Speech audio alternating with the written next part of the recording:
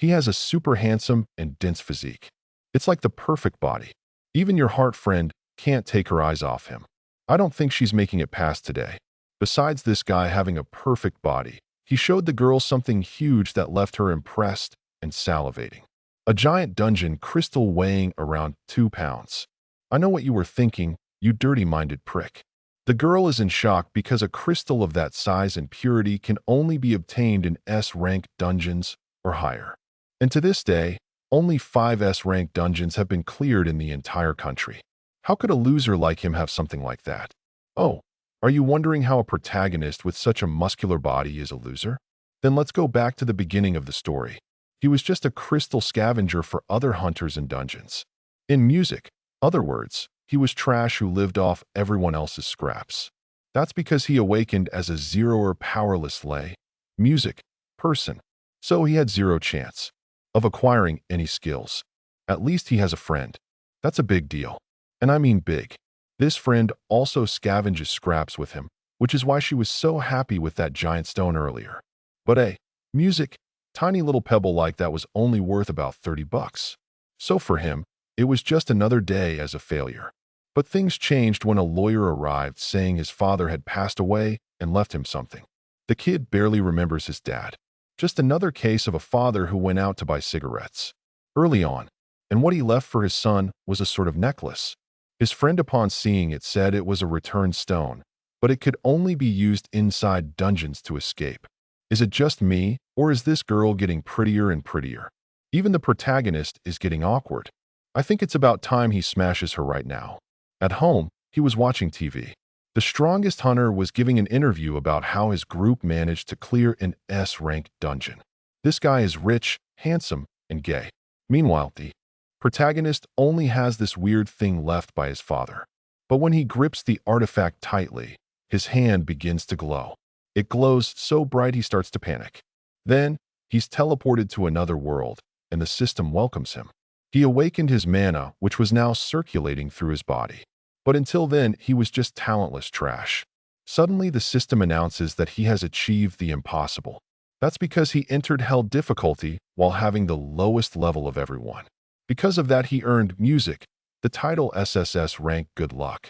As compensation for his low level, the effects were boosted. He also took first place in the hell difficulty ranking, earning the title Hell's music strongest. He is now the final survivor. Without understanding a thing, he started calling out for someone. I think he's already going crazy. But he was soon distracted by a giant dungeon crystal. However, he didn't know that something was about to get him. Quickly, he started spitting ketchup. He was poisoned and paralyzed. His stamina was being consumed bit by bit. The system recognized it as an enemy attack, and so he died for the first time after 4 minutes in this world to music. Find dust level 1. Oh no. Not understanding, the protagonist questions whether this could be a dream. He is informed that the mission has begun and that he must survive until sunrise. Fearful, he gets up, runs, and says that this situation is horrible. Desperate, Humu says he doesn't know who is making him go through this, but he promises revenge on the person responsible. The screen appears and says he died after only 5 minutes of survival. Kneeling, music, Kong apologizes and begs God again. They inform him that he died, this time surviving for 11 minutes. They inform him that the young man's resistance to poison has increased, as well as his resistance to paralysis. Plan 2 would be to rid himself of the fine dust by inhaling. Once again, the young man dies. After the 14th death, the young man reflects that the time he survived the longest was when he was just breathing. He tries to remember what that kind of thing was called, and if they were breathing techniques concentrated. Hume recalls when he learned he needed to keep his breath lower in his lungs. As a child, the boy had access to these techniques. The man who was teaching says that among all the children he saw, the young man was by far the one with the most potential. Thinking about this, he sits on the ground and tries to concentrate. Once again, he dies, but this time he survived for 1 hour and 41 minutes. After the 28th death, the protagonist feels strange and says his body is lighter. He questions whether his level has increased, but the screen states that the poison has reached a critical point in his body. They assert that he learned the ability for poisonous blood, and that because of this he will no longer suffer damage from poison. Startled, the young man asks what just happened. Himu wonders if he gained resistance by breathing fine dust, and that this caused him to have poisonous blood. The young man finds it absurd. Observing the area, he notices there are crystal mosses scattered everywhere, and he says he wishes all of those were real. As if by magic, the screen states that the boy's inventory has been enabled. Reading the instructions, he realizes that those stones on the path were indeed crystal moss. Then he realizes he can do all kinds of things at that moment. Still a bit confused, Kong wonders what the sound he has been hearing for a while is, and that it seems somewhat familiar. The noise increases and causes Himu to panic and run away desperately while being followed by a cloud of mosquitoes. As he tries to shake off the insects, they inform him that the boy's abilities have increased in contrast to his level. Suddenly, many mosquitoes enter the boy's mouth as he screams in desperation. The screen informs that the young man died, and that his survival was 6 hours and 18 minutes. They inform that he poisoned and killed over 100 monsters at once. Seeking answers, Kong asks if those mosquitoes died from sucking his blood, which is now poisonous, but they assert that he contracted an abnormal state and will begin to lose health constantly. Hyunu panics, saying he just came back from death and that this is nonsense. The screen keeps notifying that bacteria have accumulated inside the boy's body and that his health has dropped below 10%.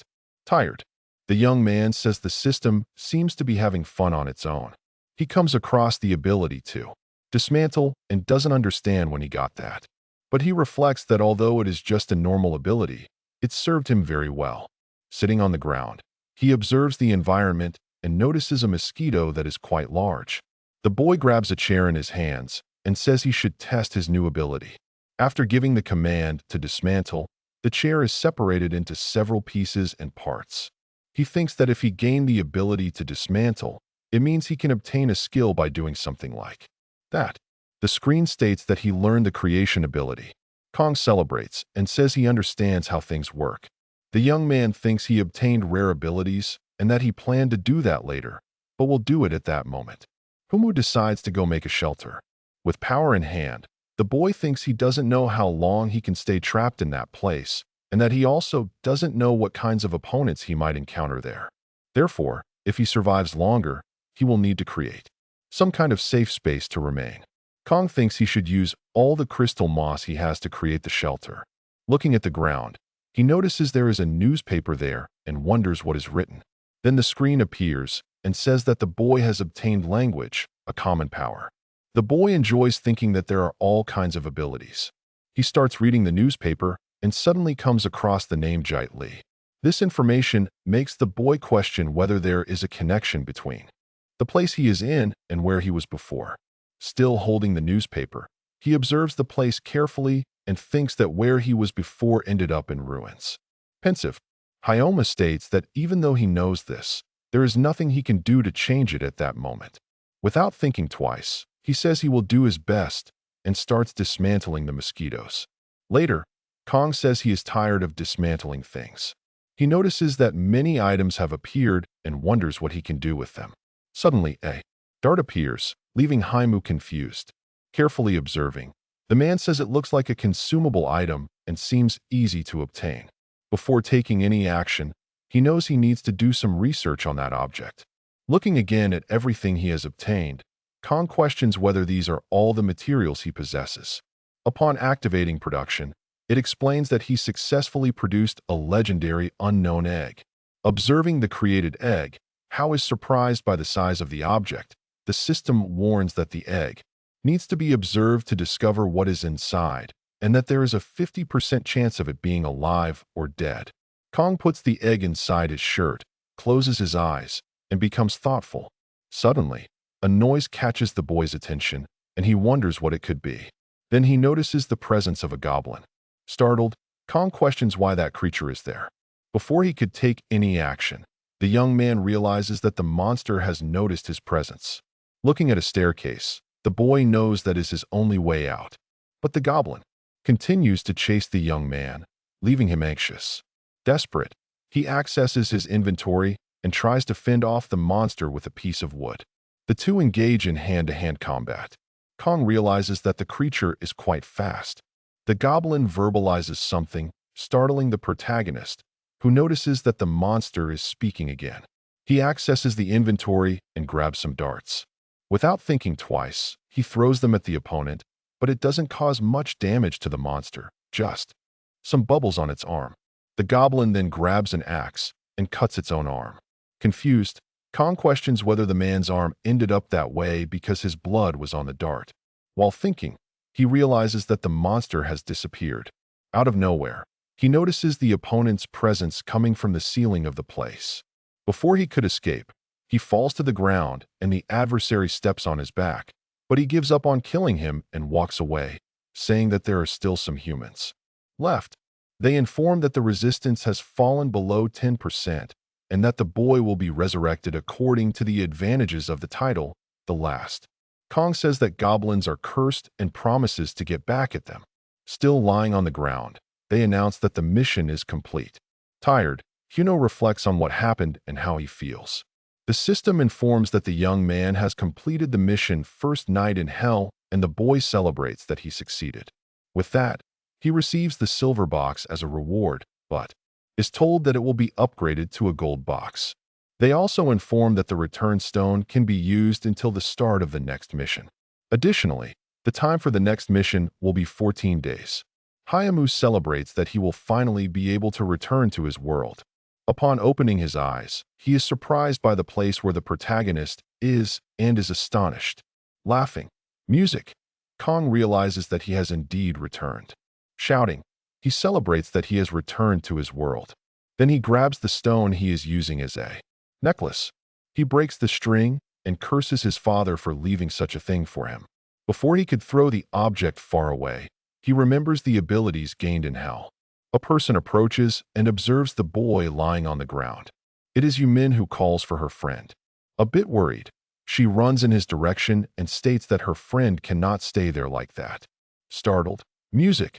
The young woman asserts that if things go wrong, the boy could end up suffering from mana poisoning. Yu shouts that Hunu must leave that place before the poisoning. While listening to what the girl says, the boy tries to talk to her. The young woman says she has a mana contamination remover. She hands it to her friend and insists he must use it as a precaution while he says it's all right. Completely irritated, Yum shouts that the boy isn't taking this seriously and that he won't be able to regret it after he's dead. After being convinced to use it, Humu takes a shower and upon exiting, he questions the date, being told it's September 11th. The information leaves the protagonist a bit confused.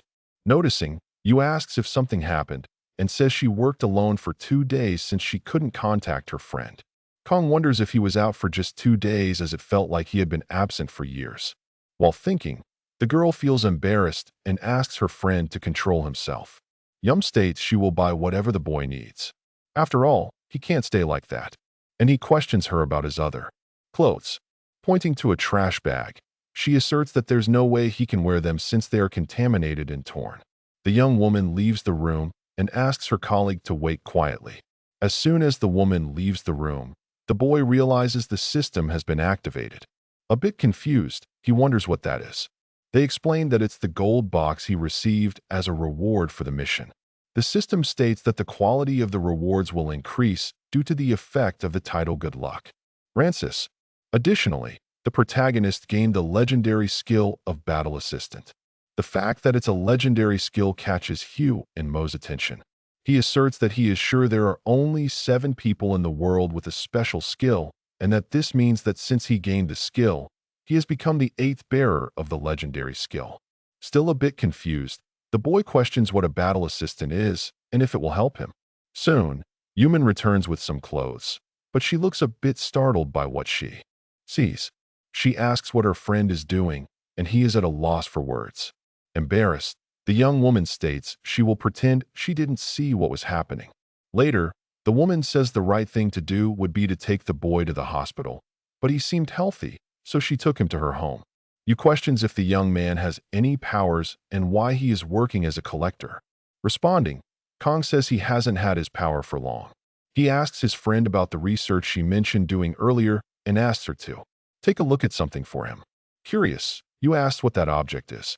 Who shows the crystal moss he picked up and says he isn't sure how much it's worth. The young woman is in shock at what she sees in front of her. There is a kilo of crystal moss in the protagonist's hand. He asserts that since his friend is in the middle of research on the subject, she should know more than he does. But Yu says no way and that it's impossible. While she is perplexed by the crystal, the young woman asks where. Her friend got that and says it's not easy to find crystal moss that pure, defining the stone as something 5 stars. Haimu questions if his friend said she was a collector because of the research. Stammering, the girl responds, yes. Then the young man clarifies that he has no intention of giving the stone to his friend, but that in exchange, he will tell her how she could get his crystal moss. Kong asks you for help selling the precious item. Min says that's ridiculous. And with that purity and size, the boy would need more documents. She says if the stone were smaller, it would be easier to sell, but that's not the problem. Before she could finish, Haimu breaks the stone into 2 pieces.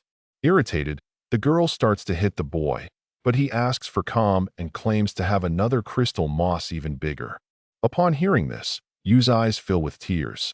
With a trembling voice, she asks if her friend really has more, and he confirms, asking again for help selling the moss. After her confirmation, he states he has 2 conditions: that no one knows where it came from, and that he is the one selling it. She agrees and says it's better than seeing the crystals being broken in half. Yu continues explaining that they have a purity that can only be obtained in the first dungeon, and she is incredulous that the precious crystals are crushed in her hands. Hunga says he will decide what to do later depending on how well his friend sells the precious product. Then he gets up, takes the clothes from the trash bag, and says he is leaving, but the friend invites him to sleep at her house. The next day, the 2 wake up and Yu states he is going to the meeting point he arranged with the buyer.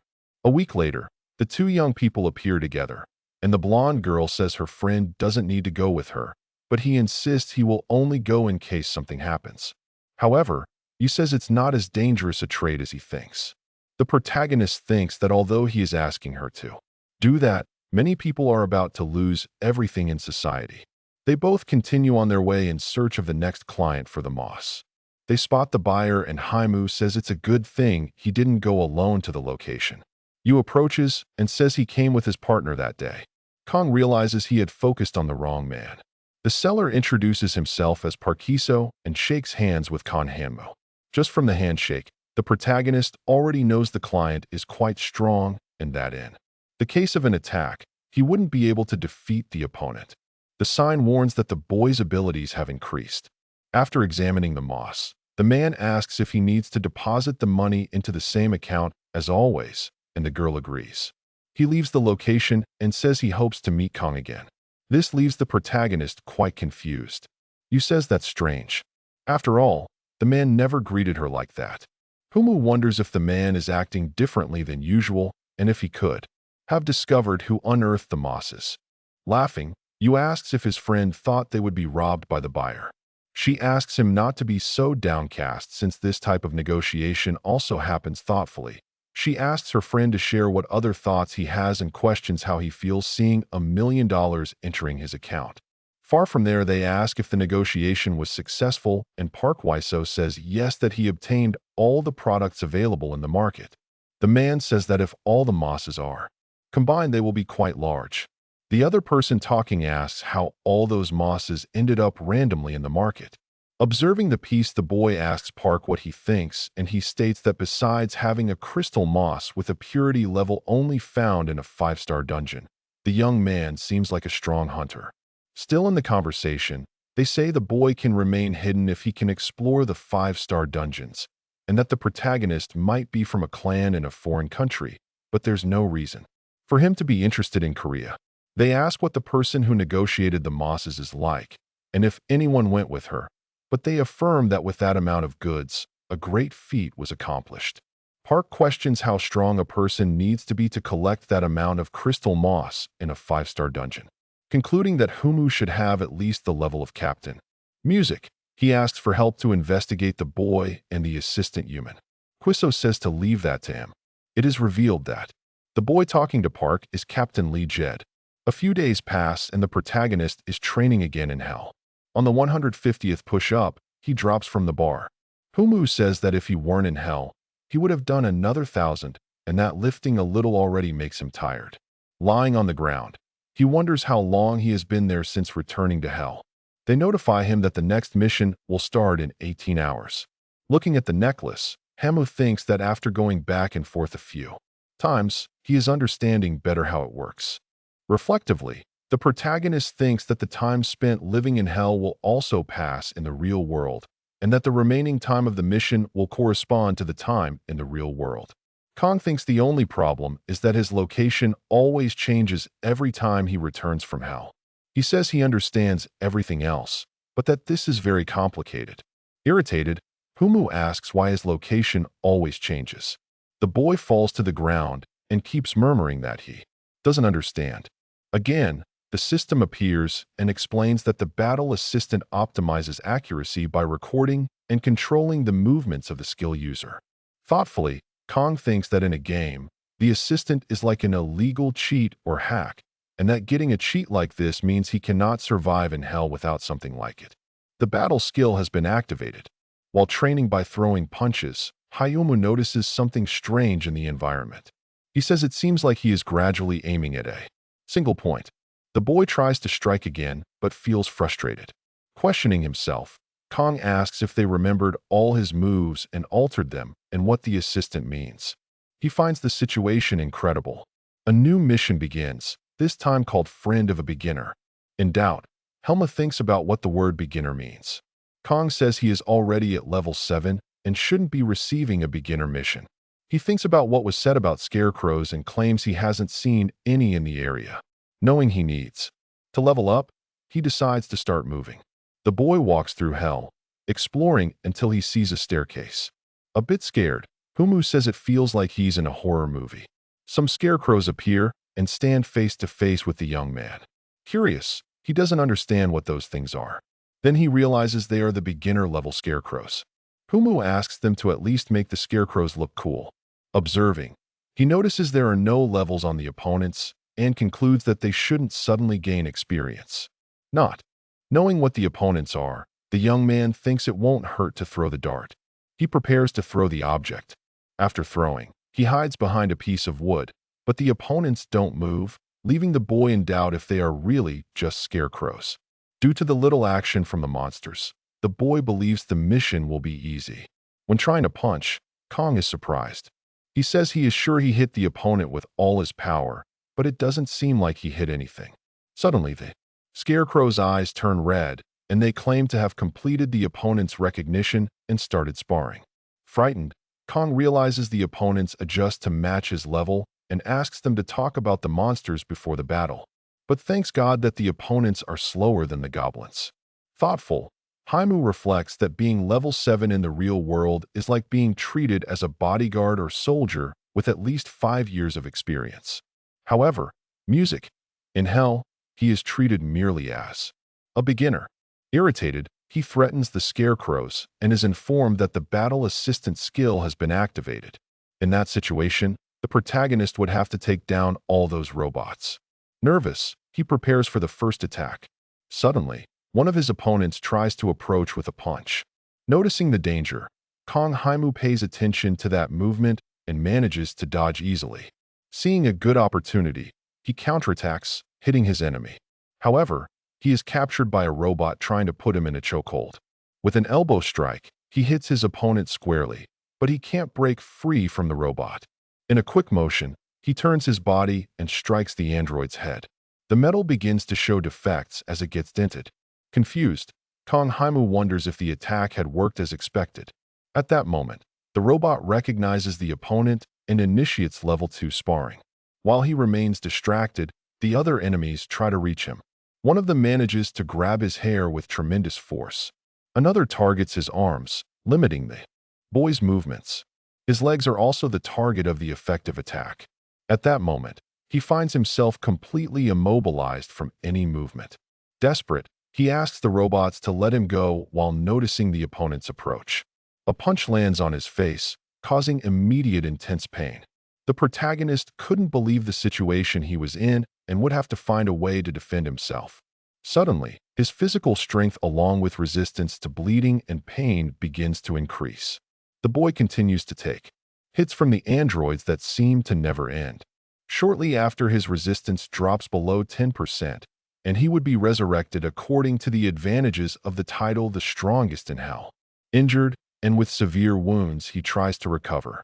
However, he realizes it is already too late. His body was practically exhausted from so many attacks. Unable to land a single blow, he begins to doubt his strength and reflect on the possibility of fleeing. Even weak and unsteady, he gets up from the ground. Noticing that the opponents were using martial arts, he begins to release his energy. He wanted to use something effective to combat those enemies once and for all. Soon after, the energized baton appears in front of him. That hideous wood was strengthened, having a high attack power, but not very durable. Running. Music. He was determined to end that fight using his wooden baton. His eyes convey rage and determination to defeat any enemy. The robots were in combat position, ready for the threat. With a strike, he hits one of the opponents with all his strength. The result was a completely destroyed arm. Kong, who watches closely the damage caused. Upon being hit, the robot performs the opponent's recognition. In the blink of an eye, some kind of unknown weapon begins to emerge from the robot's body. Nervous, the protagonist, who was in a tight spot. Soon after, all the opponents had powerful weapons in their hands, and all were aimed at a single person, Kong Humu. With a total survival duration of 5 days, the hero is defeated. Breathless and determined, he clenched his fists, ready to fight despite the evident fatigue. The brutal blow from the android came down with fury, and the young man barely had time to react. With a fierce shout, he channeled all his strength into a devastating and precise punch. Tying the robots to the wall might be a low blow, but there was no other way to defend himself. With the battle assistant functioning, he could end this in a one-on-one. Suddenly, he begins to release all the energy within his body. The environment transforms completely with a fully illuminated atmosphere. The next step would be to break the enemy's core. Music. As he approached the robot, the opponent's recognition was complete. The warning indicated that level 3 sparring had just begun. On top of the android, he delivered intense blows. As his opponent grew stronger, so did he. Tired, he seems to have lost count of how many times the mission failed. In the last one, he was attacked from behind and died at the hands of the robot. Once again, a precise kick hit his head, causing him to end up dead. Even a ring-style fighting move ended his life. Countless times in a row, he failed the same mission and ended up dead. The young man was already extremely irritated with that martial arts display that was destroying his body. He believed the robot knew numerous martial arts moves since it didn't repeat many of them. Suddenly, his opponent positions both feet on the ground and waits for the continuation of the fight. The two look at each other with determination, thinking about their next moves.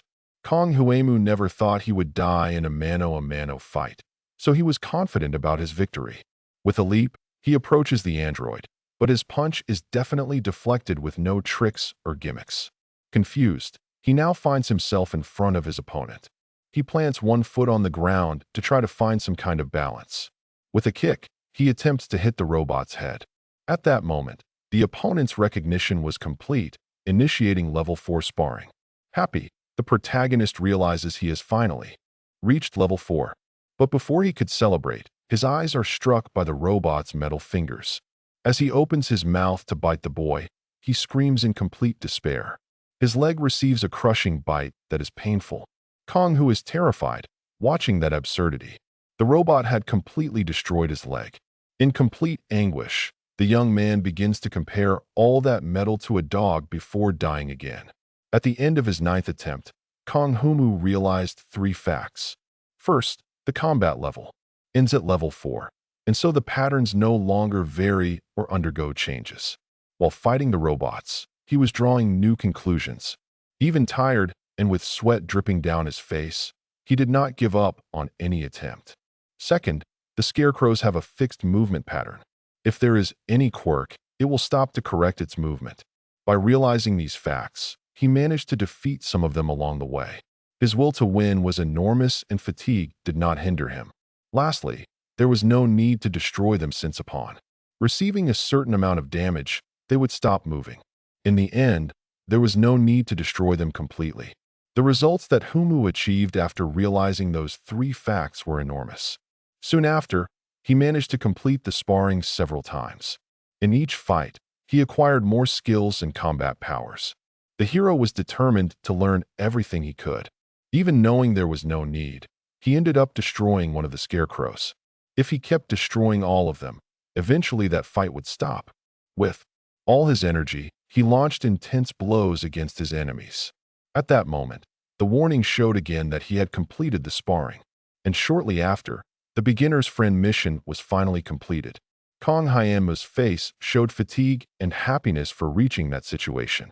All the scarecrows were down on the ground with no chance of getting up. Seeing that scene was truly something very satisfying for him. However, being extremely tired, he fell to the ground to catch his breath. The protagonist wanted to fight against things that were at the same level as him. So, he didn't even believe in the name of that mission. To him, it had no relation to being a beginner, being almost at the level of a teacher. It was more like they were beating their fighting techniques directly into the boy. Changing the subject, he decided to take a look at the rewards received. The quality of your rewards would increase due to the effect of the title Good Luck rank SSS. Without understanding anything, he receives a wrapping cloth. In his hands, that was the legendary Celestial Cradle, a cloth item that accelerates growth and fully restores any bodily damage. Happy and disappointed at the same time, the young man has no idea how to use that item. He starts to wonder if wrapping the cloth around his head would make him smarter. Unsure, he simply places the cloth around his head, but nothing happens. Embarrassed, he is thankful there are no spectators in the same environment. In the end, he believed the cloth wouldn't be of much use since the boy died and came back to life in perfect condition. Being a legendary item, he decides to sell the cloth and keep the money for himself. Looking in the system, he notices the egg acquired when he was dismantling the mosquitoes. Remembering the growth of the cloth, he wonders if it could work with that other item. Apparently, his new idea does not have the desired effect on the egg. Kong Hyunu assumes that the best course of action would be to sell the useless items. Suddenly, the egg begins to transform completely. Pieces fly everywhere, leaving the young man suspicious. Calmly, the eggshell starts to crack, but Kong Hyunu seems worried about encountering a cannibal monster hatchling. As he is dying of fear, the egg keeps breaking more and more. Suddenly, a bright light hits the protagonist's face. The energy is so powerful that it causes the egg to shatter into 1,000 pieces. From inside the egg comes a small and peculiar creature. A charming fairy was sleeping peacefully in a deep slumber. Confused, that was not exactly what the hero was expecting. Shortly after, her eyes begin to open slowly. The little fairy just came to life as soon as that egg hatched. Confused, the protagonist starts analyzing the strange creature in front of him. With his finger, he tries to poke her while affirming that the fairy was smaller than he imagined. But the creature is quicker and bites his finger with her tiny teeth. At that moment, the protagonist realizes that it is a cannibal monster. To him, that reward was worthless. Meanwhile, he hears the fairy's whimpers, which seemed hungry. With a sad look, she laments the fact that she is hungry. Watching that scene, the hero knew he had to help her. He takes a candy from his pocket and hands it to the fairy, but she immediately refuses without a second thought. Suddenly, the creature points at the protagonist, who looks extremely confused. Apparently, the fairy was interested in him. In the end, it really was a cannibal monster, trying to find a way to satisfy her hunger. He offers a bit of his blood. The fairy would control the bleeding as soon as her hunger was satisfied. To the boy, that whole scene was extremely disgusting, but he couldn't complain since he got the egg by demonstrating the mosquitoes. Besides, that fairy looked like a mosquito, possibly a mosquito fairy. Happy, the creature claims that it was a very satisfying meal, but was eager for dessert. Irritated, Kong Hamu can't believe the audacity of that monster. Retracting her words, she thanks him for the meal from her butler. Releasing the little one, he questions her name. However, The fairy starts to strain her memory as much as she can. Suddenly, she realizes she can't remember her own name. Even so, she knew she was not any kind of mosquito fairy and firmly denied it. Shortly after, she manages to remember what she is called. She was the fairy that was supposedly to appear at the end of times with the goal of eating all living things when the world ended. Confused, the protagonist doesn't understand her dark intentions behind such a delicate creature. At that moment, his only thought was whether or not to kill the fairy. Embarrassed, the little flying creature says she promised to eat all living things when the world ended. While observing, the protagonist doesn't believe she could eat everything. Upon reflection, he thinks that his blood is poisonous, so potent that it would melt a goblin's hands. Even after ingesting his blood, the creature appeared to be perfectly fine. Touching her, he becomes curious to know what her abilities or level are. After a while, he realizes he could get rid of her by domesticating her and using her as a pet. Confused, he tries to understand the intentions of that creature.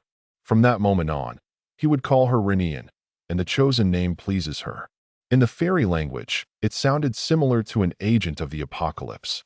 The protagonist is left speechless after hearing that. In the end, he asks her to make just one promise.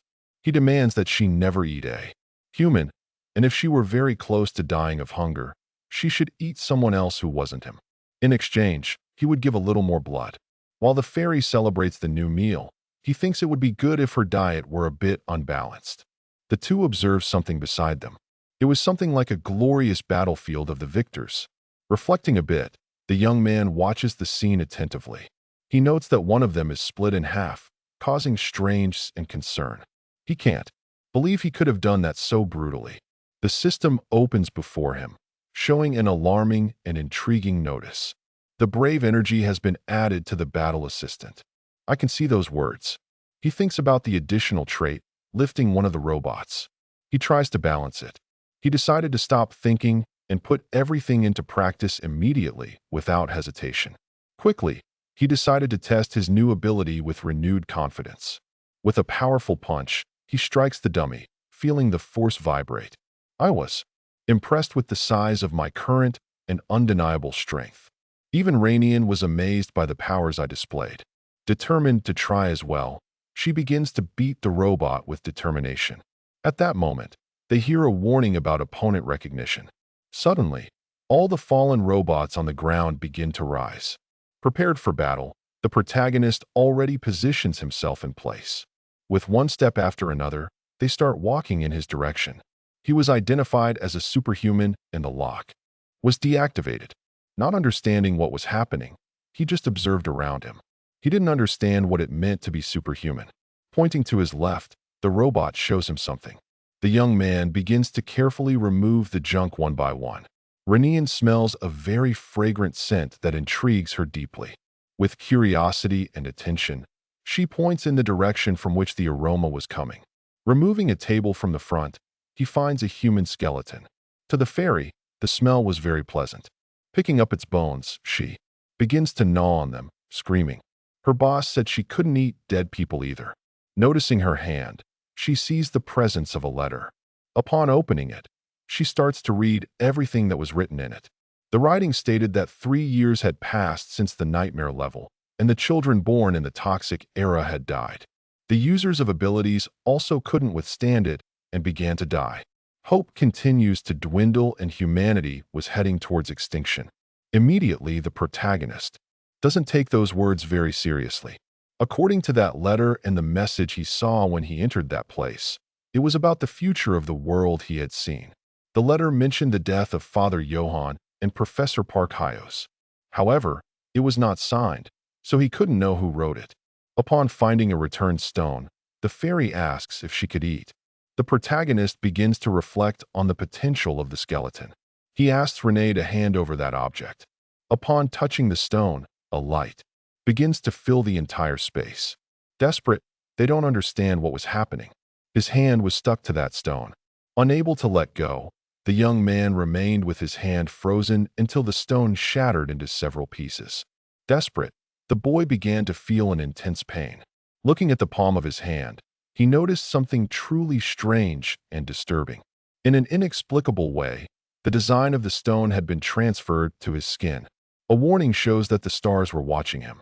Suddenly, everything begins to change. Around, saying goodbye to the friend he called Butler, Renan leaves, asking him to survive and return on his own.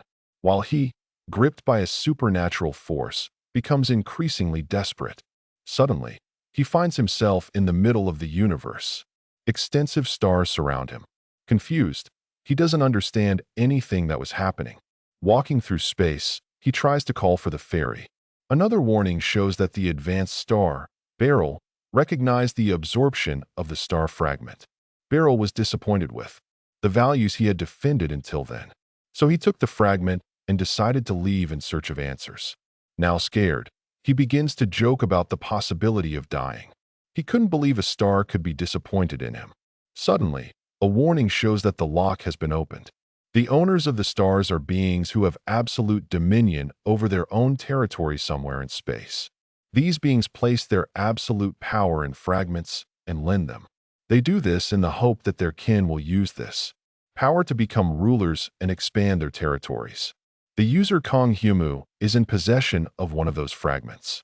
Thus, they wish to see one of their kin. His eyes widen as he connects all the dots. The stone found by Renian was not a stone of return, but one of the fragments of stars. Listening to a strange sound, he pays more attention to his surroundings. Looking up, he sees something with an intense bright light.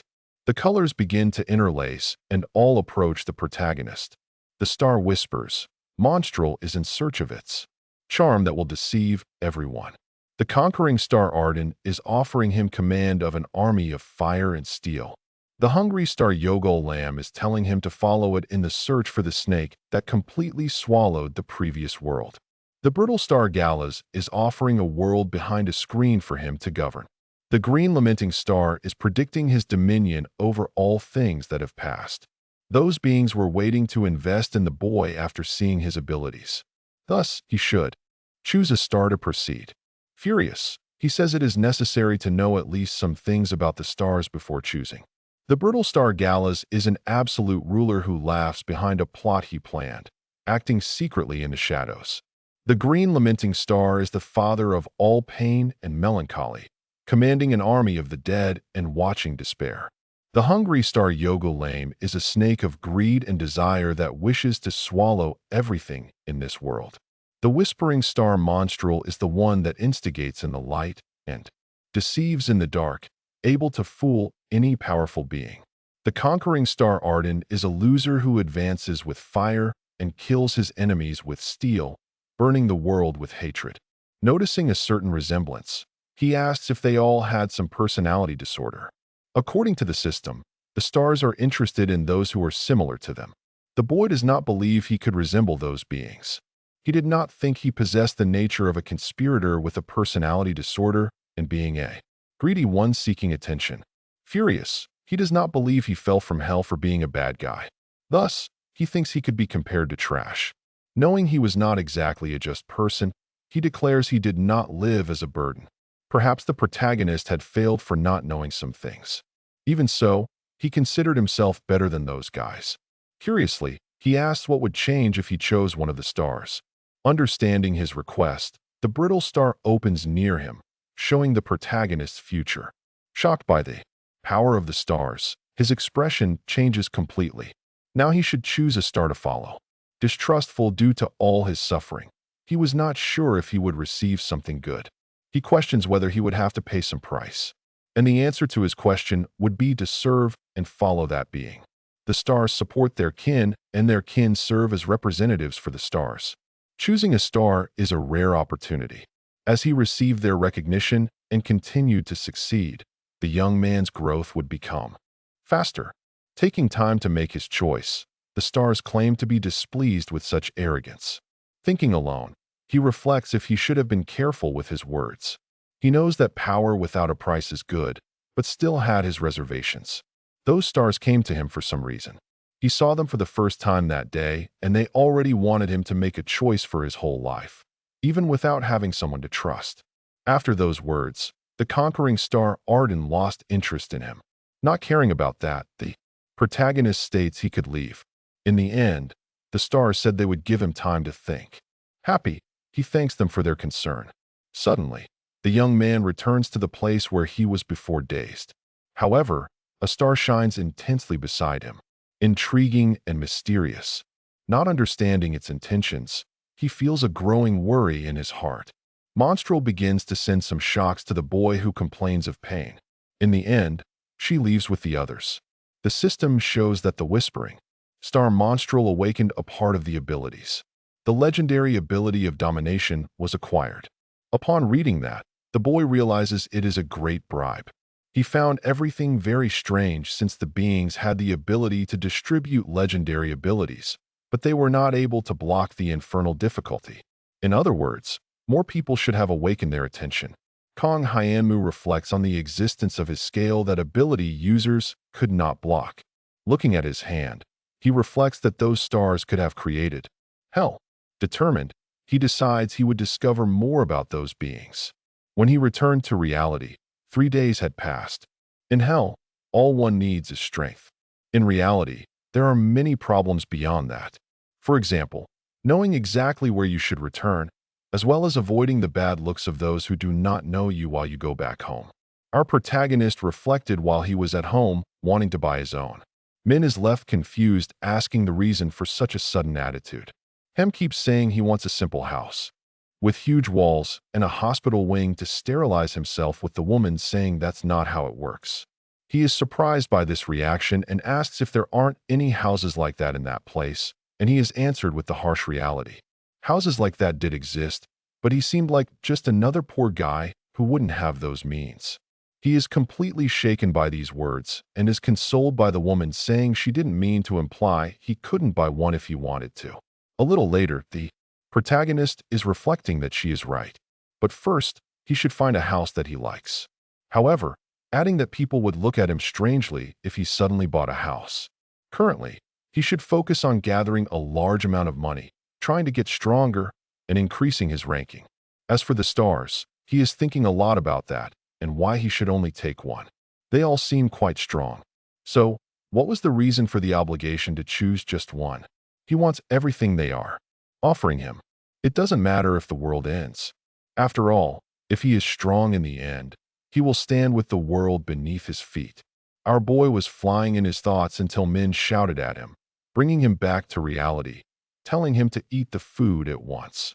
They start watching television and see the news, which is about the Baekdu dungeon. The news continues, saying that the Baekdu barrier could bring long-term peace to the Korean peninsula. Those watching begin to comment on the old collapse and the lack of attention this kind of thing is receiving nowadays. Our hero asks what event this was, calling it a flood. We are presented with the explanation. Flood would be when the monsters from a dungeon break free from containment, including 5-star monsters. To defeat them, weapons imbued with mana are necessary. It's a shot in the dark to try to invade a place like that. If Gay Lee's team succeeds, it might lead to something. After all the clans agree that defeating the North is impossible.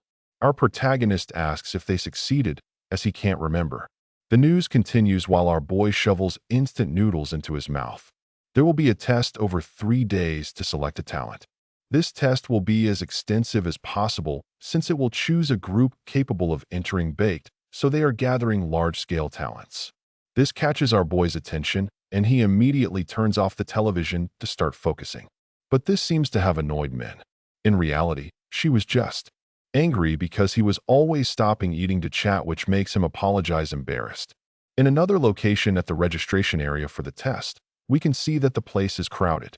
Our hero is super annoyed by the many people present, causing a commotion with a random guy shouting at him in the background. He even looks back, furious, yelling at the man who was bothering him. The man makes up an excuse, saying he wasn't talking to him, but to someone else. The random guy continues asking if this would be the protagonist's first time. The boy responds in silence and reflection. Our hero starts to remember when he was little. He was classified during the orphanage, strangely being the only one to go through that. Our boy answers the man saying, yes, it was his first time. The man replies that this was obvious. You can see from afar that he is a newbie. But he also adds that since the evaluators don't filter who is new and who isn't, the line is pure chaos. Hun asks if the hunters are simply all mixed together. The random guy confirms that since the clan is recruiting, it would be something like that. The boy asks him if he was there for the same purpose. The man says no, he just wanted to renew his registration, adding that they only recognize his level now, so when it was reviewed, if approved, he could charge higher prices. Our protagonist reflects on how everyone is classified by level, adding that not even weapons can stand up against users with weapons, but it's normal to become obsessed with that. It's quite easy to control people using this method. If he did anything out of the ordinary, he would be caught. And since this is the case, he will finish the competition so quickly that no one will notice. During the first stage, we have an explanation of how everything works. There are 3 different tests: identity, status, and skill. The registrar looks at the protagonist's identity, feeling somewhat confused.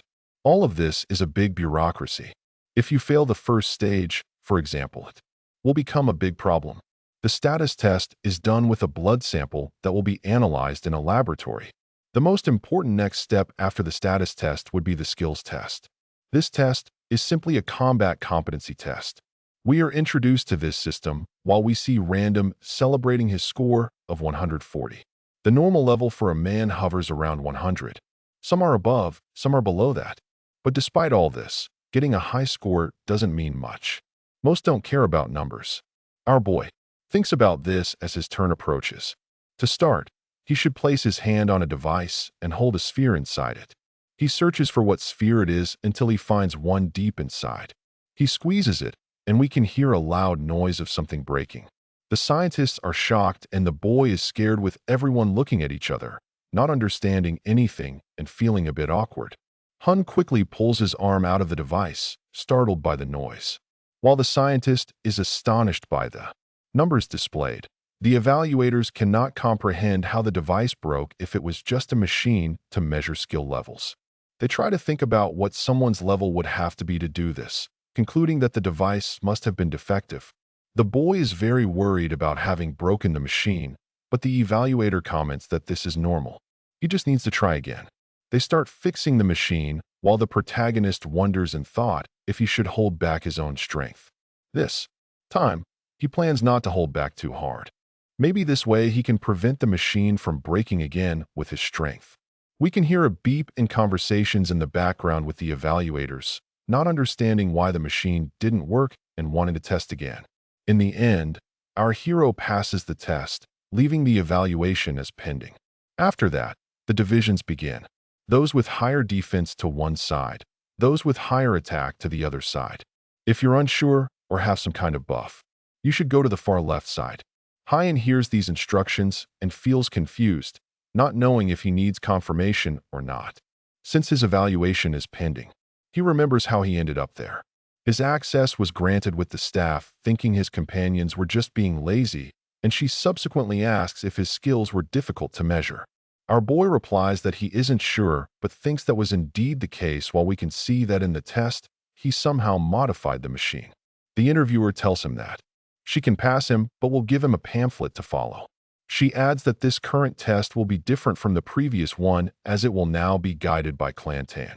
Therefore, she doesn't want to sound annoying, but there are great chances of the boy getting hurt or worse. So, if he's worried about money, even though the company pays well, it might be better to look for another job. Hen says he isn't doing this for money. So, the interviewer asks what reason that would be then. She asks about power, status, or some distorted sense of justice. The protagonist comments that no one can say, but one thing is true. Dungeons are much harder to control than the human world. The woman responds that this is a possibility, then releases him, giving the information that the envelope contains an emergency number and comments on what the test will be. She mentions that the envelope can help him if he reads it and adds that the current test will be a dungeon. Our boy lets out some friendly laughs and comments that he is super curious to know what a dungeon is like inside. Outside, we can see some corporate cars as well as 2 tall, strong men in formal attire. A distinguished and shining case arrives at the location, making its presence known, and someone opens the door of this car. Certainly, someone very important will come out. Sure enough, who steps out as Jite Lee, a super elegant and handsome man with several fans surrounding him as soon as he exits the car. He asks his employee if everything is ready, with the latter confirming that it is. The formal man adds that the red butterfly is present in addition to explaining about the presence of other clans and adding that there is no room for concerns. Jed comments that his goal is not Clan Taong, but the expedition to the north, pointing out that those who are most interested have talent, sense, and high skills, having already refused to join any clan until now. However, they accepted to participate in the expedition to the north, so they immediately accepted the offer to have the butterfly. Lee comments while laughing. In the end, he asks about the new participants with his employee commenting that all are low levels and there is no one close to the butterfly. But there is someone very interesting. The employee was talking about the protagonist while pointing to his photo with a goofy expression. He comments on the boy having poison blood, which catches the attention of the blondie. He shows the boy's test demonstrating his poison levels, which are well above normal. Lee comments that this is interesting. However, this ability could be a problem for group fights since the blood could harm his allies. Finally, he says it's good for them to keep an eye on the boy despite that. Then, we are taken to a room called Gate B. Inside, we can see several participants. A tall one, a blonde with slick back hair, a red head, and a four-eyed one. And finally, of course, Music, our protagonist. Upon entering the room, an employee catches Hugh's attention, and soon after, he hands something to him, which he doesn't quite understand what's happening. The employee just turns his back and leaves with the boy feeling somewhat outraged, asking what that was. He tries to ask the employee once more about what that object was, and the employee runs away to escape the questions. The protagonist looks dumbfounded, not comprehending anything, while the others present pretend not to see anything. A voice in the background asks all candidates to enter the room, which is obeyed. This is the third dungeon of the Yonjin Department's User Skills Gym. As we are led to an evaluation room, the voice continues talking about the new participants, giving information about the dungeon, stating that it is a simulation of a 2-star dungeon, a copy of a dungeon from Eastern Europe. The participants' objective is to collect as many cards as possible until the end of the test. The theme of the test is dungeon. For the next 3 hours, everyone will have a true dungeon experience. All people will have 1 piece while the monsters will have 3 pieces. Whoever collects the most pieces will receive the reward. This means that besides the monsters, humans are also prey in that situation, says the nerdy one while asking if Humu would like to join them. The protagonist responds to the call, just scratching his ear a bit as if he didn't care about it, ending his response with a simple no. While the others are surprised by this, he opens a mischievous smile with several lights drawn around him, making a cheeky face, repeating his denial. He doesn't want to. The one with glasses tries to argue that they have more people and still have defensive and recovery skills, but the protagonist doesn't care, ending his argument by saying that since the one with the most points is the one who wins, it doesn't make sense to have a group since they would have to share the prize. His counter-arguer tries to ask if that is really the reason, with him responding that there would be no other reason to refuse. The tallest one present tries to argue about the fights they will have against other groups with who just wishing them good luck. But this response didn't stop there. The tallest one grabs the shortest by his clothes and pulls him while cursing at him, saying that if Hugh is going to be robbed, at least he should hand over his piece to them. Our boy just looks back and says that if that's what he wants, then fine, he was right. But in a quick move, he positions himself lower than the tallest and delivers a lateral punch right in the middle of his face, sending him flying. Following up by taking the item from the one in front of him as if it were nothing, completing the action with a wicked expression, saying he forgot to take the pieces from those amateurs, threateningly asking the others who would be next to hand over their items. The short one with glasses, without thinking twice, raises his hands and surrenders, with the protagonist asking if that boy really believes he will just turn his back and walk away after someone has surrendered. The shortest one simply throws his piece on the ground in front of the strongest. Our boy asks if the four-eyed one doesn't need the item more than he does, but he argues that there was no information about that, ending his argument by saying that the knocked out one was the only one with defensive skills, and that no one else could stop him. Meanwhile, Kong finishes by saying he doesn't care as long as he has the pass. In another place, more formal and organized, we can see that the boy's actions were being monitored, with the one in white saying that the red butterfly was indeed very good, calling her talented, and praising her ability have stolen several cards, even saying that she could go into 3-star dungeons. The other one by his side says that this is very impressive, but he still adds that the girl could grow much more with the right support, ending by saying that there is no need to watch over her for now, since only the most talented would be able to overcome that challenge, a challenge that was about endurance. We can see the girl facing a humanoid being full of armor, and the man continues saying that when the time comes to face monsters, even the most talented would have serious problems, as we see that mechanized monster preparing its attack. When asked what creature that would be, the blonde boy says it would be a unique android produced by D&W Industries. These monsters are produced with spores and skin materials taken from mushroom monsters found in the Sea Noble Dungeon.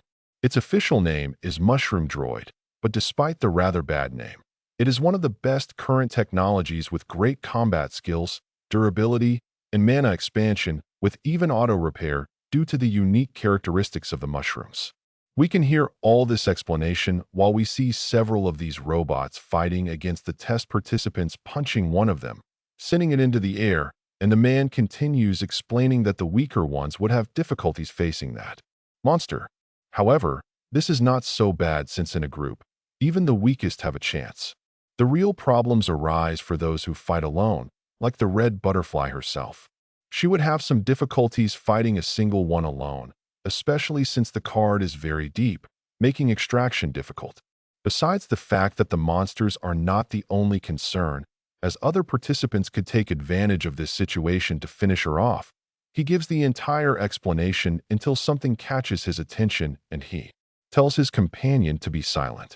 He asks if he noticed something on the map, a very large red point, completing by saying that something interesting was about to happen. The robot watches the fighter in front of him seriously. This fighter was the protagonist, who at that moment was burning with rage and anxiety until he bursts into laughter, saying he was expecting a real monster. While his opponent approaches, our protagonist quickly leaps forward against the humanoid and delivers a precise punch to its face, even deforming it, shouting that the monster doesn't say anything. The mushroom fighter tries to resist the blow, holding on to the ground. But before he can take action, Hunamo is already preparing another punch, saying that the movements of that robot were very simple while delivering a precise hook to its chin. The monster loses its balance with the fighter at that moment, taking the opportunity to grab one of its legs, finishing his move by throwing his opponent up, saying that its skills were very low. The boy starts to grit his teeth and hyperventilate with rage, shouting to the skies that this situation was not fun at all. And when we see his surroundings, we realize he has already defeated numerous monsters.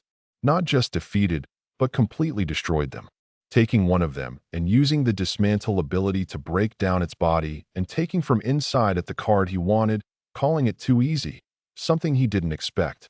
He looks at the card in his hand while questioning how it could have been so easy, saying he is getting annoyed with the situation.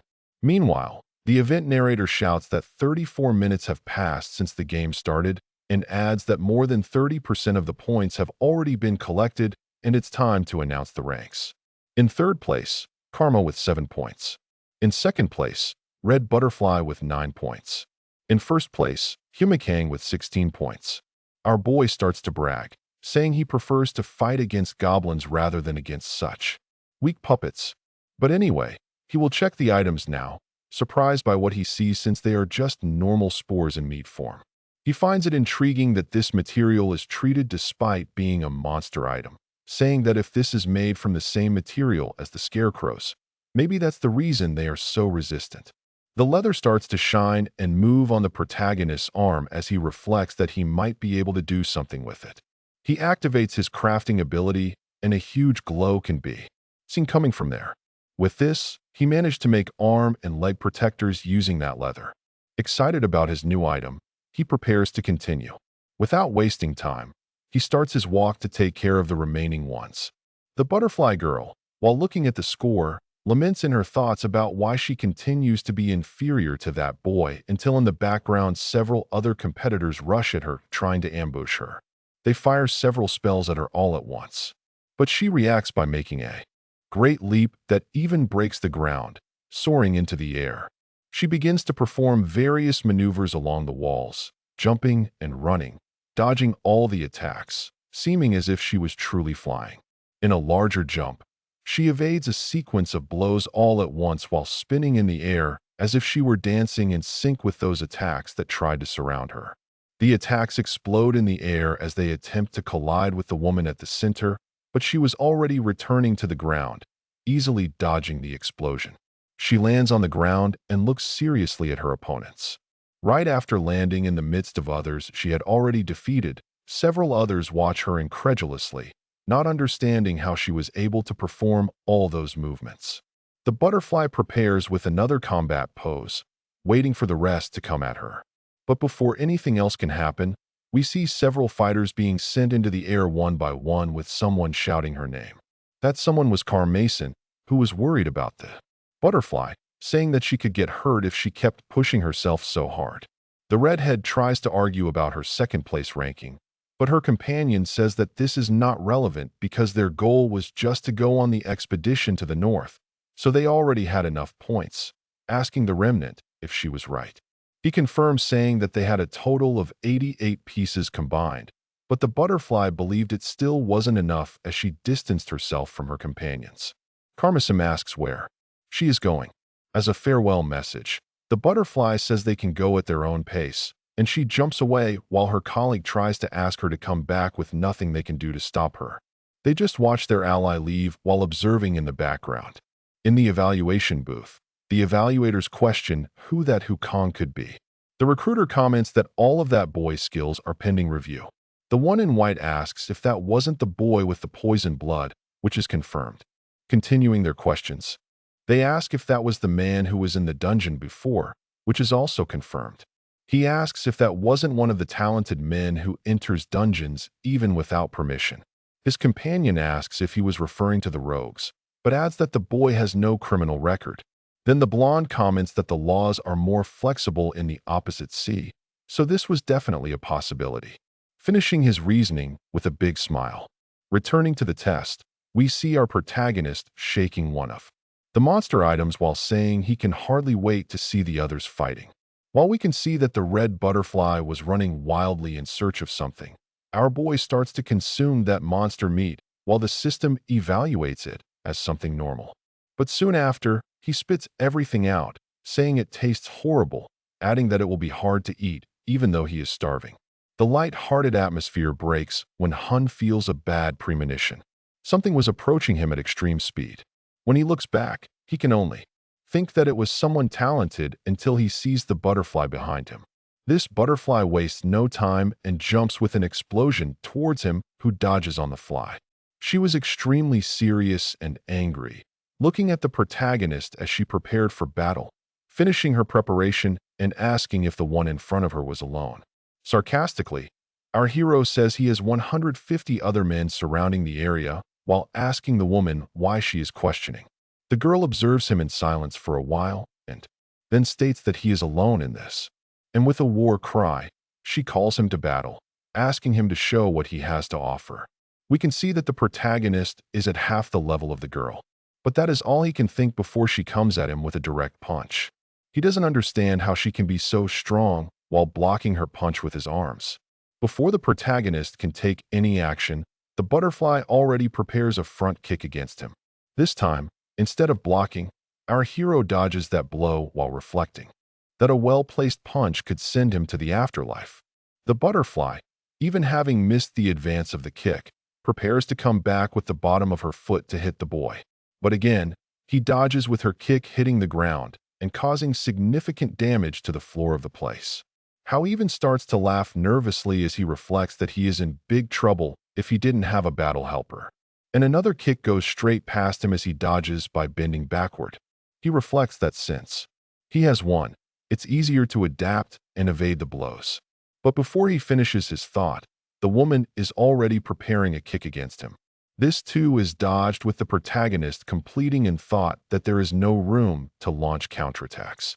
He begins to feel tired as he tries to distance himself from the butterfly, saying he doesn't like the situation.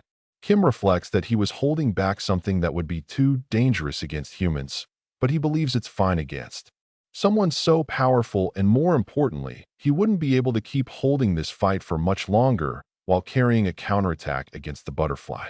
One of his fists starts to glow with a bluish hue as the redhead charges at him, heated at extreme speed. Both were about to collide, with both enormous blue and red energies covering the entire arena. The fight between the red butterfly and Kong Humu continues to be intense. The gaze of both reflects all the fury in their bodies. When the opposing energies cross, light spreads throughout the environment. Determined, they want to end that battle quickly. As she delivers a punch, the red butterfly notices something strange. Suddenly, she is hit in the arm and leg simultaneously and falls to the ground due to her injuries. Tired, Kong Hu tries to catch his breath. He demands that the woman hand over her pieces. Not believing she had lost the battle, she throws the bag to the ground. Curious, she wants to know what kind of ability he was using. Before she could explain anything, she hears a strange noise approaching. Turning her body, she gets nervous upon realizing the proximity of that person. Shortly after, he is hit with full force. His body spins on the ground, doing numerous somersaults. With no time to understand what happened, he becomes extremely anxious about the situation. He recognizes those people from before who were causing trouble for the protagonist. The man introduces himself as the Red Snake. Hungry gets irritated upon noticing the injuries on her friend's body, but she tries to calm her down since the opponent was quite strong. Kneeling, Kong Humu claims to be the bastard who hurt the red butterfly. As he speaks, the announcer explains that after 3 hours, the match was concluded. Upon hearing that they would announce the rankings, the protagonist gets nervous about not securing first place. In third place with 21 pieces is Hai Yum Tek. Kong Hai Mu is shocked to realize he came in second place with 69 pieces. The grand champion was the red butterfly with a total of 88 pieces. Hungry isn't even surprised by her friend's victory. Meanwhile, the red butterfly is confused by the situation, but realizes she has many pieces near her. Kong Hyun Mo notices that she received more pieces while he was distracted, but she claims it's a misunderstanding. With pain in his back, he drops the subject and tries to leave. But Hungry isn't going to let the boy leave without an apology for what he did to Oni's arm. Although he couldn't afford to be noticed by others, he also didn't want to apologize. Thinking about the situation, he notices his teammate's concern as she runs to see if the arm is broken. To her, it seemed like the young man was trying to steal the red butterfly's pieces, which wasn't the case. In the end, he just fought fairly and won, even after having first place stolen. Moreover, he knew he wasn't a bad guy, so he was willing to teach them all a lesson. With just one word, he casts a domination spell. On the other side, Hungry was shouting, trying to get the boy's attention at all costs. However, her expression changes as she notices something strange about her body. Worried, the red butterfly stands up and asks what happened to her teammate. The protagonist remains quiet as the spell spreads throughout the area. Suddenly, the powerful monsters behind him reveal themselves. Hungry falls to the ground in despair, increasing all those fears. Near the woman, a terrifying figure addresses her. Only she can see those creatures, which is why she was so desperate. Meanwhile, the teammates gather to help their friend, who seems very frightened. A team of doctors and paramedics rushes to the scene. Kong Humu realizes the situation he caused was much worse than he imagined. Before things could get worse, he sneaks away. Meanwhile, the men watched everything happening as he discussed the red butterfly. The light-haired man thinks that for a misunderstanding, it was a very precise move. Noticing a user with skills who wasn't even at level 10, he concluded that the hunters could be surpassed soon. Nervous, the man asked the captain if they should meet with the red butterfly. But first, he wanted to have a conversation with Konghua. Meanwhile, the young man seemed quite tired, using a cold can to ease his pain. Although the battle assistant with brave energy was fine, the domination consumed a lot of his mana. At that moment, he wished he hadn't used that. feeling as if he had just wasted his mana. Suddenly, a mysterious figure calls for the boy. Taminsu, leader of the Tong clan secretariat team, congratulates him for successfully passing the test. Handing over his card, he states that his clan would very much like to provide everything necessary for the young man to enhance his skills. Moreover, they would ensure that Kong Hanmu would be able to reach his greatest potential as a hunter. Confused, the protagonist carefully analyzes the information on that business card. He murmurs something that leaves the man not understanding his words. With curiosity in his gaze, he asks if they can help him reach the stars. Meanwhile, the captain is sitting in the back of his car. His gaze attentively analyzes the video on the laptop. Repeatedly, he watched the fight between the red butterfly and Kong Humo. A smile grows on his face as he analyzes each of the strikes. For him, it was like watching a movie. With a tap on the glass, he notices the return of his subordinate, who was apologizing for being rejected by the young man.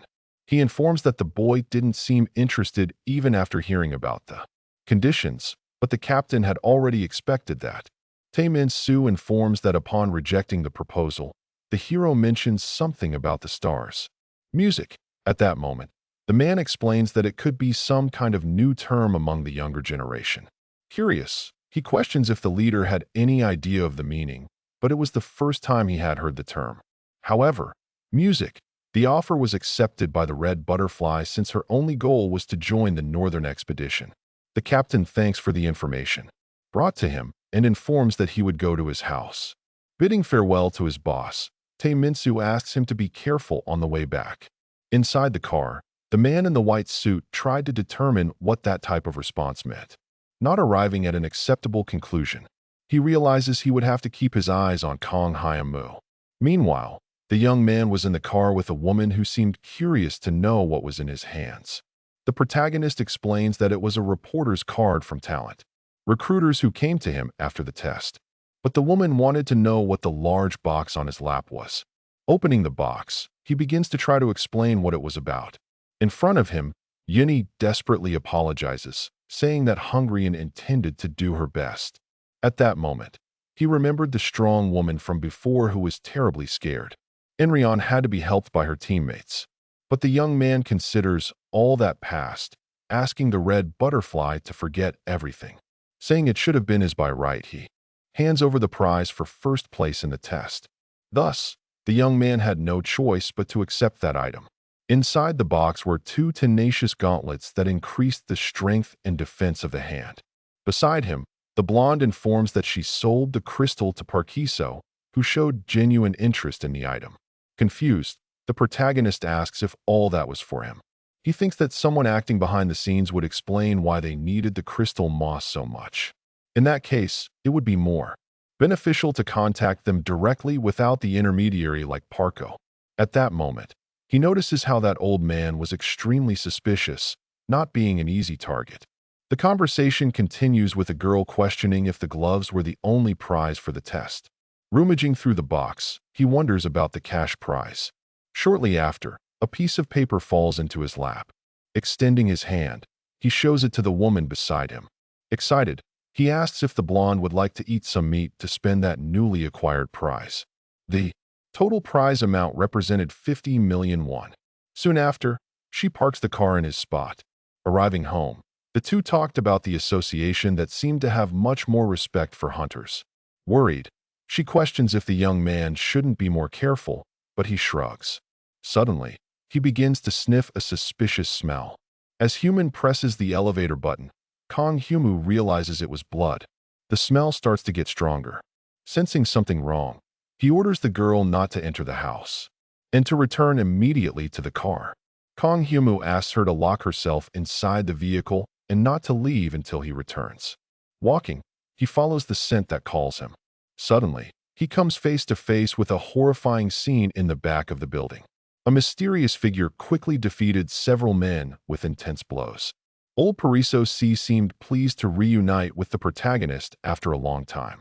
He explains that those were members of the Japanese Yakuza who were after the mysterious crystal moss.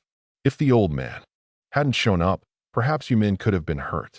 But the man had ulterior motives, and as a small offer asked Kong Hyun-moo to form an alliance with Tong.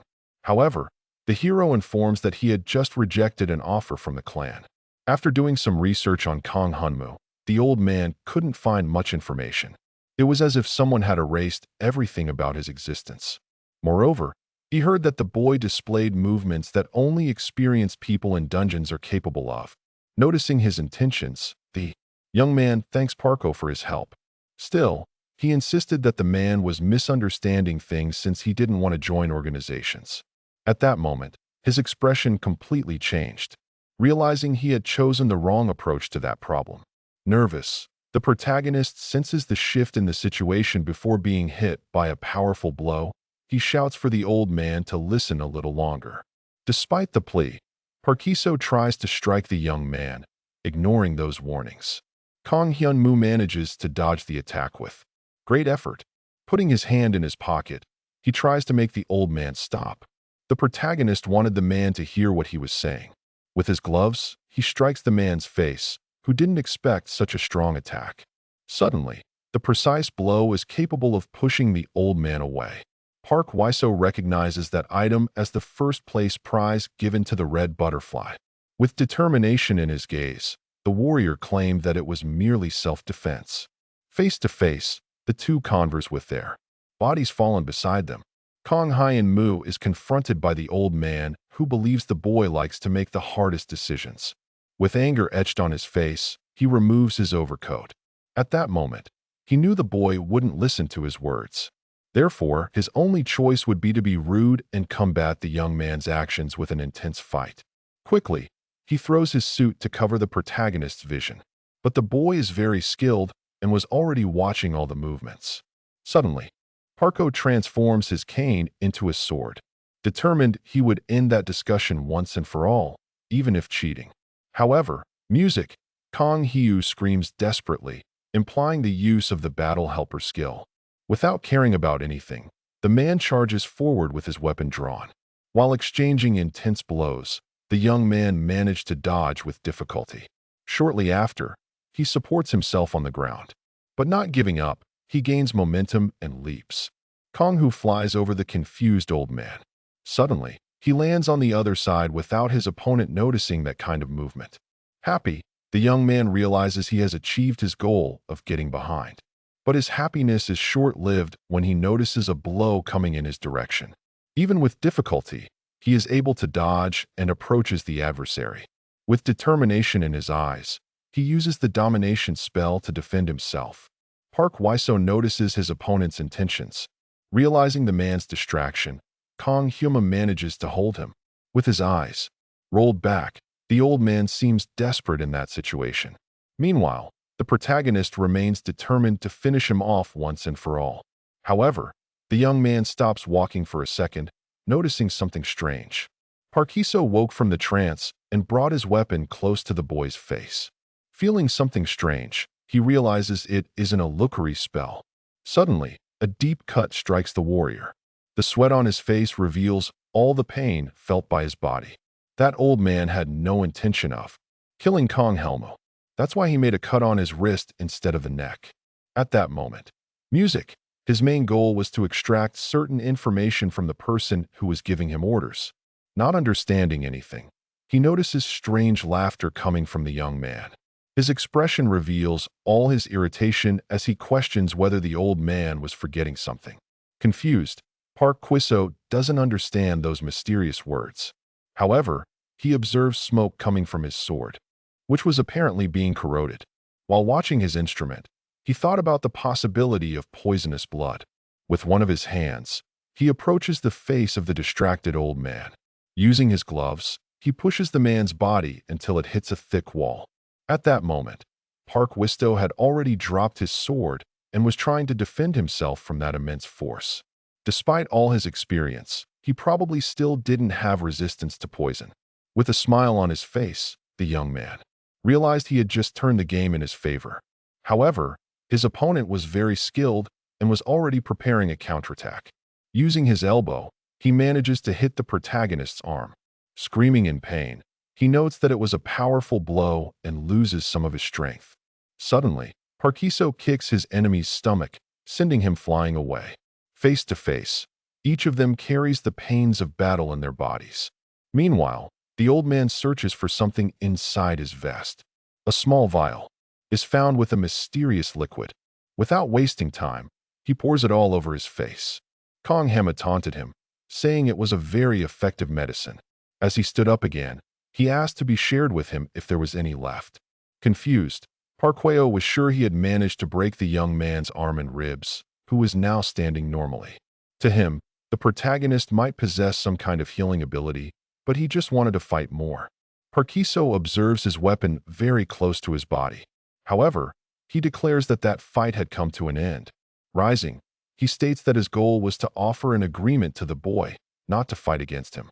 Upon encountering more resistance than expected, he wondered who was behind Kong Hanmu's actions.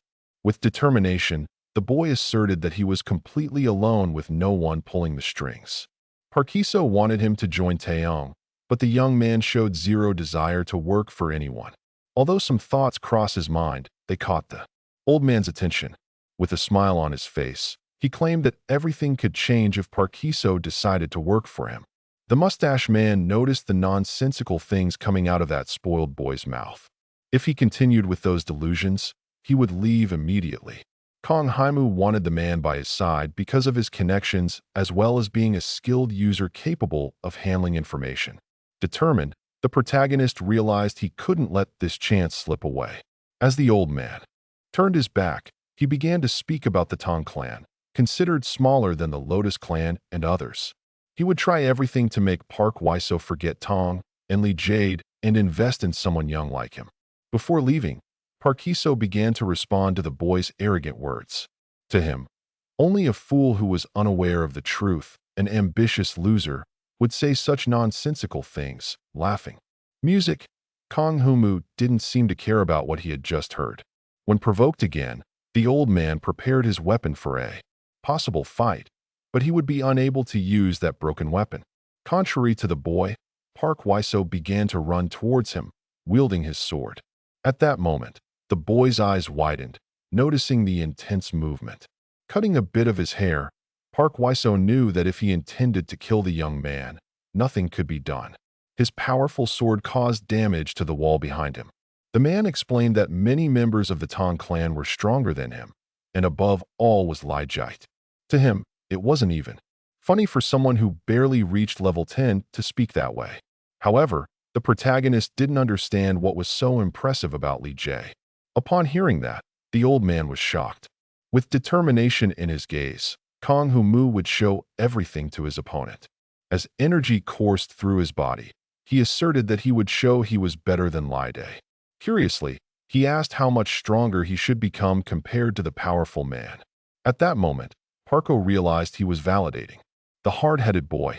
Even so, he explained that Lee Jae reached level 20 half a year after becoming a hunter. That's why a person like him had the support of a clan like Ta Ong as an ordinary person would take over a year.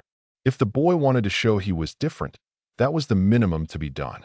As the old man gathered his belongings to leave, Kong Humo exclaimed that he would do everything in 2 weeks. He wanted to ensure the man saw that he was better than Lee Jae, making him change his mind about working for him. However, Parko believed that was a completely nonsensical and absurd offer. Turning his back, he warned that the place the young man was training should be better than lights. With silent steps, he distanced himself more and more, leaving the boy completely alone. Smiling. Music. Kong Himu had only one place on his mind. The landscape revealed the buildings completely destroyed and corroded over time. Suddenly, the protagonist approached with a clenched fist, ready to punch someone. On the other side, the monster lets out a scream of fury. The boy's speed is truly impressive and hard to keep up with. With his enemy falling to the ground, he continues with various attacks, but his enemy spots an opening and begins to bring its mouth full of sharp teeth closer. Suddenly, it bites down hard on his hand. The young man wasn't expecting that movement and feels the pain coursing through his body. Even so, he knew he could defeat the creature and used his hand to go deeper into the monster's throat. Now he was pleased to realize all his skill in a fight with it. While the monster thrashed, Kong Humio joked about not spitting out what was put in its mouth. Soon after, the trail of blood spreads throughout the area. The monster's head was completely destroyed and its jaw shattered, causing the protagonist to reach level 15. At that moment, the star of conquest, Arden, washed with curiosity. Looking at the sky, he tried to see something different. Kong Hyumu's hand was completely injured and covered in blood from the monster's bite. Shortly after, he reflected on the recent fight. After managing to bandage it, he realized he shouldn't have pushed his body so hard. The fairy beside him scolded him for his butler fighting so boldly. Noticing Renian's appearance, a warrior asked where she had been for so long. However, the fairy seemed much more concerned about her friend's hand. With a straw, she tried to suck his blood, but he didn't care about the situation since he could be revived in hell when he died. Fighting. Moreover, things seemed to be improving for him. Compared to going to rent those unknowns to find a bunch of monsters to fight, that was a big improvement. The only problem was with the red-hooded goblin he encountered before, the creature from the first time. Of all the goblins he fought, that one had yet to be found. Probably the red-hooded goblin could be the strongest of them all. While he was distracted, Kong Hiu didn't notice the stealthy approach of the creature. With a hook in place of its arm, it walked calmly through the surroundings. Upon noticing the opponent, he jumped away. Desperate, he shouted for Rena to hide as quickly as possible. However, the fairy had long since left the protagonist completely alone. Meanwhile, that beast approached the pile of bodies, sniffing each one. Suddenly, the red-hooded goblin let out an angry scream. Looking at Kong Himu, it observed him with fury in its eyes. It seemed very sad to notice that its own kind was dead. Putting weapons in its injured hand, the warrior didn't want to waste any more time talking and prepared for battle. On the opposite side, the goblin seemed determined to end the life of that young man. Its terrifying face showed all its rage and intent to destroy its enemy with its own hands. Soon after, the system indicated that the protagonist had died. The new mission, Enemies on a Wooden Bridge, had begun, and the objective was to defeat the black-handed goblin. Remembering his opponent, Kong Haimu realized he had left the monster terribly enraged. At that moment, he couldn't do anything to defend himself and ended up defeated. Meanwhile, lying on the ground, he reflected on the fight. In the end, it was just a goblin, and he shouldn't worry. Determined, he got up, ready to start the new mission. His plan was to lure it into a trap with poison spikes and a deep hole. While counting all the necessary items to put his idea into practice, the creature approached quickly. Hearing the sounds of footsteps, Kong Hea turned his body to observe better. However, he ended up dead again with a total survival duration of 1 minute. On the 6th attempt of the mission, Enemies on a Wooden Bridge, the protagonist ran in despair. The goblin pursued him without giving him a moment's rest. Angry, the monster was ready to defeat the warrior once more. With determination in his eyes, the young man didn't want to be defeated again. Using his gloves, he attempted a counterattack on the goblin. At that moment, he seemed quite pleased to have discovered some kind of weakness. But his happiness lasted very little because the creature managed to hit him with a powerful sword. The protagonist was no match for the goblin and considered the possibility of hiding as soon as he resurrected. An old saying that revenge only leads to more revenge and forgiveness is the only way to achieve true victory. But Kong Himu would rather die than forget that goblin and spend his time trying to level up. Therefore, he wouldn't let anyone escape unpunished or regret their actions. If someone tried to stab him in the back, he would make them pay in kind. However, if he couldn't do that and continued to flee from them, in the end, he wouldn't believe that his pride could handle that.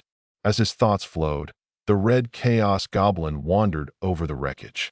After a long time without fighting, the presence of the human Curson assumed he might finally have left. Even so, it was still too early to relax since his opponent had the ability to revive and was very cunning. His ultimate goal was to prevent the human from getting close to his kind. Suddenly, a monster calls for cursing, tears in its music eyes. The creature came to warn his friend that everyone was dying. Someone had poisoned the entire water source, and therefore the powerful goblin should return. The situation was desperate, with many goblins sick and fighting for their lives. Apparently, someone mixed the poison into the water supply, and now they couldn't even eat the animals. The two discussed the motivation for doing something so cruel, but Kursinen already had someone in mind. His eyes revealed all his anger upon realizing that Kong, who was the only one who could do that. The goblin felt extremely guilty for not capturing the young man and ending his life. Shortly after, another creature called for cursing, even knowing he was very busy. However, his presence was requested to observe something. The child in his arms cried more and more, looking for Kursin all the time. His eyes filled with tears as he watched his son. Determined, the red-hooded goblin ran away. His friend tried to hold him back, preventing him from doing something stupid. Even with all that ambition, it wouldn't be possible to fight against an enemy who had the ability to revive. The goblin declared that they should give up on revenge so that the human wouldn't have a reason to bother them again. They should flee and find a new place before things got worse. But Kursinen did not agree with that kind of attitude and was willing to take revenge. Upon realizing they were whispering to Kursinen, they concluded they had no choice. At that moment, one of the monsters noticed something strange that deserved attention. Lying on the ground was one of the scouts who had just come out. Smelling the poison, they were sure it was some trap set by the human. The best thing to do would be to return to the hideout as quickly as possible. The fact that they were leaving clues must mean that the human was trying to lure them away from everyone else. Kursinen would stay outside to go after the enemy, who was still not stronger than him. The goblin declared it would be an easy fight, killing the opponent with his eyes closed. Despite everything, his companions were genuinely worried about his safety.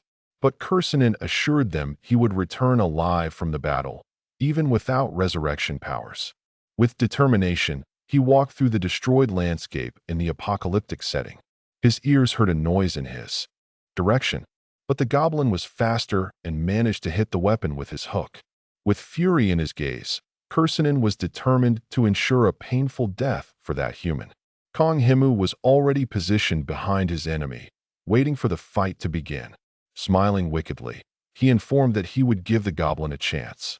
However, he was toying with the adversary while declaring he was giving him the opportunity to die by his hands. Not understanding anything, Kursinen did not comprehend the meaning of his actions. Apparently, his opponent was trying to buy some time.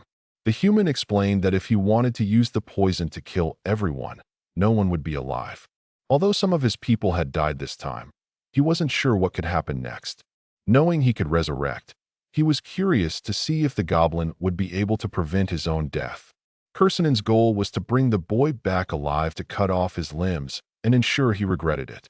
With his magical gloves, he held the goblin's sword, claiming he could kill himself and come back to life. The protagonist could threaten the opponent's family, but he couldn't do anything to stop it. All Kong Hyunu wanted was to have his revenge without harming his innocent family. However, if the enemy kept coming at him, his plans could change completely. At that moment, Kursinen found himself with his hands tied, as he would do anything to protect his people. Suddenly, he threw his sword in front of the protagonist. His goal was to offer his life in exchange for the safety of his family. Without wasting time, the young man stated that this was his greatest objective. That's why Kursinen demanded that he leave that place once and for all as soon as he killed him. Moreover, Kong Hyamu should agree and not lay a hand on anyone from his people. Realizing the favorable situation, he bent down to pick up the sword, assuming everything was fine. However, the goblin hit him precisely upon noticing how he had fallen into the trap. With a blow, his body flew away. Shortly after, he falls to the ground, hitting his head.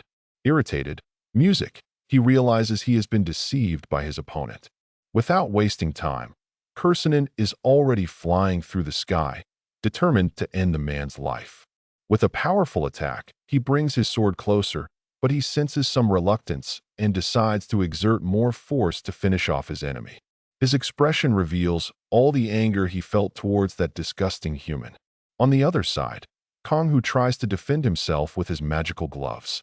The goblin doesn't seem to be giving up easily. Preparing for another attack, launching his sword, he shows his determination to disagree with everything that has been said. Ken was going to make sure to guarantee the most painful death of all. However, the protagonist continues with a smile on his face. Even at a disadvantage, he believes his enemy is a complete idiot for not killing him earlier. At that moment, his health was below 10%. With regeneration starting, the warrior regained his strength and counterattacked. The monster feels pain from a powerful blow to its stomach. Soon after, Kong Huemu grabbed his opponent's neck with force. Kursanen tries some kind of approach, a way to retaliate against that attack. Suddenly, he decides to use his hook-shaped arm, but the boy manages to dodge, showcasing all his skills. The goblin is thrown far away and ends up hitting a wall. Even so, he wouldn't end the fight that way, letting his opponent go unpunished. With a smile on his face, the boy doesn't seem tired at all. Desperate. Music. The monster can't believe all that audacity from the young man. The hole in the wall grows larger with a new powerful attack. Shortly after, a bright and unusual energy comes in his direction. Even injured, the protagonist was recovering quickly and efficiently. To Kursanen, his opponent was hiding some kind of powerful ability. Despite taking so many hits, he seemed fine and determined to finish off the goblin.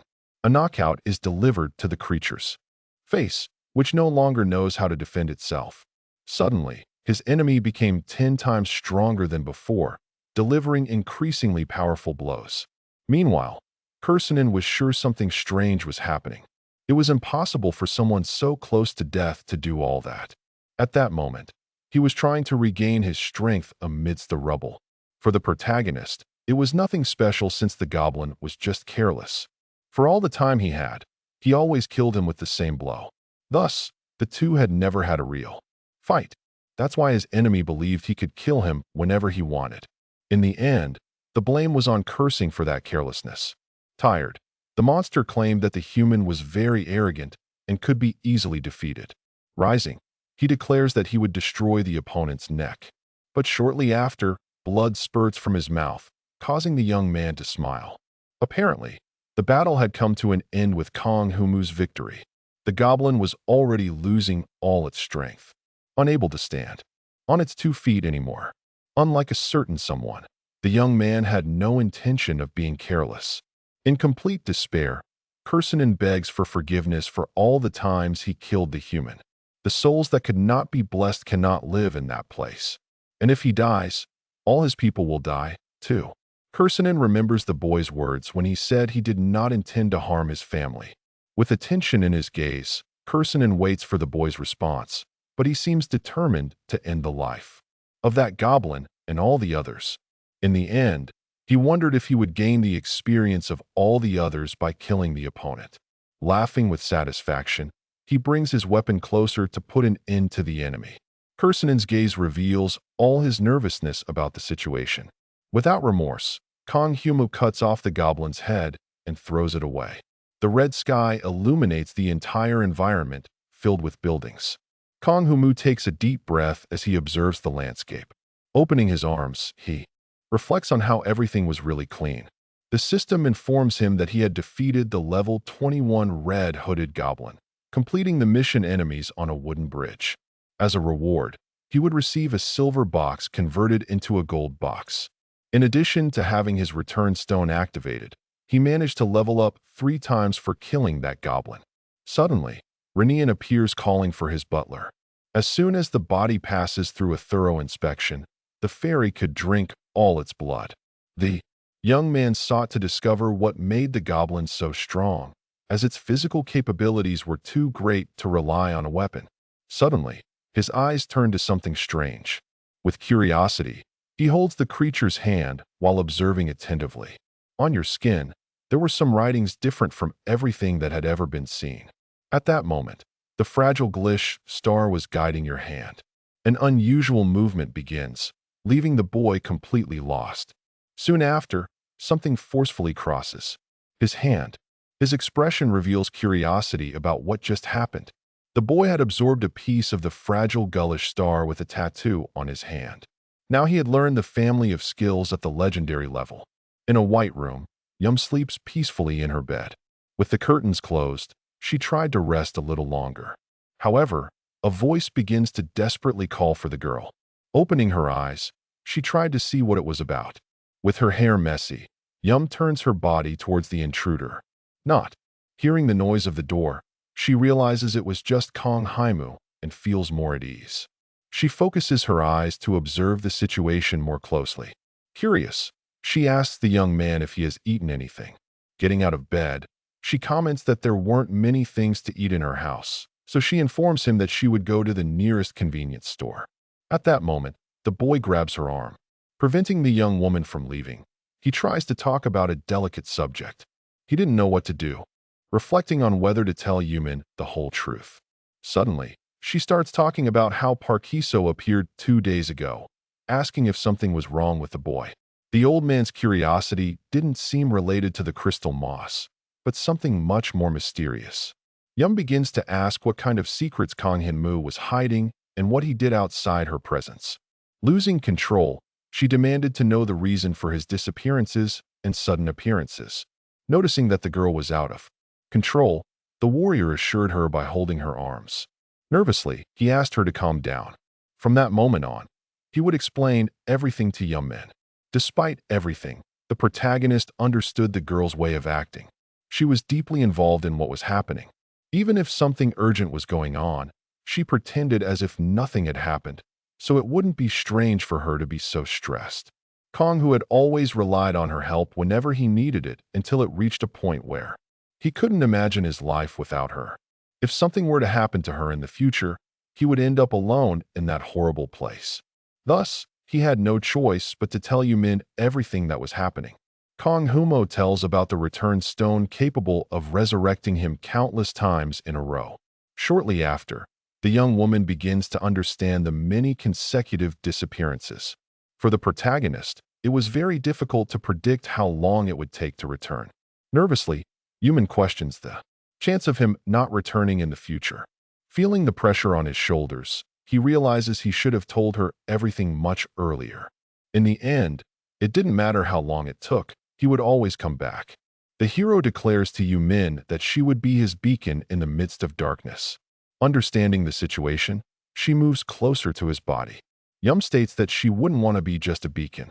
Moreover, music. She emphasizes that Kong Humu could let her know if he needed any kind of help. If he needed, she would make sure to save him and ensure his safety. Nervously, he asked the girl to move away because he was smelling bad since he hadn't bathed. But Yumin seems not to care about the smell and settles on his legs.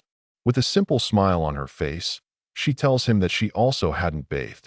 At that moment, the protagonist realizes that the girl might be suggesting taking a bath with him. A day after that encounter, the rays of sunlight illuminated the apartment window. Walking through the rooms, the young man seemed quite calm. Since he had spent the promised day with Parkiso, it was necessary to act soon. At the time, he was thinking about how he should contact the old man. The worst option was to arrive suddenly in a car. The young man tells the old man that he leveled up 13 times, even though he was at level 7 2 weeks ago. With a happy smile, Kong Hwanmu knew that all of this was hard to believe. However, Park Wiseau did not back down from his decision, saying that there was no way to verify that information. Without an agreement, he warns that he would stop trying to force the young man to join the Tong clan. Moreover, he would increase the purchase price of the crystal moss by 15%. But the boy doesn't seem interested in that proposal, demanding double the price. Noticing his intentions, Park Wiseau realizes that the young man was doing this on purpose. Irritated, he couldn't believe he had faced so many problems just to satisfy the demands of that old man. Listening to his laments, the man grew increasingly angry. Despite all the work the boy had done, nothing had changed. With a smile on his face, he doesn't let himself be intimidated. He knew that getting angry wouldn't solve any of his old problems. Suddenly, he starts to show his powers. The intense light can be seen even from outside the car. Park Wiseau can't believe what he's witnessing, growing more and more furious. Shortly after, Kong, who holds the crystal moss in his hand, claiming it to be a monopoly. No one but the boy could obtain that crystal moss. Basically, he had the entire monopoly in his hands. The old man explains that he is already matching the price of the crystal moss in addition to offering 5% over the price. But the protagonist didn't seem interested in his negotiations at all. Instead, he had other plans in mind. Suddenly, he sets his fingers waiting for something to happen. His goal was to deliver something quite interesting to the old man. Watching that situation, suspicion is evident in his eyes. The young man asks Park Wisso to open his hands and see for himself. Believing the boy, he observes his closed hand. At that moment, his gaze becomes lost, not understanding anything. For Kong Hyu, that would be a type of deposit. In his hand was the trust of her hast, capable of temporarily doubling the owner's senses when used. Recognizing the item, he realizes it is a true legendary item. The protagonist explains that the object had the effect of temporarily doubling the user's senses and believes that not even Li Jie would be able to give such a gift. He definitely considered himself much more useful than Li Jet. The gift would remain in the old man's hands until the day he admitted that Kong Humu was better. Pensive, he reflects on the legendary class item that was probably real. Even so, he was still a bit suspicious of the situation. Looking at the shape, it seemed there was another ring that matched, and he questioned the boy. However, he claimed to be unsure of anything, saying that was the only item found. Storing the ring in his jacket, Park Wisso hoped to eventually find the other pair. Now, the young man had managed to get double the value he always received. Park Wisso was extremely skilled, doing everything to ensure the other was satisfied. That's why the protagonist tried at all costs to bring him to his side.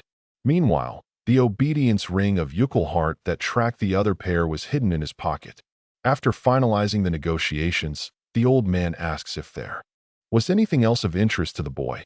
Thoughtful, he begins to reflect on all the possibilities.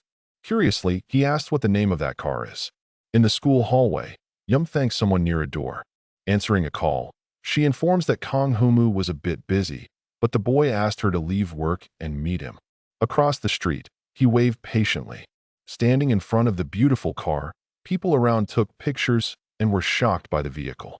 The protagonist took Parkiso's car and was determined to take the girl on a date on the way back. Even without a license, he drove alone to school. Noticing all that recklessness, Yuman asked him to wait a moment. The concern on her face revealed her irritation with the young man who was breaking traffic laws. On the way back, Yum drove the car since the warrior had a driver's license. Meanwhile, two people were fighting in a ring. The powerful man was throwing intense blows at his opponent. Showing his determination, he claimed that the clan was not the best organization of users with skills. In fact, the clan is a place for hunters to train and prepare their bodies for the battlefield, the dungeon. Advertising, tax services, housing, clothing, training, everything a hunter can research is at their disposal. Fighting with Kong Hyong Mu, he stated that every hunter is like a small business. Among them, Taeyong has the best benefits in the whole world. For glory or for money, it would be a loss not to join him. At every moment, the old man tried to convince the boy to join the clan, but he seemed determined not to accept any tempting offers. With a surprise attack, he tries to hit the old man's face, but is shocked to realize how quickly he can dodge. Suddenly, his body is thrown away. Even with quick reaction time, Kong Hyamu falls to the ground, feeling intense pain. Trying to get up, he warns that he might have a fracture in his rib. The old man hears the boy's question, who wanted to know if he had lasted a long time without skills. Not giving in, Park Wisso said he would analyze more carefully to draw his own conclusions. With his muscular body, he was ready to fight the boy again. On the other side, the protagonist seemed incredibly prepared to retaliate against any type of attack. The only known information about the leader was his name, but he was referring to the association known as Ano. Throwing punches and kicks, they discussed the dark place. To the young man, everyone there was welcoming, with others being extremely kind. Even so, some people say it's too much for them. Suddenly, he notices the perfect chance to take down his enemy. However, he is surprised by the blow that quickly grabs his arm, declaring that the place shouldn't be bad. Parkiso twists his opponent's arm down. At that moment, his health drops below 10% and regeneration begins. The old man watches closely as the young man heals, putting the limb back in place. Thus, he concludes that it must be the same formula as the last battle. Moreover, Perkiso was excited to see what could happen based on the boy's growth over the past 2 weeks. The old man had been called to the location just to receive the car. Curiously, the young man sitting in the ring asks if the opponent had ever heard about the stars. Confused, he understands that the young man was referring to the user class system with abilities. But he wanted to know about things like the brittle star or the star of lamentations, parts of the stars. That information had been heard among the top rankers, even from Li Jie, as something only the few chosen ones know. The old man remembers the top ranker Shirao OG from China, who spoke about a group called the Five-Star Association. Without giving more information, Park Wiseau warns that the boy could find out on his own and questions if he wanted to clear a dungeon.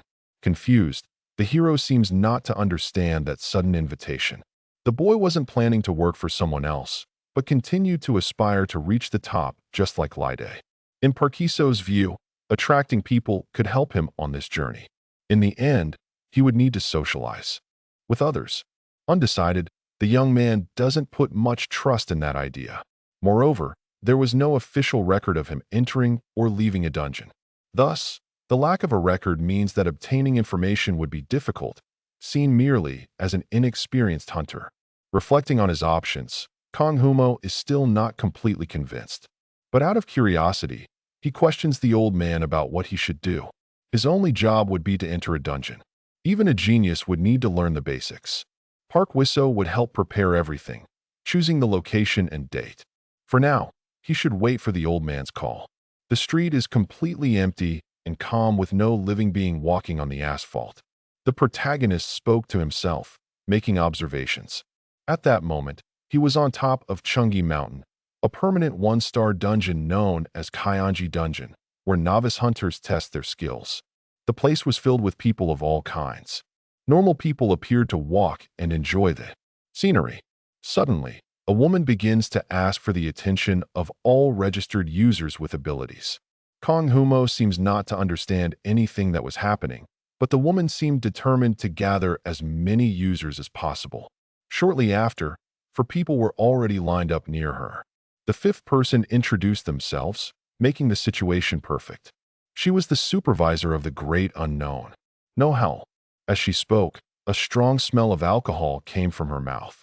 She knew that everyone must be wondering why they received a supervisor. Many novices with inflated egos came to the mountain and started fights with each other. The number of accidents because of that was more than enough, being something that couldn't be repeated. Because of this, they received a supervisor as a preventive measure. An intermediate rank hunter from each clan would be closely monitoring. As she stretched, she concluded the quick and basic explanation. Lastly, she warned that those who didn't like it should cooperate in the same way. All the novices watched her instructions attentively.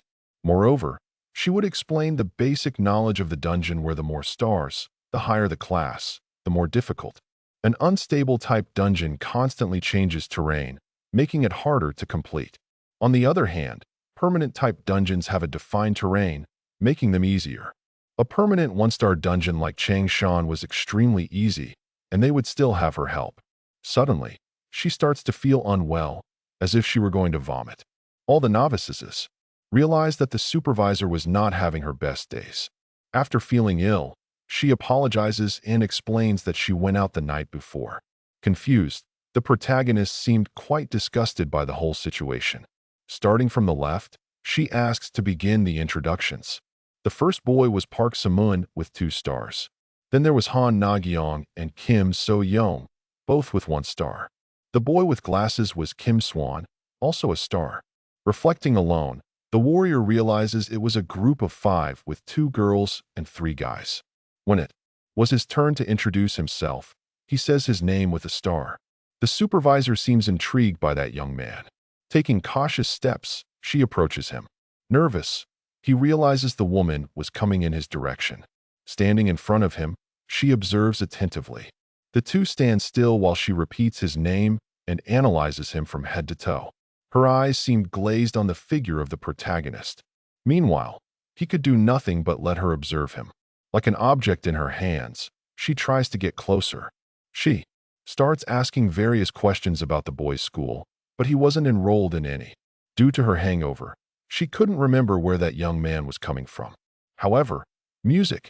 She realizes it wasn't anything important and questions if the boy had equipment. At that moment, he simply releases his energy. Shortly after, the figure of a staff begins to form in his hands. Curious, the supervisor observes the boy's instrument. To her, that was a very interesting skill to be used. Despite its appearance, that goblin staff makes monsters drop any item when you defeat them. At that instant, Park Si-moon appears furious in front of the two. After noticing that staff in his hands, he complains that the young man had been acting gracefully for quite some time. To him, that wasn't a type of weapon qualified enough to defeat monsters. Showing his backpack, he warns that Kong Humu should have brought at least that amount. Meanwhile, the supervisor remains silent, observing the scene. Wielding his weapon, Park Sun seems extremely irritated with the situation. Stealthily, No-Howl approaches the boy and grabs his leg. With a strike, she spins in the air and makes him drop his sword. She holds the weapon's hilt and pulls the boy away from the discussion. Meanwhile, Park Swan falls to the ground, not having enough time to realize the attack. Desperate, he notices that the supervisor was approaching with the sword, but she only wanted to scare the boy by planting the weapon beside his face. Respectfully, she questions if Mr. Park Si-moon had gone mad. Showing weapons outside of dungeons was strictly prohibited as it could cause disputes and anxiety among ordinary citizens. Frightened, the boy apologizes for the situation he created. While he composed himself, the supervisor extended her hand to help him. Now, everyone was ready to start the expedition. Although the woman wasn't as strong as Park Wisso, she was still a mid-rank hunter from a large clan. At that moment, the protagonist begins to think of an ambitious plan. His goal would be to test Noel's abilities. With a smile on his face, he starts moving towards the dungeon. However, something slimy can be seen from within the forest. Suddenly, music, that mud begins to take on a strange and unexpected shape. From beneath all that sludge, the figure of an enraged goblin becomes real. A sign indicates the entrance to the Star Dungeon. The place appears to be a minefield filled with armed officials. Under the supervisor's command, the gates are opened for the newcomers. The officials wait for the last boy to pass through the entrance. Shortly after, the gate is sealed again with a lock. Suspicious, the newcomers seem nervous about the situation they faced. However, No-Howl begins to draw attention to himself. The woman stretches again and asks the young people to follow her. At that moment, they were observing the interior of the dungeon. Although it doesn't seem so dangerous now, the deeper they go, the more goblins would appear. Curious, the supervisor asks if anyone in that group knew how to clear that dungeon quickly. Park Si-moon responds accurately that it would be necessary to obtain the return crystal. As a first condition, they would follow the goblins, find a cave, and inside they would be able to obtain the crystal. The return crystal allows one to exit the dungeon once certain objectives are completed, something akin to hell for the protagonist. An additional condition would result in a greater reward. But as newcomers, they would complete the first condition without No-Howl's help. Suddenly, Park Si-eun takes control of the situation and asks his companions to gather to distribute roles. The goblins had a sensitive sense of smell, so he would use some grass to mask the scent of their bodies. Additionally, he advised that everyone be prepared for any stealth attack, keeping their heads up. While he explained the tasks, Kong Hyumu didn't understand the reason for those orders. All of that was what Park Si-eun learned from the famous streamer Wild Breath Hunter on his channel. Again, the fight between the two begins. Needing to be controlled by the supervisor, she asked the boy to stop arguing and to cooperate with the others, saying what he found strange. The young man did not understand the use of grass, since having a sensitive sense of smell, they would be able to differentiate fresh grass from old. Moreover, they did not need to worry about their heads, but rather their ankles, disregarding an attack from above. Irritated, Park Si-moon could no longer tolerate the abuse from that young man who considered himself so clever. However, he is quickly stopped by the supervisor. She claimed that Park Si-moon's suggestion was true. However, she added that it was information from 10 years ago. The streamer while Breath no longer cleared one-star dungeons and all tips had changed over time. On the other hand, She stated that the information brought by Kong Hyun-moo was true. That information was very specific knowledge that could not be obtained without experience. At that moment, No Howl suspected the possibility that the boy had hunted goblins in the past.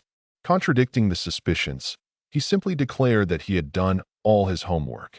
Even so, the supervisor seemed quite suspicious of that strange unknown. Moreover, he claimed it was his first time in a dungeon. Watching closely, Park Samun noticed that his companion had also searched for information online. Suddenly, they heard an unusual noise coming from a dark part of the forest. A creature approached, quickly destroying everything in its path. With a leap, the monster came closer, ready to attack. The supervisor noticed the threat behind her group and was already prepared to defend herself. However, Kang Hyun-moo was much quicker than she was and hurled the goblin away. The creature's body flew through the air. With just one powerful kick, the protagonist defended everyone from the imminent danger. Watching the scene, Park Si-moon was left speechless. All the other newcomers could not believe what had just happened. But Kang Hyun-moo did not seem impressed at all. Now, those people would irritate him because of his simple weapon that had even been used. Still, the supervisor was very suspicious of that boy's intentions. Moreover, the best thing to do would be to stop the discussions and pay attention to the goblins that could appear along the way. Finally, the woman declared that they were ready to start clearing the dungeon. Shortly after, another monster appeared in front of the group. A gigantic rope was thrown towards the creature. Without wasting time, the girls sliced the goblin's body in two. They were all determined to eliminate the monsters approaching them without showing fear. The creatures tried to defend themselves with weapons and whatever they had in their hands, but the newcomers were quite powerful and determined in their mission. With a sharp disc, the young woman began to make circular movements. Skillfully, she cut the enemy's belly, which had no way to react. On the other side, her colleague prepared for a triumphant attack. The boy with glasses used his powerful sword to slice the goblin. His expression showed his objectives and all his determination. Another goblin was taken down due to that boy's strength. Suddenly, they noticed footsteps approaching. Everyone paid attention to what was coming. With his weapon drawn, Park Si-moon displayed all his powers. With just a few strikes, the young man was able to defeat many goblins at once. Meanwhile, the supervisor was attentive to every movement. Taking a break to rest, she noticed that no one was afraid of the mission. If they continued like this, it would end soon with just a few scratches. But even so, she felt that something seemed off. Even before they started fighting, the goblins appeared to be scared. Sensing that there was something more, she knew they couldn't be terrified by a bunch of novice hunters. As soon as they finished the mission, they would be sent back, and she herself would take a look at the dungeon.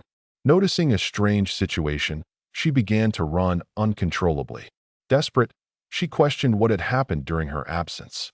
With fear etched on her face, the girl called for the supervisor. In front of her, monsters were tied up with pieces of wood. The scene was truly dark and desperate with dozens of dead creatures all around. That was exactly the opposite direction from where they had come. At that moment, No Howl tried to reason about what was happening before his eyes. In despair, she stated that this was an emergency and they should return as soon as they found the return stone. Something mysterious had massacred the goblins and played with their bodies, which was not common in a one-star dungeon. Not knowing what had caused that situation, she was sure it was something dangerous. They needed to leave as quickly as they could before someone got seriously hurt. At that moment, they realized that a colleague was missing from the group. Desperate, she asked everyone where Kang Hyun-moo was. The supervisor shouted the boy's name, but received no response. Meanwhile, the red-hooded goblin watched the scene closely. Upon hearing that terrible name, his eyes turned to pure hatred. 1 hour before everything that was happening, the newcomers were still there in an intense battle. From afar, the supervisor watched the fight closely. Behind her, Kang Hyun-moo also observed the scene with curiosity on his face. After easily defeating several goblins, he realized that it was nowhere near the difficulty of hell. At that moment, he could understand why the supervisor was so calm. Watching from a distance, he began to have an unusual idea. Without thinking twice, he disappeared from everyone's sight. Shortly after, Noel was already tired of waiting for the battle to end. Meanwhile, the protagonist was already inside the forest. Alone, he trained his skills with determination. Using the tattoo on his hand, he began to spread all the energy around. Suddenly, the training started to take effect, and he propagated the familiar skill through the space. One arm was used as support to lift a body. Kursanen, the red-hooded goblin, used all his strength to get out of the mud. Meanwhile, the protagonist seemed extremely focused on giving the monster a first task. The familiar skill was the ability he learned after defeating Kursanen in Hell, allowing him to bring someone back from the dead. However, the reason why this skill was so impressive was not just because of the resurrection of the dead. With determination, he ordered Kursanen to kill all the monsters that inhabited that forest. Moreover, with the skill, Kang Hwimu was able to revive them outside of Hell. However, Kursanen did not believe that the boy was asking him to kill his own people. With a card up his sleeve, he threatened to kill Kursanen's tribe if he refused to obey the order. With no way to escape, the goblin grew increasingly irritated with the situation. Suddenly, noises indicated that the monsters were very close. One of them showed its face coming out from behind the bushes to protect his people. Kursanen would have to exterminate that goblin. Even with his will, he realized he had no choice. Obeying, he approached his target. At that moment, Kang Hwimu noticed a strange feeling without understanding why. Due to the bond with cursing from the familiar skill, they probably shared certain emotions. That feeling he experienced was a bit uncomfortable and repugnant. It seemed that the goblin was trying to deny something within himself. Meanwhile, the creature was getting closer and closer. Unsure if it was really a goblin, Kursanen prepared to attack the target that didn't even have a weapon. With a strike, he hit the creature that only wore rags as clothing. Irritated, he couldn't believe that the two could be of the same species. In the end, it seemed like a truly funny situation to him. Thus, he declared that that monster could not be a goblin. The protagonist realized that the feeling was hatred for his own kind, not believing that something weak could be his people.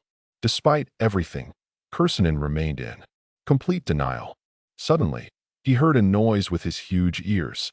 Looking back, he noticed that another creature was watching him closely. The strange goblins were frightened to see Kursanen destroying all of them. Without wasting time, he launched himself purposefully against his enemies. He was determined to end the existence of those disgusting creatures. Meanwhile, the monsters didn't even move upon sensing the imminent danger. Kang Hwimu observed the new victims of the red-hooded goblin. A bit of blood splattered on his face. Ken seemed completely out of control, destroying all those green monsters that could not be compared to him. Realizing that his orders were being followed, he decided to return to the group. On the other side of the forest, they were desperately searching for Kang Hwimu. The supervisor believed that the boy was already dead at that moment, completely losing hope. Suddenly, music ahead emerged from the bushes. Irritated, she began to scold the boy, saying that he wasn't allowed to act alone.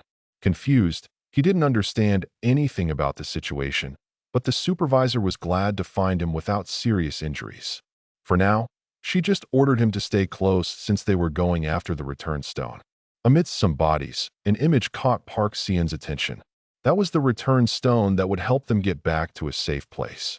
Without wasting time, the two-star rookie began to run towards the stone, even knowing it would be dangerous. His goal was simply to get out of the dungeon once and for all. From the supervisor's reaction and the corpses, he didn't want to spend another second in that cursed place. However, a very well-made trap awaited him. Hidden among the leaves, Kursanen grabbed the young man's leg with his hook. Moments later, the boy fell to the ground. His head hit the stones hard. Suddenly, the goblin appeared, ready to destroy any kind of threat. At that moment, Park Seon realized he had been completely deceived. Meanwhile, the goblin prepared to destroy the boy. But the supervisor wouldn't let that happen before her eyes. The hook was already very close to the boy's face. Quickly, the woman grabs one of her powerful weapons. With a precise strike, she hits Kursanen in the stomach using her formidable skills. Everyone around is extremely shocked by the situation. Fear was evident on their faces. However, The hero seemed quite calm, understanding everything that was happening. Without backing down, the supervisor appears determined to defeat her opponent. But Kursanen was not weak and was determined to fight until the last second. With a sword in his hands, he tries to strike No Howl. She manages to dodge, but her arm is hit by a cut. From afar, Kong Hemu wondered what a mid-level hunter could do against a hell goblin. The fight seemed so interesting that he couldn't take his eyes off it. In the end, the hunter from the clan, the great unknown, knew she would have to face a difficult battle ahead. With determination, her goal was to protect the newcomers at all costs. But Ken watched her as if she were his next victim. His gaze reflected the anger he felt towards the wretched humans. Suddenly, he starts running towards the supervisor. However, she doesn't stay still for long and advances with her knives. The clash between the two reflects a light that illuminates the entire environment. The familiar skill allowed the user to give orders to those who are bound. The only disadvantage is that if the bound target is of a higher level, the user will have limited control. However, this was not a problem. If the protagonist died, Kursanen would die too, leading to the destruction of his entire tribe. Perhaps the goblin was frustrated by that situation. Even so, he was making a huge mess as a way to express his pain. Meanwhile, the newcomers remained frozen, doing absolutely nothing. The most important piece at that moment was the supervisor Nell Howl, a mid-level member of the clan, the Great Unknown, who had extensive skills on her resume. However, Kong Hayama wondered if she would be able to fight against Kursanen, level 21, and come out victorious. The fight continued without pauses or rest. The combatants were truly very powerful, and neither side wanted to give up so easily. Suddenly, the monster finds an opening and lunges towards the group of newcomers. Desperate, the hunter starts cursing the creature in every way as it advances with its sword. No Howl steps in front of its path and ends up getting hurt. She couldn't understand how something so powerful existed in a one-star dungeon. That monster had better equipment than many hunters. In addition to being meticulous and cunning with its movements at that moment, she became pensive after being hit by a mere goblin. Irritation spread across her bloody face. Determined, she preferred to activate a new skill to fight against her enemy. The skill Accelerate begins before the eyes of all those spectators. Kursanen feels a bit threatened, confused by the situation. From afar, Kong Haimu notices that the supervisor has already managed to disappear quickly. Now, the protagonist tried to warn the goblin to hurry and flee before something worse happened. Without wasting time, the monster begins to move with the goal of leaving. But the supervisor was already following her enemy like a mysterious shadow. Looking back, he realizes the arrival of the great threat. Wielding her weapons, she was ready to defeat the goblin once and for all. A blow heads towards his body. Kong Hunmu is worried about the situation of his subordinate. The cut on her belly is large and deep, spreading blood across the stones. Shortly after, No Howl disappears again without leaving a trace. For a short period, the skill Accelerate doubles all the movements the user makes. If she didn't hurry, other people could get seriously hurt, so she wanted to finish as quickly as possible. Like a shadow, she reappears above the head of the distracted goblin.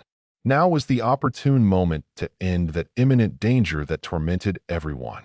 Irritated, the monster didn't know how to react since it couldn't even see the swift supervisor. At that moment, a great explosion filled the dungeon. Smoke spread everywhere, leaving the newcomers extremely worried. Suddenly, the hunter jumps out of the confusion and lands on the ground calmly. Upon realizing that her enemy had smoke bombs, she begins to suspect the origin of that species. While searching for her opponent, she hears a threat asking her not to move. On the other side, she sees Kursanen pointing a sword at Park Sun's neck. If she moved, the goblin would kill a human mercilessly. The supervisor couldn't believe that the creature was capable of taking a hostage.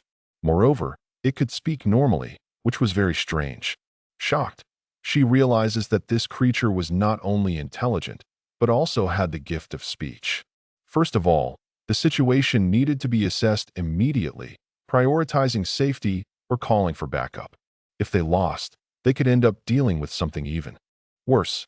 While silently evaluating his options, Kong Hunmu watched the supervisor closely. The woman seemed desperate, not knowing how to proceed with the situation. The rookie Parkin appeared increasingly terrified, pleading for help with his eyes. While apologizing to the young man, No-Hal decides that he would not lower his weapons at any cost. Suddenly, a stone is thrown into the chaos. Kong Hyunu enters the fight, asserting that one of those subordinates could not die like this. Kursanen notices the boys' interference and observes the situation created. The stone's throw causes him to release the rookie, leaving him free to escape. The force of the stone is so great that it pierces the tree with precision. The protagonist's stick could have increased his attack power. Nervous, the supervisor starts to argue with that crazy boy who was interfering and doing whatever he felt like, ordering him not to show off anymore. She asks the young man to protect himself behind her. But his plans were different, and he smiled without showing any fear. Now did not understand all that disobedience from the boy he had just met. Apparently, he was not interested in listening to anyone's orders. Terror takes over the woman's face as she no longer knows how to proceed or control the rookie. To the young man, the hunter was much more disappointing than he had thought. He did not believe that everyone with a level close to hers had only those abilities, being so weak. If No-Hal had fought Kursanen when he was alive, she would surely have died in an instant. Moreover, she thought she had given clear instructions to the goblin not to kill any humans. Even now, when No-Hal began to run, Kursanen intended to kill the hostage, not being fully under his control. If things continued like this, he could end up killing someone innocent. Clearing his throat, the boy decides to have a clarifying conversation with the supervisor. He explains that Park Samun's death would become a big problem for her, but she was not being judged for her decision. However, if the goblin disappeared, things could have been worse. Additionally, it seemed a bit cruel to sacrifice a rookie like that. Kong Hyemu asserts that he had done nothing on this expedition and did not want to waste any more time. Therefore, this was the perfect situation to intervene in the battle. With a stone, he prepares for the new strike with his powerful stick. His only request is that the woman does not interfere and does not stand in front of him. On the other side, Kursanen realizes he is being attacked. The stone hits his face with precision. Determined, he starts to run to finish off the humans. Quickly, the supervisor, No-Hal, reappears in the fight and approaches the goblin. With her weapons displayed, she tries to defeat the creature to correct her mistake that nearly cost a new hunter's life. Her desire was to handle that threat alone. However, Kong would not let her participate in that fight. With the stick in his hands, he approaches eagerly for the fight. Kursanen merely observes everything happening before his eyes. Without moving, he perceives the imminent attack coming in his direction. Suddenly, the two instruments clash, causing an impact. The goblin's gaze reveals all his fury, but the protagonist, extremely skilled, knows the creature's weak points. Shortly after, his body is thrown away with a precise attack. Meanwhile, the creature tries to catch its breath. Analyzing the environment, it is ready for a new attack. Suddenly, its eyes notice an extreme danger appearing from behind, along with the boy's warning. Now, Hal approaches with lightness and determination. Once again, she is able to cause damage to Kursanen's body. The goblin feels the impact of the surprise attack since he was not expecting it. As he falls to the ground, he supports one of his hands to hold his body. And quickly, he manages to use his uncovered feet to kick the supervisor's face. On the other side, someone takes advantage of that opportunity to get even closer. Kong Hyun-mu uses precise movements to rotate the monster's body in the air. At that moment, Kursanen falls to the ground after losing all his balance. Irritated, he realizes that the fight is uneven with 2 against 1. But it was not time for complaints as he notices a blow coming in his direction. The supervisor approaches with her weapons drawn. Her wide eyes reveal her entire purpose: to destroy that feared creature. The fight between the two becomes increasingly intense with quick blows and kicks, leaving minimal space for defense. Both stand with cross swords and sweat running down their faces, the tension about to explode. The goblin snarls with its teeth bared, but the warrior does not back down. Suddenly, A monster feels something touch its feet. Distracted, it turns its gaze toward that thing. In that moment, Know-how realizes the perfect opportunity to attack. On the ground lies the body of Park Suin, still unconscious. Without thinking twice, he kicks the boy toward the supervisor. With impact, his back hits the ground. The weight of the young man allows her to get up immediately.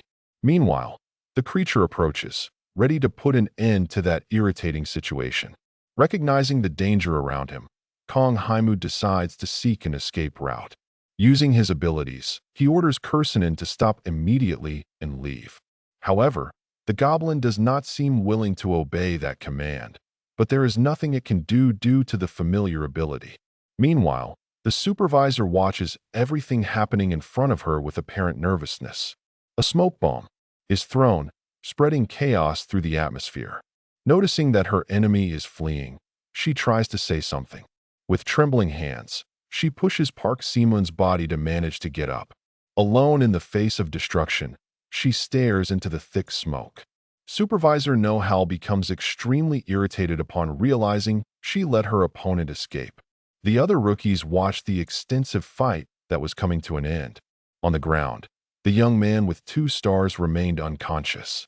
Kong Humu's first dungeon exploration was coming to an end with an unbelievable accident. He watched closely as another of his plans came to fruition without showing any suspicious reactions. But inside, he wondered if that was good enough. As the smoke began to clear, Know-how started to notice some things in the environment. The woman finds a trail of blood and affirms her determination to track the goblin while the others could leave. At that moment, the protagonist couldn't believe what he had just heard. Before they could stop her, the supervisor ran desperately after the opponent she had let escape. Shortly after, she leaned her hand on an office desk. Talking to an employee, she discovers that no one found any hidden conditions. Moreover, there seemed to be no signs of change in the dungeon, and none of the hunters saw anything similar. Nervously, the man said he could do nothing to help the supervisor, but she was not convinced as she knew what she had witnessed. Outside, she took off her cap to rest a bit. Sitting on a wooden bench, she couldn't be satisfied with the fact that no one was hurt. Disheartened, she reflected alone while a voice began to call her consciousness back to reality. Beside her, Kong Haimu appeared suddenly. Startled, the huntress couldn't hide her shock at the boy's appearance. He was worried about the situation the woman was in at that moment, looking quite reflective. The protagonist was curious to know if the woman had managed to deal with that goblin. Upon hearing his question, she took a moment to respond. In the end, she commented that she found the creature. While showing the red hood, she stated that she was unable to recognize the monster. Apparently, it had been dismembered by someone when she found it. Her assumption was that other goblins might have noticed it was injured and attacked when they had a chance. With a smile on her face, the supervisor thanked the boy for his help inside the dungeon. Extending her hand, she affirmed that the young man had done a good job earlier. Although she almost lost someone's life because of her decision, none of that happened due to the boy's actions. Thoughtful, he reflected on those words spoken by the supervisor and asked her not to forget the thanks. Curiously, he asked her if one day he would be able to enter 2-star dungeons with his abilities. However, the supervisor was sure that the goblin could be from a 3-star dungeon. In the woman's opinion, the hero's abilities were something remarkable. She even speculated that he was a hunter who took a break or chose the 1-star dungeon due to ranking restrictions. Without confirming with total veracity, the protagonist stated that the second option could be more accurate. In fact, he affirmed that it was something similar to that. At that moment, the woman began the interrogation by asking if the young man had any associated clan. The important fact was that he seemed not to be used to working with other people. Know-how was sure he was looking for a clan to join. So, she offered an invitation to the great unknown. As long as he was associated with a clan, he could register to enter difficult dungeons and would receive support. With a smile on his face, he seemed excited about that offer. Even music. So, he doesn't back down and claims it would be better to think a little before making a hasty decision. All that time, he had been doing very well on his own and found the process of dividing spoils with others problematic. As he turns his back and walks away, the supervisor is shocked by his attitude. Before leaving, he states that he would expect a positive report from the supervisor soon. A man in a suit rushes by carrying a clipboard in his hands. In the corridors, the man reaches his destination. Shortly after, he knocks on the office of the research team leader. Inside the room, a woman is typing something on her computer. Suddenly, she starts to get increasingly irritated as she hears someone calling her desperately. However, the man grows tired of waiting outside and opens the door with determination. Fearing the leader's reaction, sweat runs down his face as he informs her that he had received something. The researcher tries to control herself and stay calm to listen to the information. The man begins to speak about determining the rank, but the woman starts to rant since she didn't want to be bothered about that subject. Before asking the employee to leave her office, something catches her attention. Reading the report, she pays attention to each of the details. Nervous, she believes there has been some error in the machine, but everything was checked and was functioning properly. In addition to observing the use of drugs, investigating the supervisor calmly, the woman takes off her glasses and thinks about what she will say. What was in her hands was extremely strange and unexpected. She didn't know how she should respond appropriately or what kind of reaction would be acceptable. Suddenly, another employee enters with a clipboard received from the User Management Center with abilities. Despite checking 3 times, the result was always the same. Shortly after, information reaches the boss reporting the receipt of a phone call from the Great Unknown. They said that if they released information about the results before the official report, they would receive 1 million in cash. Startled, they are perplexed to hear the same analyzed name, Kang Hyun-moo. With a smile on her face, the researcher begins to think of a good solution. Determined, she orders that the request be ignored. Even so, one of her employees asks her to reflect on the donation of 1 million, but Wang Yong suddenly throws the clipboard with the protagonist's information on the floor. To her, that report was worth much more than 1 million, and the boy should be investigated as quickly as possible. Moreover, all information should remain confidential until the boy was found. The release of the official report would be postponed. Quickly, she orders her employees to leave the office and gather as much information as possible about Kang Hyun-moo. Pensive. Music. She is alone with that powerful name. Her goal was to discover who that young man really was. The protagonist was sleeping in a cold chamber for testing. A properly protected employee approaches the boy who was waking up calmly. He looks at the figure beside him and awaits the next steps. For users with abilities, there is a ranking system known as ranks separated by level. With each rank, there are specific levels that exist. Once the user with abilities reaches a certain level, it becomes impossible to increase their level any further. Because of this exposure to mana, normal humans can awaken from 0 to 1 star. Recently, the young man was able to reach level 20, the highest possible, and now he wondered about increasing his rank. Shortly after, he received unexpected news from Yumin, who began testing on his body. The girl carefully drew his blood to be analyzed cautiously, but he didn't seem to trust the veracity of the results based solely on a blood test. The Department for Users with abilities could only administer a temporary test to discover people's ranks. Music. But in their laboratory, they could detail things that were not capable of being explored previously. Yuen is a graduate student without a published thesis, but currently works in a laboratory studying mana. They were analyzing the possibility of increasing the ranks of users with abilities, so his blood would be collected. The girl finished the collection while the protagonist seemed to have millions of questions. Later, they discovered the conditions of his blood. All instruments used in the collection were disposed of in toxic waste. After a shower, she hands over the documents regarding the increase of ranks. The relation to high-density mana exposure could cause rank increases, making the young man reflect. There were 9 days, 4 hours, 55 minutes, and 21 seconds left until the next mission. Kang Hyun-moo was entering the star of the apocalypse. His goal was to discover what that hell was. At the top of a building, he observed the landscape, filled with lightning. His next mission was approaching, but he still had some time left. The protagonist knew that the amount of time spent inside hell was the same as outside of it. In that case, It would be better to spend more time in hell whenever possible. Suddenly, red beams of light spread throughout the room. Sweat dripped down the hero's face, who seemed to be engaged in intense activity. While testing his skills, he knew he had to make that time worthwhile. Through synthesis, he was able to create legendary items like the blood-soaked short blade. Excited, he realized how incredible that was while being watched by the hungry star Yogel. The crystal stone was a highly efficient item that is only generated by dismantling rare items using the dismantle skill. Rain explained that it was a material created by refining crystal moss.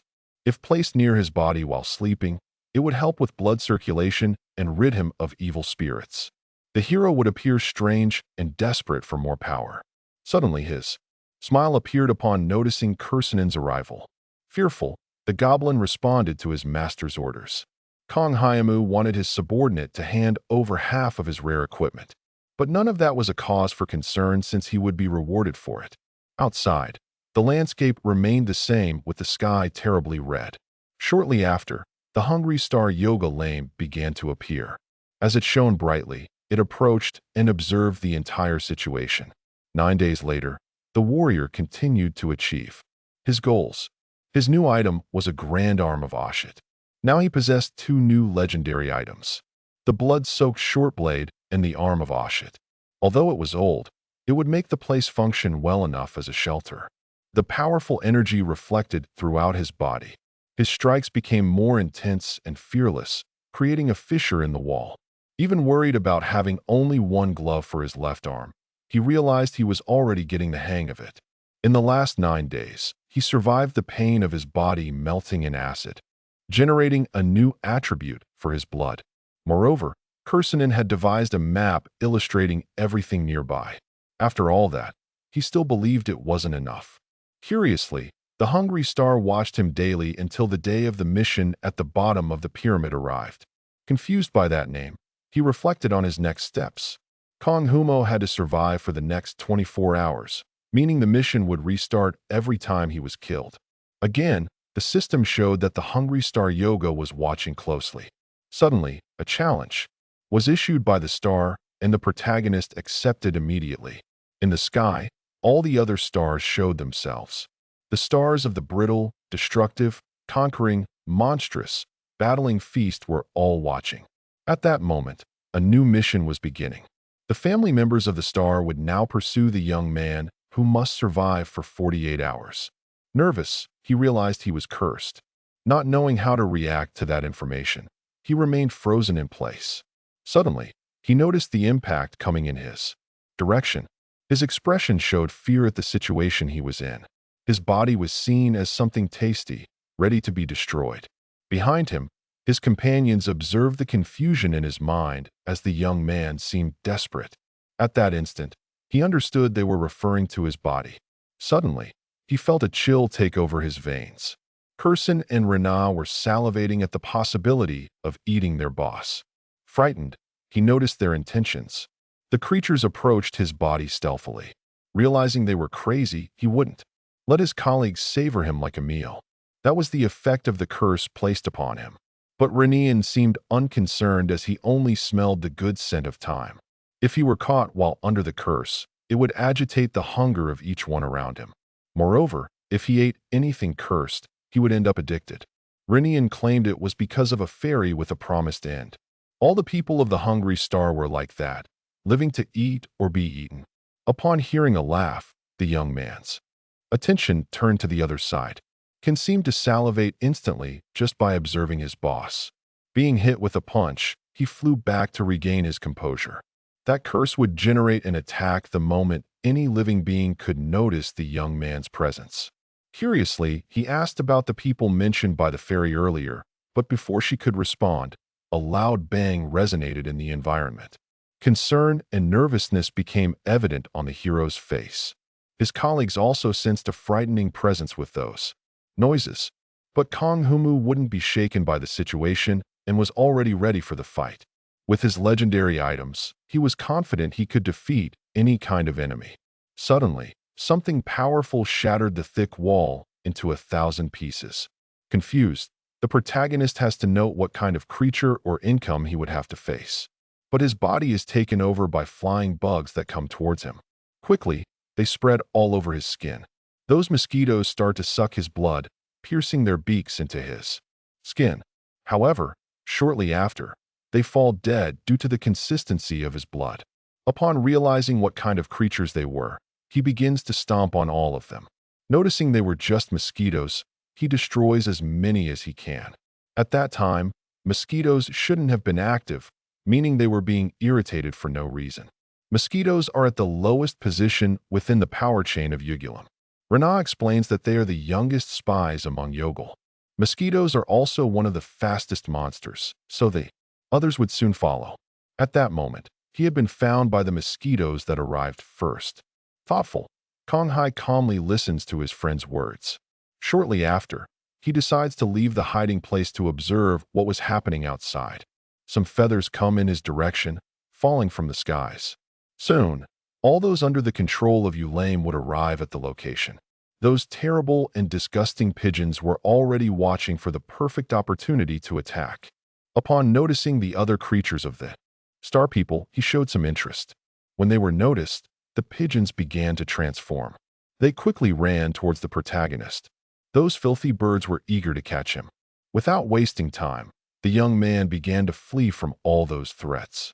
Meanwhile, the mosquitoes had not given up and were flying after him. Using all his strength, he increased his pace while running faster. His expression showed fear from a situation that couldn't be easily controlled. The mosquitoes and the pigeons chased him in grand numbers. Desperate, the hero couldn't find a good way to deal with all of it alone.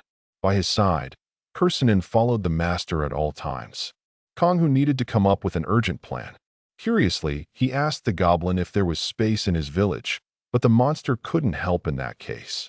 Recently, the growth rate had increased in his village, causing the population to grow. Nervous, the protagonist realizes he was prepared for any type of mission, but he wasn't thinking it would be some kind of strange curse with mosquitoes and pigeons. Moreover, Yulu seemed to be enjoying his sweet moment through that obscure mission. In front of him, he was able to notice the end of the bridge. Using all his strength, he plants his heels on the ground and launches his body an impressive distance while asking someone to fight seriously. His face gradually transforms as he realizes what awaited him below. Countless hungry monsters were ready to attack Kong Hai and Mu. That situation was truly not favorable for the protagonist, who seemed increasingly nervous. As he fell to the ground, debris scattered in all directions. Thick smoke spread through the environment, covering everyone's vision. Meanwhile, the creatures eagerly awaited the hero. From the midst of the fog, he tries to recover from the free fall. His eyes observe the situation he was about to face. With his legendary items, he would have to give his best to survive the mission. However, he seemed shaken as he was expecting a real fight. As the infernal creatures approached, he declared that Yogul should have sent those first. With determination on his face, he launched himself into battle. The monster's gigantic fangs were capable of slicing bodies in half with a single bite. Suddenly, the creature grabs Konghu by the arms, preventing his advance. At that moment, the young man realizes the kind of trouble he was in. When the creature opens its giant mouth full of teeth, he realizes he was done for and starts to scream in despair. Without much difficulty, the monster manages to eat the warrior's head. Lifeless, his knees support him on the ground and he falls. At that instant, the system shows that he had died after a survival time of about 2 days. A warning shows that the hungry star Yuan was watching. The character screams desperately as the scene becomes chaotic and terrifying around him. The creatures approach with quick steps. One of them states that no matter how many times he comes back to life, the fight remains intense. The monsters are on top of the warrior, leaving no room to breathe. Realizing that the same thing always happens, it would be necessary to act decisively. The warning still appears on the screen as the character asks the other to stop staring at him. At that moment, he thinks it would be better to run. His survival time is at 47 hours, 39 minutes, and 50 seconds. While running, he realizes he has no other choice but to play hide and seek with those monsters. The holidays continue chasing him with their enormous fangs. Kirisen was not by his side in that situation, but even if he were, it would be just as bothersome. Thus, he doesn't know what he should do alone. A voice assists him, telling him to turn into the alley on the right. Listening to the voice, he accepts the hint, deciding he needed to act quickly. With enormous precision, he stops and turns right, changing direction to avoid the imminent danger. Desperate, he continues running without stopping, his heart racing and adrenaline pulsing through his veins, even without understanding why he had taken that path. Apparently, the protagonist was speaking with his conscience. Now he should turn right again at the next alley. After dying so many times, he presumes he was going crazy, but that was not his case. Confused, he doesn't understand what was happening to him. With few choices and knowing it wasn't his first time dying, he continues following the voice. He thinks a ghost has started to possess his body. With a push, he turns right. Meanwhile, the holidays do not keep up with his swift movement and crash. Against the wall, happy, he realizes the situation was favorable to him. Without wasting time, he doesn't stop running for a second. Arriving at a place full of debris, he notices some red lights. Not understanding what it was about, he gets nervous until he realizes it was a giant monster in front of him. The voice continues giving tips for him to protect himself. After dodging the blow, feces are thrown at the monsters. Fallen on the ground, the boy just observes. It looked like spidery webs that wrapped around the shadows around him, creating an oppressive environment. Looking up, he perceives the size of the enemy, the threatening presence looming over him. It was a level 87 Black Widow, a creature feared for its cunning and lethality. Fearing for his safety, he feels incapable, doubt, and fear taking over his mind. Meanwhile, the voice still whispers in his head, but the boy has no idea who it is. In the place, the stars were silenced and could not live unless they were bound by the rules of this world. The voice belonged to one who could whisper to him. After the explanation, he understands who she was talking about. It was the star whispering named Monstral that he had been observing all this time. The star says that everything he did would now appear as if he were being rude to Yoglei, who would presume everything was a coincidence. Moreover, the boy should not speak anything loudly from now on so that Yoglum wouldn't discover that things were wrong. However, the star could not read his mind. She only spoke to him through his mind. After that discovery, the boy wanted to know what she wanted. Yogel was planning to use the protagonist as food for as many family members as possible to increase their rank. The star's request was for him to end that senseless test before it was too late. Finally, music. She wanted to make him a member of her family. The boy does not understand the interest placed in him, but the need for a new player was a priority, and everyone was trying to create a plan to resolve things. At that moment, that information was unknown to him. The star tells him that if the young man knew what the others wanted to do with him, he would want to join her. In conclusion, the character thought she was better than everyone else. Compared to the other stars, serving should be simple. He just had to love her. Touching his face, she asked him to praise her, adore her, and obey her as in a diamond relationship. In the same way, the star would return the compliments to be loved warrior. The feeling is sweet, as if he were falling into a deep swamp. As long as he acts like a lover, he could gain more power. What he really wanted was to be approved by anyone, and surviving alone in that hell was too painful. The young man is left speechless as the creature of light grabs him. A warning shows that the fragile Gullish star was watching him closely. At that moment, he returns to his reality. Above his head, Monolil continues with her intense glow. While waiting for a response, he says he already had a girlfriend. Upon realizing that the star fell completely silent, the protagonist thinks she might have been upset by his words. Radiant Monreal shows her angelic face, lamenting that a hero like him has only one woman. He is shocked by the star's attitude.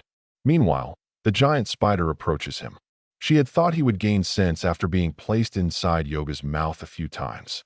Despite that, she should have at least provided a way to overcome. Since he had rejected the easiest way out, the tension increased with every passing moment. With each phrase spoken by the star, the spider drew closer, her presence becoming increasingly threatening. From now on, he would need to start making an effort, knowing that his survival depended on his choices.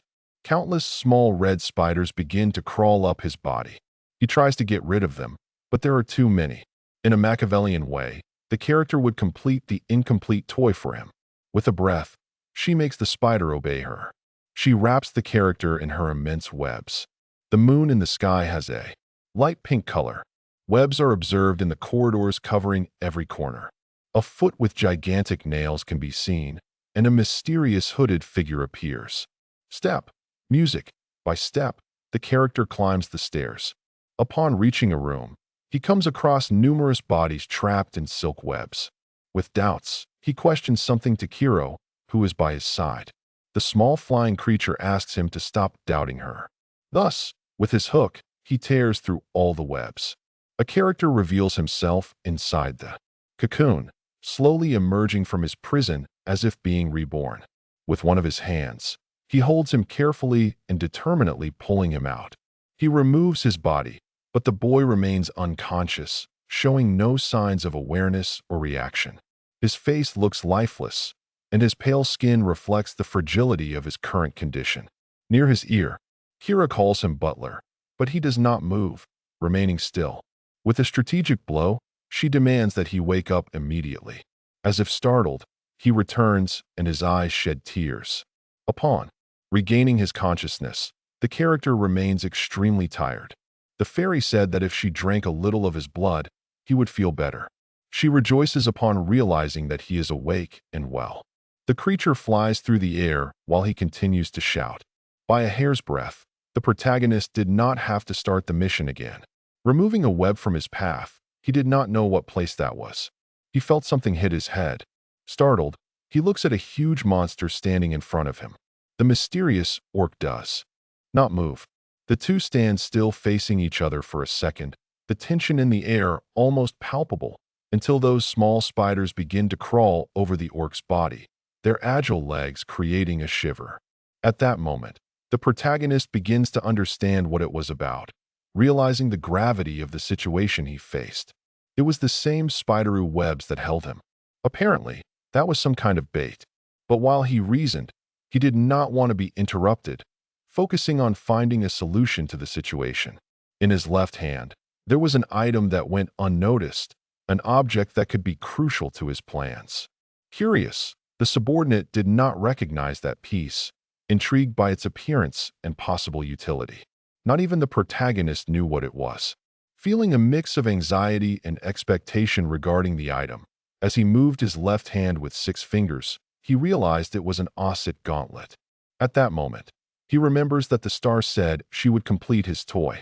Opening the system, he wants to check something suspicious, searching for information that might help him. He touches the screens patiently, looking for something that could offer an advantage amid the chaos.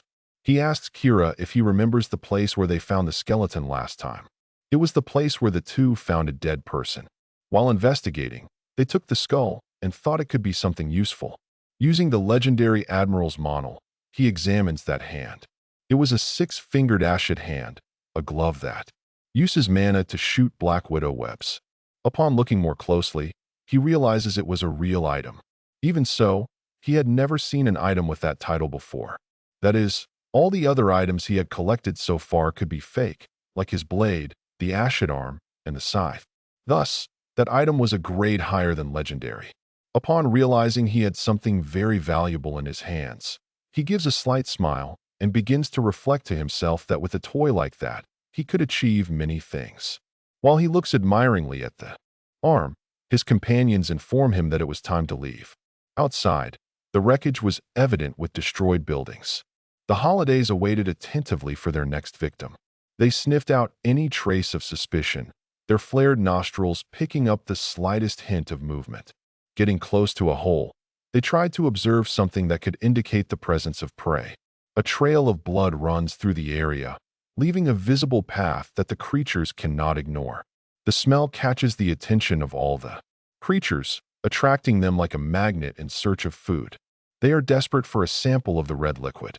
Like bloodhounds, they are drawn in. They all gather and head toward that smell, attracted by the promise of food.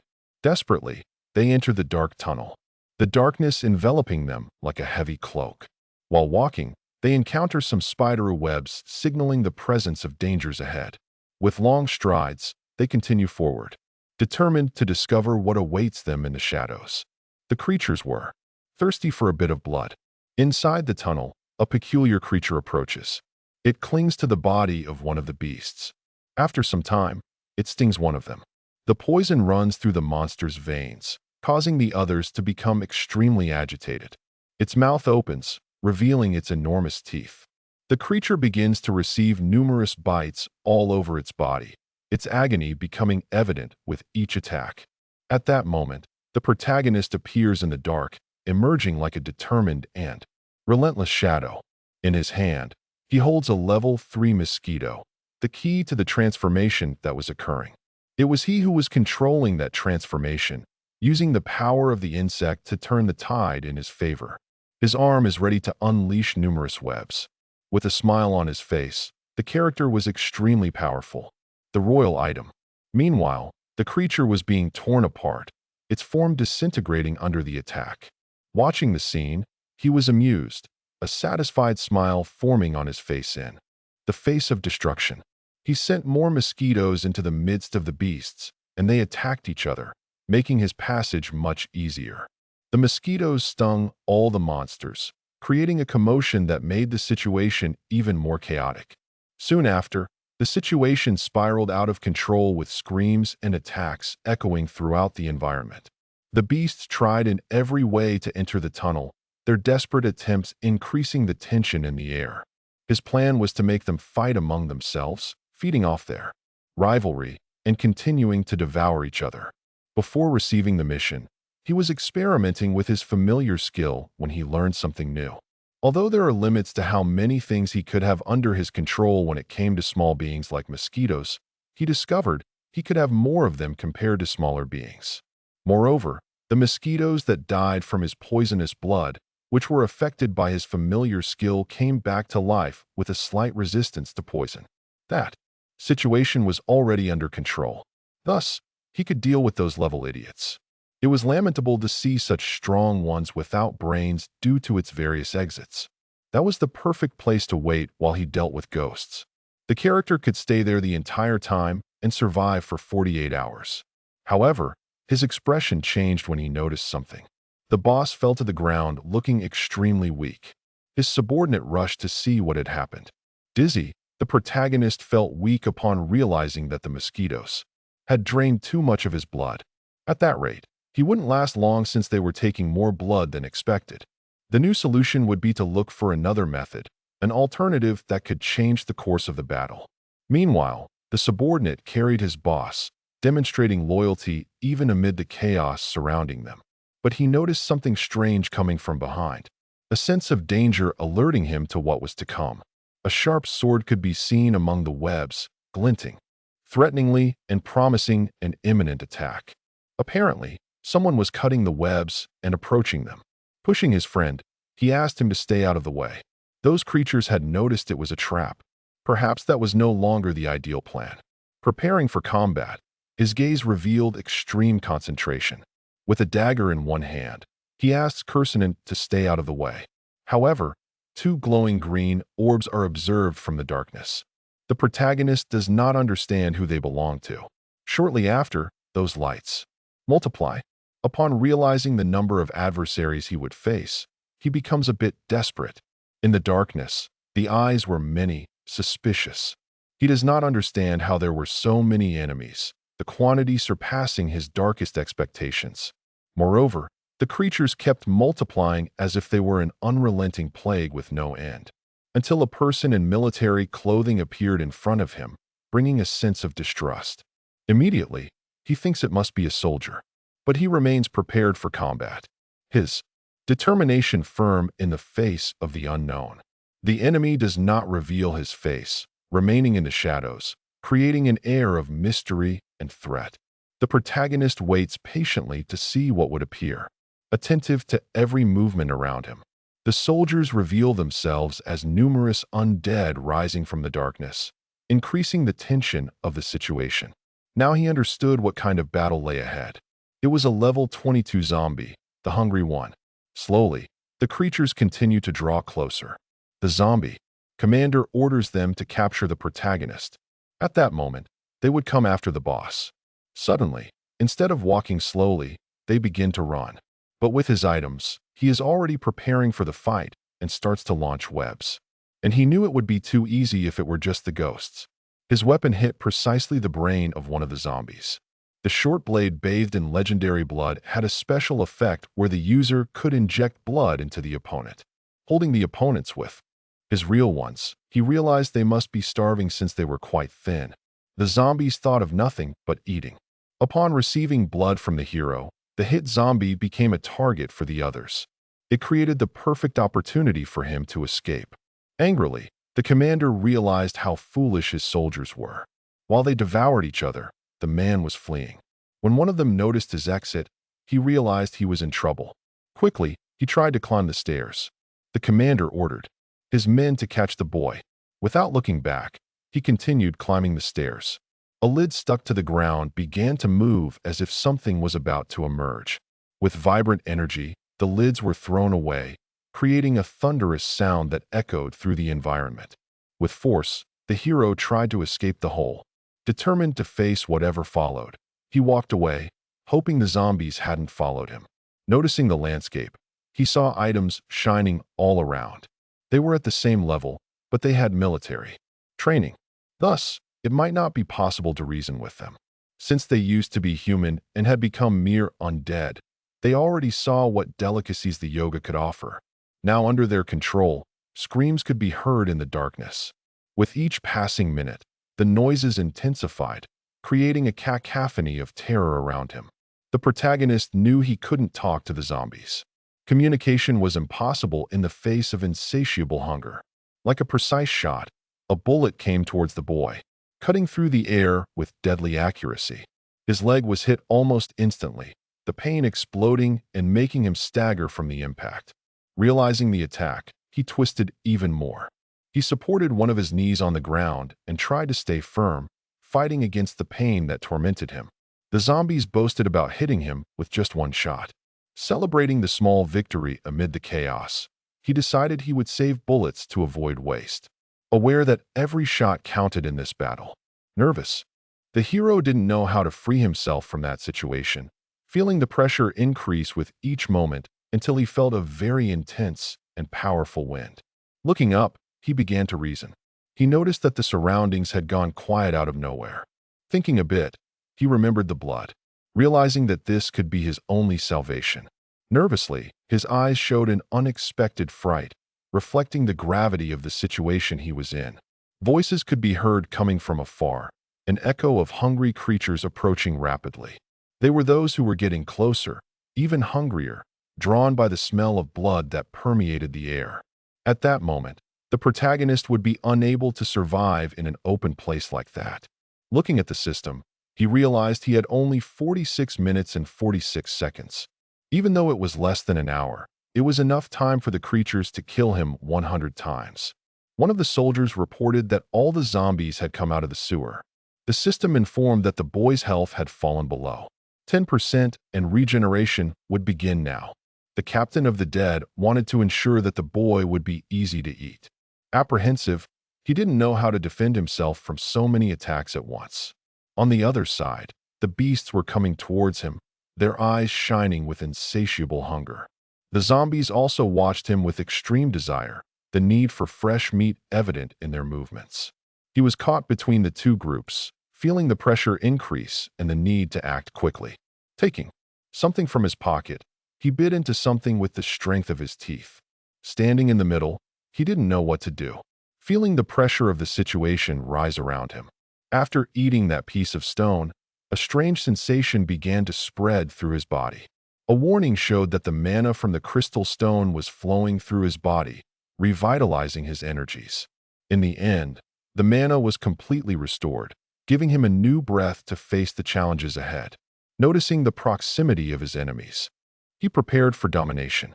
Still standing, he calculated what would be the best strategy, analyzing each movement of the monsters in front of him.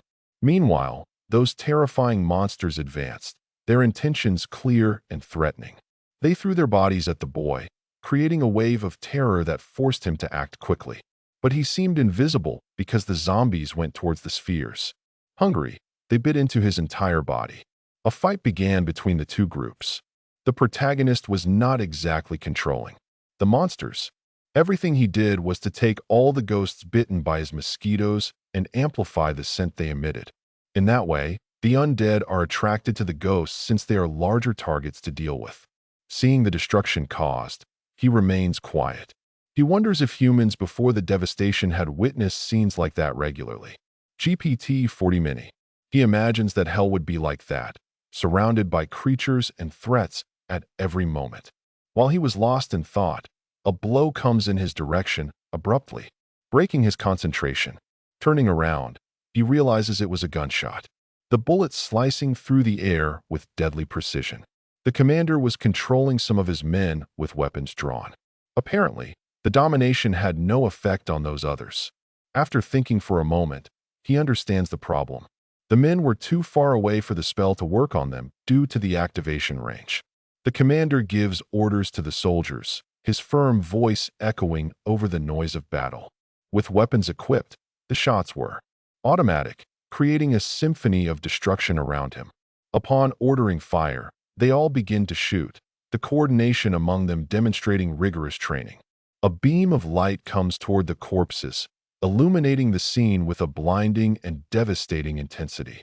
With a precise strike, it cuts off all the heads at once. The hooded figure had returned to save his boss, saying he could save the thanks for later. The protagonist is shocked to see his friend. The Green Goblin takes an instrument from his back. It was the Winter Collector's scythe, capable of tracking living beings and freezing the area around. The subordinate prepares to defend his boss at all costs, determined to protect his life. Heads begin to roll everywhere, the scene becoming a spectacle of chaos and violence. The protagonist realizes it was Kursinen, recognizing his friend's unmatched skill in combat. His friend was extremely skilled with that scythe, cutting down enemies with lethal and impressive precision. Meanwhile, he insists that his boss can save the thanks for later and adds that he would have to be very grateful for the rescue. The character believed he was very powerful for what he had just done. The commander couldn't believe how humans and goblins could fight against his soldiers. Stealthily, he grabs one of his weapons, adrenaline pulsing through his veins as he prepares to act, and aims at the two characters, focusing on neutralizing the approaching threat. However, he did not expect that the machine gun would be frozen. The surprise leaves him momentarily paralyzed. Not knowing how to react, he simply compares himself, waiting for the fatal blow. Without showing mercy, the goblin cuts off his arm. Confused, the captain was realizing he was going to lose the battle. He took a kick that made his head turn 360. Kursinen was indeed very skilled at that moment. In the past, the protagonist would have tried to ask for help if a friend was complaining, but after he got that weapon, he listened to him quite well. While watching the goblin, the hero did not notice the attack from the ghosts, but he was very quick and managed to dodge. Stopping for a moment, he realized he had almost been crushed. Meanwhile, the creatures were looking at him as if he were the next snack. He was already in a fighting stance, ready to defend himself. When the papaya held the mouth of one of the creatures, the scene became even more chaotic and unexpected. There were zombies still attracted by the blood, their music, threatening presence increasing the tension in the air. Turning from side to side, he seemed confused, trying to understand what was happening around him. Apparently, the number of zombies had multiplied. At that moment, he realized he was running out of time and would be unable to maintain the domination for long. Thus, he would need a plan B to avoid being devoured by the creatures. However, everyone stops fighting for a moment. Apparently, something is hovering over their heads. The sky has a blood-red color. The mosquitoes are usually nocturnal, although they were only weakened by the protagonist's blood scent. As soon as the sun sets, they begin to become hyperactive. Standing still, the hero still doesn't know how to proceed. Feeling the pressure of the situation rising around him, he decides to open the system and check some information, looking for a strategy to face the approaching challenges. Some lightning radiates through his body, energizing him and awakening a latent strength he didn't know he possessed. He decides to test the spider webs. imagining how they could help him escape or attack his enemies. His movements attract the attention of the ghosts. Moreover, the zombies also become interested. The hero covers his body with the spiderweb. Meanwhile, the undead are already heading toward him along with the ghosts. The protagonist says he hopes the two will take care of each other. At that moment, a swarm of mosquitoes descends from the sky and heads toward the hero. The ghosts try to protect themselves, just like the undead. While fighting, Kursanen takes a kick from the mosquitoes. He hovers over every corner, occupying all the places. In a fight like that, it would be hard to tell friend from foe. And thanks to the effects of the scythe, many were frozen. If it continued like that, the warrior would manage to survive until time ran out. Although he was getting a bit euphoric, he needed to play it safe and calm down. He couldn't forget that his goal was not to kill everyone, but to survive the 48 hours. The boy didn't notice that a zombie was approaching his leg. He only feels an intense pain, as if every fiber of his being was screaming for relief. Looking down, he realizes he has been bitten, the wound pulsing and threatening his sanity. With his foot, he crushes the head of the undead, releasing a satisfying crack that echoes in the air. When he let his guard down, the creature seized the perfect chance. This was terrible for his plan since he was low on blood. A few more zombies were crawling towards him. The hungry Star Yugu was still watching him. The situation seemed extremely dangerous, and he didn't know what to do anymore. As he looks at his leg, he notices the wound, feeling the pain pulse with every movement he makes. It would be necessary to replenish the blood he had lost. The urgency to recover was becoming increasingly evident. The zombies continued to eat the bodies of the ghosts, devouring the flesh with insatiable voracity. Looking at the liquid flowing on the ground, he realizes that the battle was not over and that he needed music to act. He has a somewhat unusual idea. He orders his mosquitoes to grab one of the ghosts. The species of Kong Hyen Mu was a level 3 mosquito and was tasked with sucking all the blood from the creature. In the end, only skin and bones remained, a grim reminder of what had happened. Loaded with red liquid, they rushed to their master. The urgency in their movements evident, and they stung him, transferring all the stored blood. A macabre exchange that could change the course of the battle. Even though it was a stupid idea, there was nothing else he could do besides that. He holds on tight while receiving several stings. At that moment, his fury becomes intense. Kneeling on the ground, it seems that his body is completely sore. He leans for a while, trying to regain his strength. The ghosts are already approaching his body, their ethereal presences creating an atmosphere of terror. They show their sharp claws preparing to destroy the boy, ready to attack mercilessly. With a strike, they try to hit the boy, the speed of their movements surprising even the swiftest. Like a spray, blood is splattered everywhere, staining the ground and revealing the brutality of the confrontation. But the boy doesn't seem to have suffered any attack, his agility surprising everyone around. He flies off after cutting one of the beast's arms, demonstrating impressive skill in combat. Now he had regained all his energy, feeling revitalized and ready to face new challenges. He throws the creature's arm to the ground, a disdainful gesture symbolizing his victory over the enemy. His face reveals a frightening expression, and his teeth are sharp. Desperate, the ghosts begin to run. Flying over them, the boy goes to meet the others. The creatures try to reach him, but he is too fast. The mosquitoes continue to help in the battle, flying all over the place. The protagonist's agility is something never seen before, surprising even the most experienced in combat. Without his enemy noticing, he quickly positions himself, stopping behind him in a stealthy move. With both hands, he grabs his face, holding it with unwavering strength and determination. His mouth has teeth like those of the ghosts, sharp and ready to cause pain and terror. Thirsty for blood, he bites the beast's head, showing his ferocity and insatiable thirst for victory. Without shame, he tears a piece of its skull. The trait of the greedy was added to his venous blood. In the end, he finished off his opponent using only the strength of his new teeth. Consuming blood from the acid in his body increases physical abilities by 30%, but the effect will stop when all the blood is used. During the activation time, The user will suffer extremely and absorb food into the body quickly. However, if the user is in a fasting state, they could die when the skill consumes the body.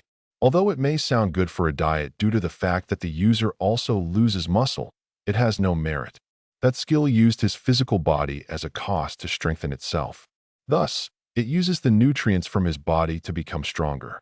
He feels a strange sensation as if something is about to happen, disturbing his concentration. Crouched down, he feels a sharp pain in his chest, a sign that his body is resenting the battle. A protagonist was hungry, the need for food becoming increasingly unbearable and urgent. It felt like his stomach would digest him from the inside, crying out for sustenance. Amid the chaos, a zombie came toward him, dragging itself slowly but with a terrifying determination in its gaze. But he was already prepared for the attack.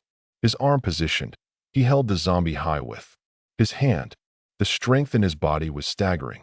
Laughing, he realized how powerful he felt, the adrenaline pulsing through his veins as he dominated the situation.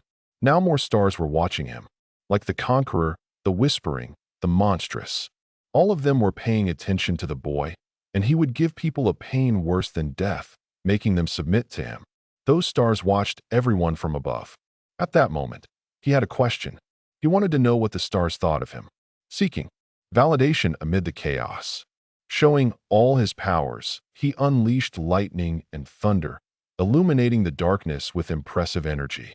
He floated among the creatures while hitting all of them at once. His combat skills standing out once again. Ghosts and zombies faced off, ready for a confrontation that could decide everyone's fate. Meanwhile, the protagonist flew through the air. With an expression of extreme rage, he looked at his opponents. Determined, he launched one last power at them, concentrating all his energy into a single devastating attack, causing a huge, gigantic explosion. The impact reverberated, completely changing the landscape around him. Debris was thrown all directions, creating a chaotic and terrifying scene for the survivors. As he observed the destruction caused, a satisfied smile formed on his face, revealing his satisfaction. Evil could be seen in his eyes, reflecting the darkness that dwelled in his heart. With his Gaga, he showcased his numerous abilities. The ghosts were thrown with extreme force. His cuts were precise and quick, hitting his opponents in the head, in the body, and even slicing them in half. There was no escape for any of them as the protagonist's victory drew ever closer.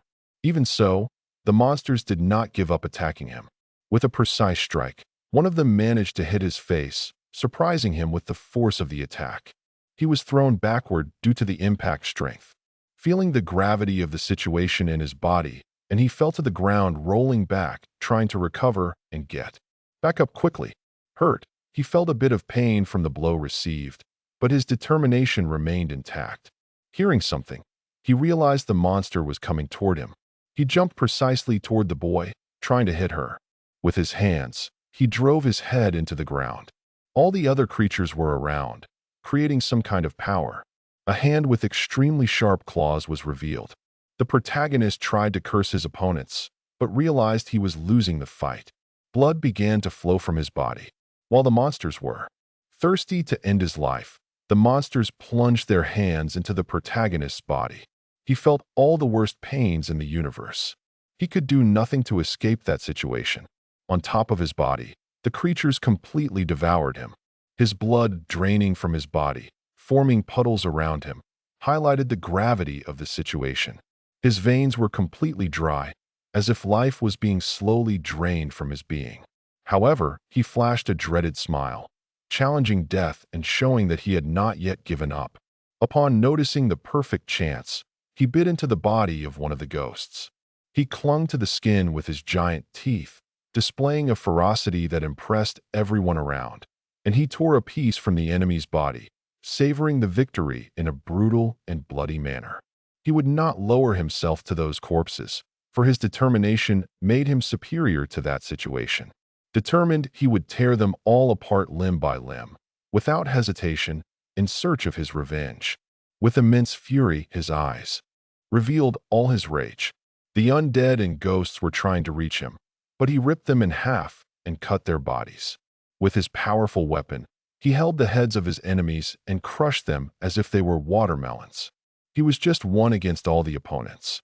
With his smile, he seemed to be having fun as if the battle were just a game to him.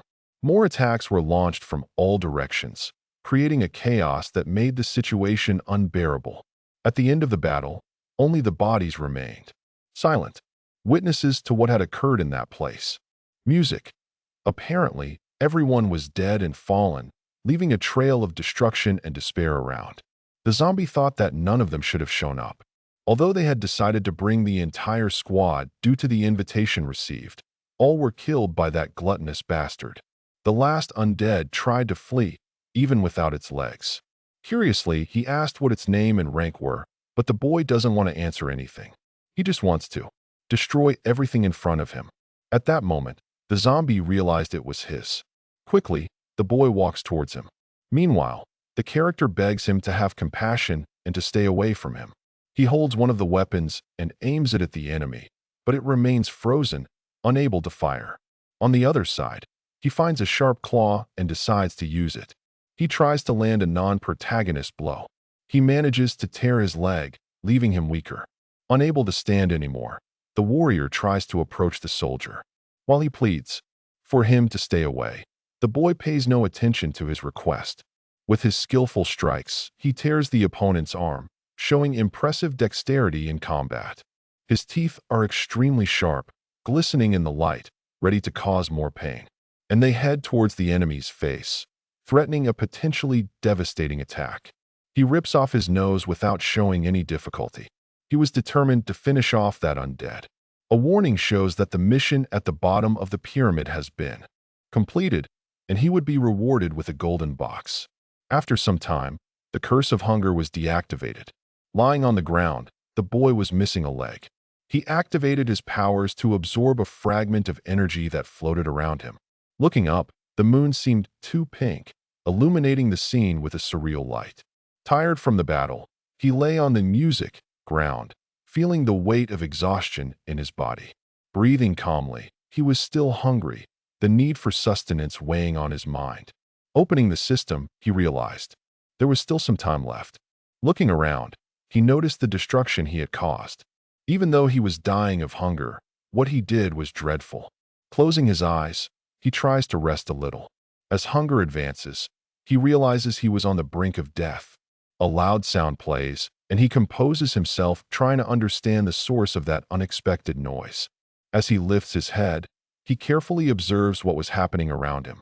Intrigued, troops advanced towards him, marching with determination, and he felt a chill in his stomach.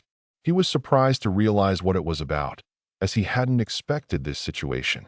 He thought the mission was over, but now he found himself facing a new challenge. Huge flags could be seen from afar. The tribe was getting closer, playing curious instruments. The master rode atop a monster with sharp teeth, while his men moved a carriage. Upon hearing that scene, the astonishment on the boy's face was evident. Each of those beings was bigger and stronger than the ghast and those zombies, but he still hadn't discovered why they were protecting the carriage. The vehicle moved slowly. Meanwhile, someone inside could be seen through the shadow. Shortly after, the creature was in front of the protagonist, saying he seemed to have enjoyed the meal, even though he wasn't fully prepared. It was Kawuro from the Society and Laziness of level 118. Nervous, the boy didn't know how to respond. Getting closer, the creature realized he knew him, but the protagonist already knew he was being tested at that moment. Curiously, he asked how he managed to survive at such a low level. Thinking that all humans had been extinct, wanting to know if there were other survivors, the two characters exchanged glances, the tension between them growing every second. Suddenly, the boy's skin was cut, an unexpected blow that surprised him. The creature brought the blood to its mouth and savored it, relishing the essence of life flowing. Upon tasting, it claimed that it seemed he had fallen from the sky, an irony that echoed. Amidst the horror, after John and Maria Keller, some believe humanity had been wiped out like a candle. Thus, the character would never think there was such a fresh human in the area. He wouldn't let a precious child like him be out in the open. While picking up some bodies, the protagonist felt a lot of disgust. repulsion taking over his senses. He asked the creature to stop doing that immediately, his voice trembling with the urgency of the situation. But the creature was already touching his body, ignoring his request, and advancing with its intentions. It gave him a new leg, allowing him to walk again, a second chance amidst the chaos. He stood up, asking the young one to follow him. However, the hero asked to wait a bit. He questioned whether the goal of that being was to make him part of the Ugolin family. Before he could explain, he was interrupted. The boy stated that he had no intention of becoming a mere delicacy. Upon hearing that, the smile turned into astonishment for just a second. Placing his hand on his forehead, the character began to laugh. He claimed that the boy had misunderstood everything, asked if he knew what the most basic and simple desire was. While licking his lips, he answers that it was hunger. Squinting his eyes, he said that the hunger of yoga is infinite influence, sexual discipline, capital, power. He devours everyone and uses them whenever he wants. The creature said that when he was merely human, he was unable to achieve anything he wanted due to his morality and discipline. Attentively, the warrior listens to his wise words. Continuing his outburst, he says that all of that should have been his and everything should be the result of his effort. Irritated, that jewel monster screamed that the rage was unbearable. He believes that the young man was also filled with greed and anger, thinking he deserves what is rightfully his. However, he said that most people are unscrupulous and some electrons are completely greedy. Trying to get into the boy's mind, he asks if he isn't curious about how high he could rise. Observing everything attentively, he remains silent. Concluding his explanation, he says that this was the reason he would become a being capable of swallowing the entire world, and he alludes to his serpent that despises everyone. Extending his hand, he asks him to join and become part of that being. Sitting in the same place, the boy still doesn't move. Lost in his thoughts and reflections, the pages of a book are shown. A girl rests, leaning on her extensive notes. With a snap, she wakes from a dream. Looking out the window, she remembers someone special and calls for him. At that moment, she is thinking of her boyfriend. The city is filled with tall buildings and silent streets, creating an atmosphere of loneliness and desolation. Against the sadness in her gaze, the girl observes the landscape, feeling the weight of the stillness around her. Meanwhile, the light is reflected in the despicable environment, illuminating the details that contrast with the melancholy. Smiling with few teeth, the protagonist says he wasn't afraid, his confidence shining. At that moment, his arm begins to glow, emanating an intense energy that attracts everyone's attention. Supporting one of his feet, he stands up, determined to face whatever comes next. Confident, the creature realizes that the boy has made a wise choice. Meanwhile, the subordinate stands still. He grabs the hand of his new acquaintance to support himself. Calmly, music. He rises, regaining composure after the attack. However, the creature feels an intense pain, the surprise catching her off guard. Without thinking twice, the boy bites her hand, seeking an advantage in the fight. Angry about what happened, her eyes transform, revealing a fury that makes her even more dangerous, and she throws the boy away, the force of the movement causing him to lose his balance. He can't believe the audacity of that cursed beast. Even tired, music, the protagonist tries to provoke his opponent, saying that he tasted worse than zombies. Finally, he asks if all traitors had that flavor. The monster feels extremely affected by the taunts and does not accept being called a traitor. Noticing her fury, the protagonist realizes he has gotten himself into a bad place. As he gets closer, he says there was no point in talking to her. Thus, the only way out was to kill the last human.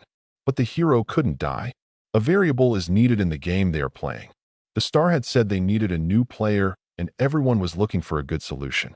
At that moment, he remembers that explanation and realizes that the solution was himself. Although he could try to settle elsewhere, he wouldn't let this chance slip away due to fear. He asks the creature to go ahead and tries to kill him since it wouldn't be his first time dying. While grabbing him by the neck, he lifts his body into the air. He starts to think about what the most painful death would be, breaking his bones or crushing him completely. Noticing that his mouth wouldn't stop talking, he decided to offer a little help. Asking the boy to scream, he unleashes all his powers. Holding firm, he feels pain throughout his body. The character laughs, remembering he was called a traitor, something extremely inappropriate for him. Not everyone was on the side of the monsters to exterminate humans. Holding tighter, he decides he would end his miserable life. At that moment, the monstrous star Augusto was watching everything, and the creature was startled to notice something unusual. The boy had become stronger than ever. He throws his opponent away with a defensive move, but shortly after, he loses his strength and falls to the ground. His head hits hard, and his eyes are almost closing. Meanwhile, his enemy is feeling a lot of pain. The force causes debris to hit those who were merely watching. A wind takes over the entire place, sweeping through the destroyed buildings and bringing a tense atmosphere. Noticing what had happened, the creature asks for calm. He said he was just excited and had no intention of breaking the rules. At that moment, he realizes his troops should retreat. Hastily, everyone flees. The location. The skies have a pink color mixed with black, giving a shadowy air. The protagonist remains fallen on the ground, having no strength to stand. Throughout the space, there are numerous striking lightning bolts. Confused, he didn't know what was happening. The clouds in the sky continue to move. Rising, he realized that his enemy had fled out of fear. As he tries to walk a little, he looks up and shouts at someone who seemed to have enormous power in their hands. He was irritated by the threat of being torn apart, broken into pieces, or burned alive. Even while shouting, he felt weak and he realized that it didn't matter what they did to him. The protagonist begins to reflect on his life as the formation of the clouds starts to change. Alone, he is kneeling amidst the wreckage of war. A girl with long hair watches.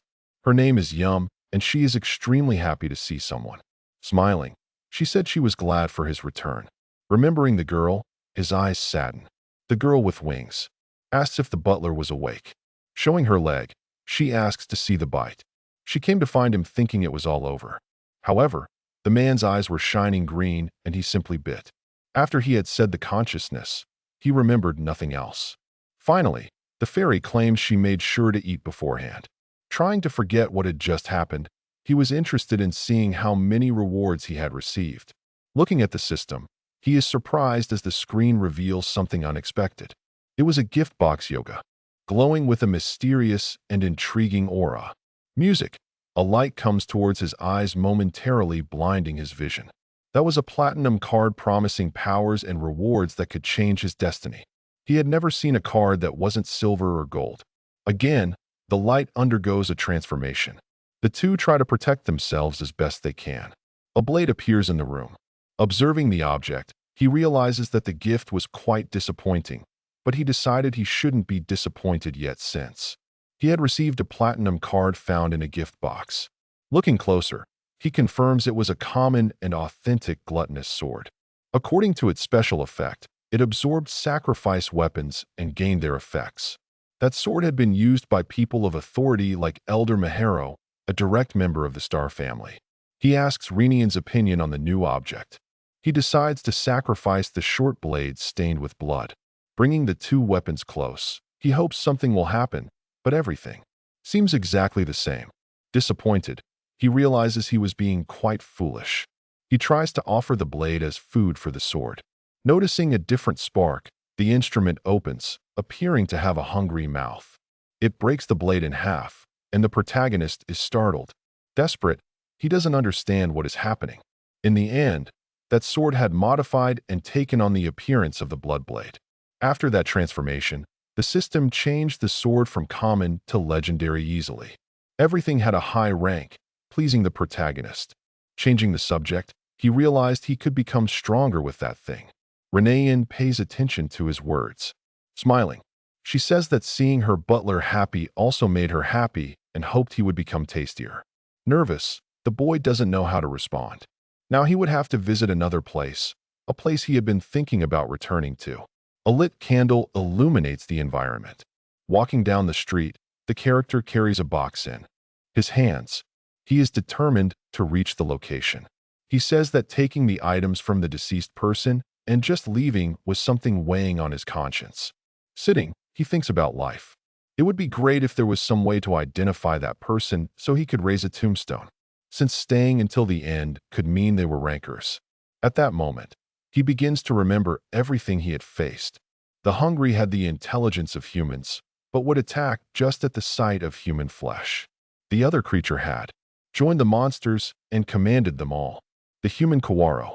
Besides that, there was him who commanded Kursanen and Rana.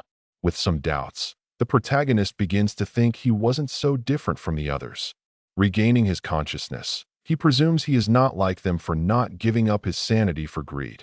Thus, he was the reason to think the skull was someone very impressive. For while fighting in a world full of people like them, he had managed to protect others alone. Maybe it's because he was the exact opposite of the boy being installed deep in his mind. Searching through the drawers, he tries to find the identity of the skeleton. He thought he would be able to discover it after returning to the real world, but he had no clues. A book appears in one of the drawers. Flipping through the pages, he discovers that his dead friend had a diary. As he reads his notes, he is shocked. Items with high stats are not the only important things.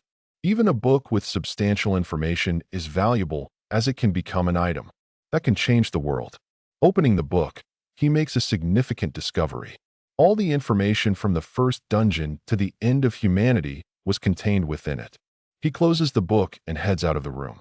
Every event in human history was documented on those pages. What happened, and when, and a way to prevent them from happening. He begins to think about the veracity of that information. At that moment, he is already walking the streets again. With a light smile on his face, he starts to devise a plan. With that book, he possessed the key that could save all of humanity. Waving goodbye to his colleague, he asserts that the skeleton man was incredible.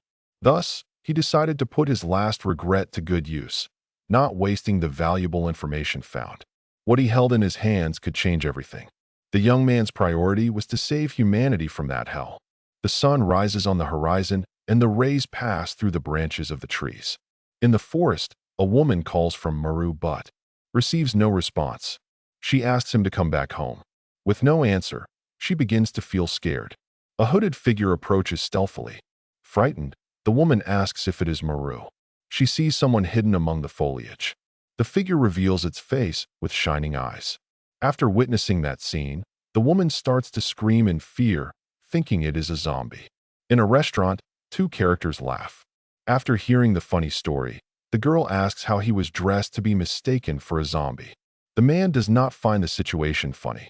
Since the police have been called, the girl reflects on something while sipping a glass of wine.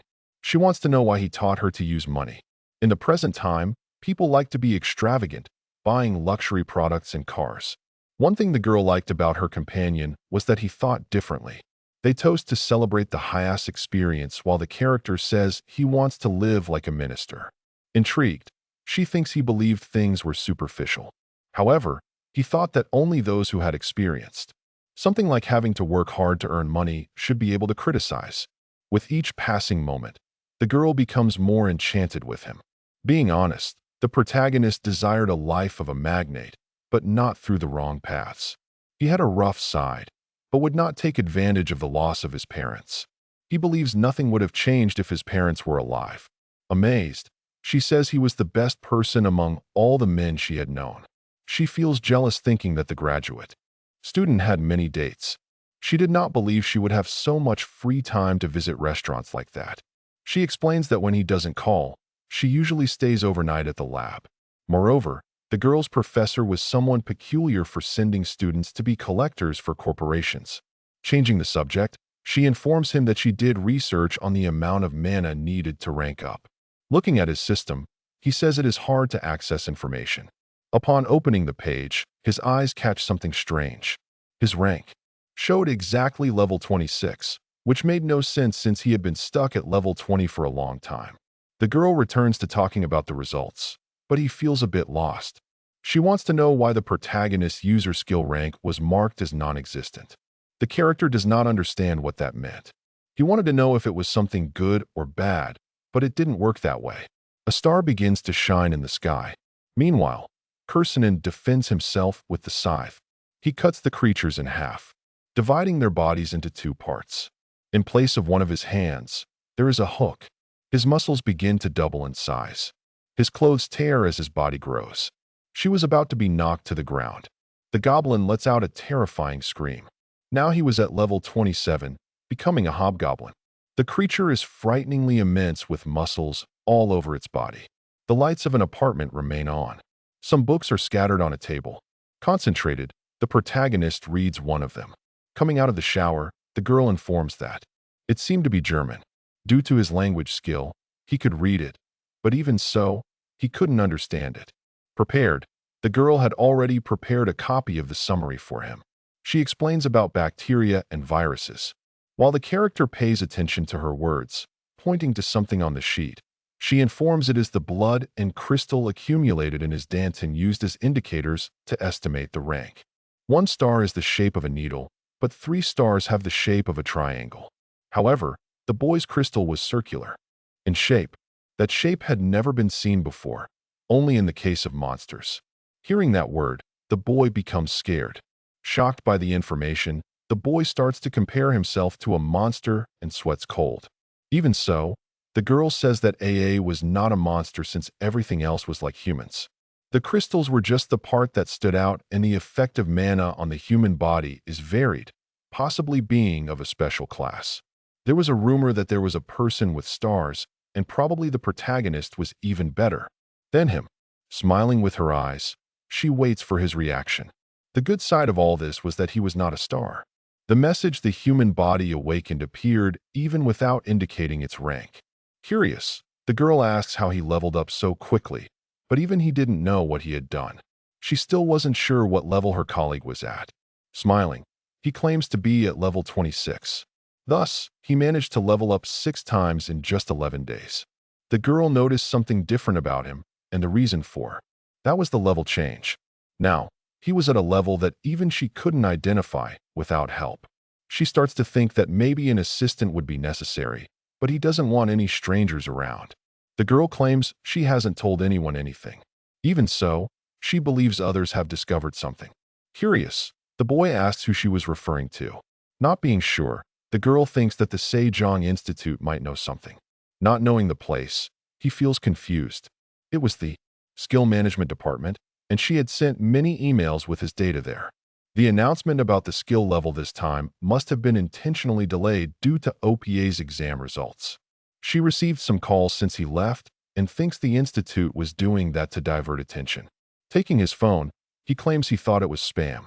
Since the girl knew everything, he would still keep in touch with her.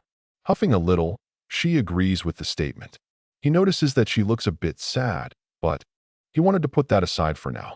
Grabbing a hair dryer, he started drying her hair. In the meantime, he asked Yumin to keep analyzing everything for him. The possibility of buying more advanced equipment comes up in the conversation, or even buying a large house with few employees being hard to access like a bunker. The girl complains when the hairdryer gets too hot, but he apologizes for burning her. Blowing on her hair, he states that he couldn't continue living in that place, but the girl doesn't want him to leave her side. However, his plan was to take the girl wherever he went. Looking at her skin, he notices many wounds this time. Laughing, he claims they would fade over time. Looking more closely, it seemed painful. Even so, he reaffirms that it would disappear quickly. Suddenly, the girl bites his arm. Confused, he doesn't understand the situation. To her, somehow, AA had a delicious smell. Her expression changes when she sees what happened. The girl bit so hard that it left a mark. Happy to have such an important person by her side, he cares her hair. Getting closer, she bites his cheek. The girl lets out a scream that can be heard from outside. The next day, some birds fly near the building. The rays of sunlight invade the room. In bed, only the girl sleeps peacefully. The protagonist has been up for a long time. He remembers everything he had to face in the other world. All the deaths, all the destruction, and everything he had to do to survive. He starts to cry, feeling bad. Music. Those memories were extremely disgusting. To him, the passive recording function of the battle assistant is helping to keep the experience of that battle alive. He could feel everything as if he were trapped there again. A message shows that fragments have been acquired. Looking at the palm of his hand, he notices that the pattern has changed. Those star fragments were level 2 and had the power of absorption. However, that note was very confusing due to the blank spaces. With that ability, the summoner can absorb the target's followers and learn some skills, physical strength, and human abilities from the target. It would have been much easier to pass the Yalm approval if he had that mark. At that moment, he starts to think that everything was related. An elderly man asks why he had been called. The protagonist states that he had some corrections to make regarding his classification. Holding a lens close to his eyes, he asked the man to stay still. Confusion etched on his face. He was not liking the situation. He wanted to understand what the boy was up to. Now, that gentleman was Parkiso, and he was level 40 with dual wielding and stealth skills. Bravo questions if Kong Hyunu thought he had nothing to do. The boy throws something into the old man's hand. He wanted the man to see what he was seeing. It was the only way to believe in what he was saying to correct his rank. With a lens in his eyes, he notices that the boy was at level 26. It was still hard for the man to believe even with so much evidence. The Sejong Institute had only postponed the announcement of the skill rankings once, having no precedence. The talent ranking is reflected in the real-time salary, and this cannot be taken lightly. Thus, the old man states that he would be in touch soon. Before leaving, he asserts that despite the boy hiding his abilities, he was not a small vessel. Understanding the conversation, he asks if he was willing to change his tone. The old man thanks the boy's greed. Although he liked him, he could not follow him since he had to consider his own allies. But for now, the protagonist accepted only an oath and the man's word. His goal was to catch Lee. Despite the boy's cheeky demeanor, the man continued to like him. But the protagonist knew that Lee Jae was nothing more than a step on the ladder waiting to be stepped on one day. Thus, he would listen to the boy's wishes. His first request was for the old man to meet someone special. He casts a spell on the ground. A bit of tar begins to move, and something emerges from within. Upon seeing that, the old man is astonished. Even the boy couldn't believe what he was seeing. With his sword, he asks what it was about, but there was no need for any kind of panic. Ken is happy to see that his boss was alive since he hadn't heard any news about it. Looking at the creature, Park So realizes the form of treatment. That transformation was thanks to the scythe that the boss had given him. The character worked hard to slice all the Yogo Lamb dogs, leveling up like a Pokemon. As he approached, the old man realized how incredible it was to talk to a subordinate monster, and he noticed that he was very intelligent for a goblin. Upon hearing that, Kursanen becomes extremely irritated. He steps closer with his scythe and states that he hadn't mentioned being a goblin. While defending himself, the old man thought that the creature was very fast and strong, not comparable to a goblin.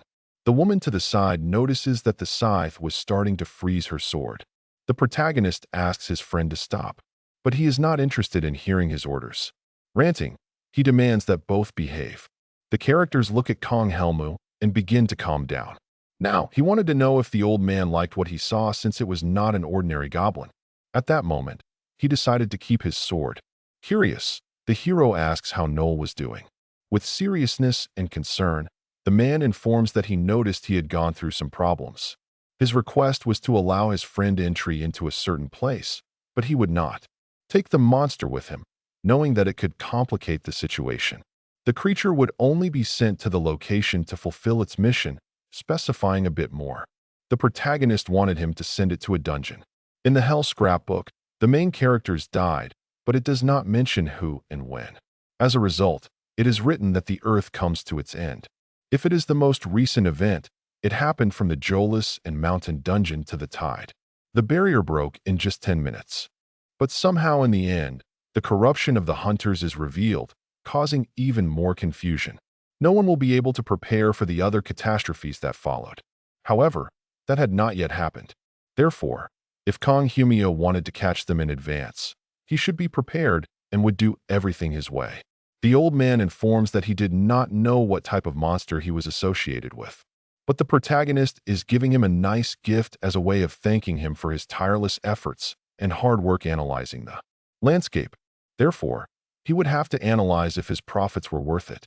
Calmly, the old man states that it was very difficult to increase by 150% like last time. Thus, the protagonist asks to double it. Upon analyzing the situation, the man realizes that the boy was not a thief. But even so, he was wanting music to steal. Upon noticing the abuse, he says that if the young man was not the only one providing the crystal moss, he would be unable to walk out of the place. However, music, the boy, asserts that he should listen to all the sentences until the end since he was also interested in doubling the supply. The old man thinks that it wouldn't be possible because until now he has never managed to increase the supply. The people who buy crystal muscle were hile hunters in a situation where money is worth nothing. There is only one reason why a person would want to obtain more moss. Nowadays, they wanted to become stronger. The sky is blue and surrounded by clouds, creating a serene and beautiful scene. The characters are side by side, sharing a moment of camaraderie and expectation. A man in a suit guides them confidently as they head into the building. That wasn't a place he usually showed to his clients, but he had to accept the unusual request. Upon arriving at a huge house, both are good and open. Slowly, the doors open, revealing a gigantic mansion that looked more like a bomb shelter than a house. The house was built during the military dictatorship by a paranoid man, and his grandson completed the construction when monsters emerged from the dungeons. The protagonist's memories take him back to a moment when the end of humanity became a reality. The broker explains that this was an air defense friend prepared for military tanks, bombings, and monster attacks. Music. The protagonist became increasingly interested in that house. Curious, he asked why this house hadn't been presented to him earlier, but the problem was related to the grandson who built the shelter. He was found murdered outside the bank a few years ago. Upon leaving his shelter, he died. Despite this, they never managed to discover the culprit. There is only one entrance to the shelter, but they said they couldn't find it, leaving the case unsolved to this day. Due to that macabre story and the instability of the house due to illegal renovations, the broker hadn't shown the house yet. Apprehensive, the protagonist believes that Yum wouldn't live in an illegal and cursed house. But the girl is more interested in ghost stories than afraid of the place. She jumps with happiness, realizing that this would be a lot of fun. The broker is extremely shocked when the boy claims he would buy the house and pay in cash. Crossing her hands, the girl prays that the asking price is fair. But the negotiation wouldn't be easy since the man would have to make some calls. Meanwhile, the two waited anxiously for the response. Passing the phone to the hero, he asks him to answer. On the other end of the line, he hears his name, but that is extremely suspicious, since he hadn't given his identity to the real estate broker. Wong Kong introduces herself as the director of the Sejang Institute and is happy to hear about his interests. The woman wanted to meet him in person so they could talk. Yum becomes desperate upon realizing he was talking to the director. Quickly, a red car parks next to them. A woman in high heels steps out of the vehicle carrying an extreme elegance. She approaches the protagonist, showing how eager she was to meet him. Moreover, she said the boy is quite different from the photos, the surprise evident in her tone. Feeling awkward, he merely mentions that it is a pleasure to meet her, trying to compose himself. Noticing that the girl was by his side, he greets her with a friendly smile, and she begins to talk with the director, who asks if she still worked in the lab, saying she was wasting her talent. The two exchange barbs since Yum never liked working with the director. Changing the subject, the director turns her attention to the protagonist. She said she knew he didn't belong to any clan, thus she wouldn't sell this bomb shelter to him. At that moment, the boy became extremely confused. The director's plan was to give him the house with an annual salary of 8,000 as well as a public servant's pension. In exchange, he would have to work at the research institute with not so complicated tasks, just some tests, questions, and answers, and occasionally a blood draw or a simple physical exam. Realizing he would be hired as a guinea pig, he asks if the director thought he didn't have money to buy a shelter, but she claims he wouldn't be able to buy that property just with money. Not wanting to waste time, she wants to get straight to the point, receiving a positive or negative answer and being open to negotiation. However, he sets some conditions like the non-disclosure of the research content. After his response, he gives the director some time to think. The two seal agreement by shaking hands. The conditions were acceptable, and if he needed anything, he could inform the woman. Even so, everything seemed too easy for him since he believed she had an obligation to present research results. He knew that with these conditions, she would have to conceal the results as she would know something about his body. With Kong Humu by his side, perhaps the success of the plan could be accelerated. A person walks on top of a puddle. The heavy rain soaks everything around. The weight of the suitcase is enormous, but it's not something that could be left behind. The man stops when called by someone. Presenting his identity, he claims to be a hunter visiting the Guild Descend dungeon on business. While they talk, the soldiers aim their weapons. Raising his hands to the air, the man says the return of Song Jin Ha's team is delayed. Showing his documents, he asserts that he was only making deliveries. Checking the report, the soldiers realized the man was telling the truth. Thus, his entry was cleared. Asking him to be careful, they warn about the monsters. While listening to the officer's tips, he leaves. The man continues walking under the heavy rain, each drop falling like a reminder of his journey. Upon noting the portal, he crosses over, feeling a pulsing energy around him. Quickly, he was already on the other side, the transition being almost instantaneous and surprising. Carrying supplies to a strange cave, he opens the suitcase and is surprised by what comes out. It was a monster being stealthily transported. Soaked by the rain, the boy asks what that creature would do. With a smile on his face, he simply asks the boy to go away. Not understanding Waiso's plans, he finds that talking creature very strange.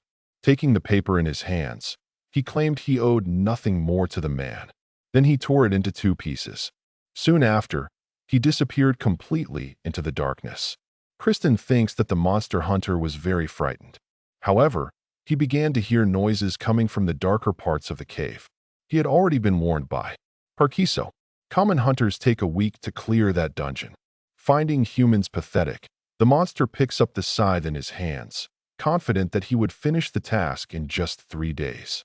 A book is thrown to the ground with great force. Screams can be heard from outside the building. Meanwhile, Human tries to defend herself with spray and a lighter. Seeing that strange scene, the protagonist doesn't understand the girl's objectives. Completely desperate, she claimed she had killed something.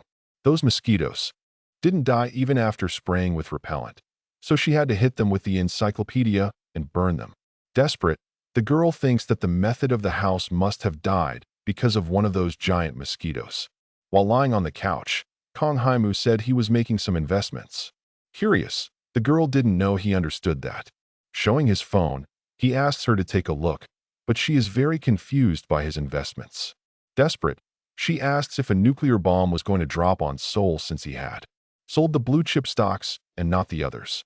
Even thinking he was an idiot, he couldn't tell anything about the future. His only goal was to build a base for Tondo before it was too late. Realizing that the book was actually an album, the girl became interested in seeing the photos. With the object in her hands, she asked the girl not to be surprised since that was the diary of the final judgment, a record of the end of humanity. Shocked, the girl doubts his words. She thinks he is suffering from some illness that people in the early stages of awakening might have. At that moment, music, she becomes desperate to find out what it was. She screams at him upon realizing he had been pretending to be nice all along while being terribly sick. But he still insists that it was the Apocalypse Diary.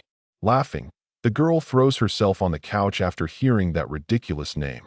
Wiping her tears from laughing so much, she asks if the message was from the lab. A notice informs that the delivery was made today. He tells Yumin it was about the cornerstone of his splendid debut, but the girl knows nothing about that subject. Mocking, she asks if that was also in the diary of the final judgment. Meanwhile, the protagonist dies of embarrassment at that situation. The day was clear and filled with clouds. A building is surrounded by trees with various people walking around. Kong Hungu arrives at the location dressed very well. Looking around, he realizes it was a very peaceful place and no one knew the danger they were in. People enjoyed the view and took pictures with their friends, but the character knew that soon the end of humanity would begin there at the jail and dungeon. The phenomenon of the monster wave from the dungeon is only the ignition point. At that moment, he remembers he found the end of his life as a crystal moss collector. Despite everything he faced, he was reborn, emerging stronger and more determined than ever. And now he would be the savior of all humanity, carrying the hope of a better future on his shoulders. Looking into the abyss, the character gets lost in his thoughts. As he looks around, he searches for someone. A person in a public servant uniform taking a photo. Noticing more carefully, he sees his target. Hol Kong was the first person to notice the wave of monsters from the Jaldusin dungeon. Approaching cautiously, he greets the man trying to break the ice of the situation. Curious, he wants to know what he was doing in that area. Intrigued by the unexpected presence, showing his identity as just a hunter interested in dungeons. Observing more closely, the young Hol Kong says he doesn't think he was a local hunter and finds it very suspicious that he is interested specifically in the Joel Dusin dungeon. Informing that he is a novice and has numerous questions, he wants to know what the man was filming. He replies that as a novice, he wouldn't understand what he was doing. The man explains that he was looking at an unstable type dungeon and thinking about the possibility of knowing which monster would appear. Apparently, the conditions in unstable dungeons change very frequently, but it wasn't something simple. An unstable type dungeon has terrain and structure changing every time someone enters to explore. Moreover, the entrance of the dungeon is also unstable. And unlike stable types, monsters can come out of it. Thus, it would be a great disaster if a monster appeared in the center of Seoul. But due to the number of hunters and military troops stationed, it wasn't something to worry about. The man was just worrying unnecessarily, and that was the reason. His research wasn't receiving attention. Even if a monster managed to appear, it would die unless something happened like in the back dungeon 8 years ago. The number of monsters can increase exclusively in unstable dungeons. With their numbers out of control, a good portion of them could escape and cause a wave of monsters. There is a story that a huge mushroom-shaped cloud was seen in North Korea where the Bakdu dungeon was located. At that moment, the man feels embarrassed, realizing he just said something very serious. He explains that he often hears people say they worry too much. The protagonist thinks that the man didn't know how useful that was for humanity. Smiling, he asks how the dungeon was today. Looking at his phone, he notices that the pattern was a bit strange. Pointing to the object in his hands, the boy asks to see it too. He hands over the phone so he can observe the photos. In his hands, music. He analyzes something on the screen. With a smile on his face, he looks at the man.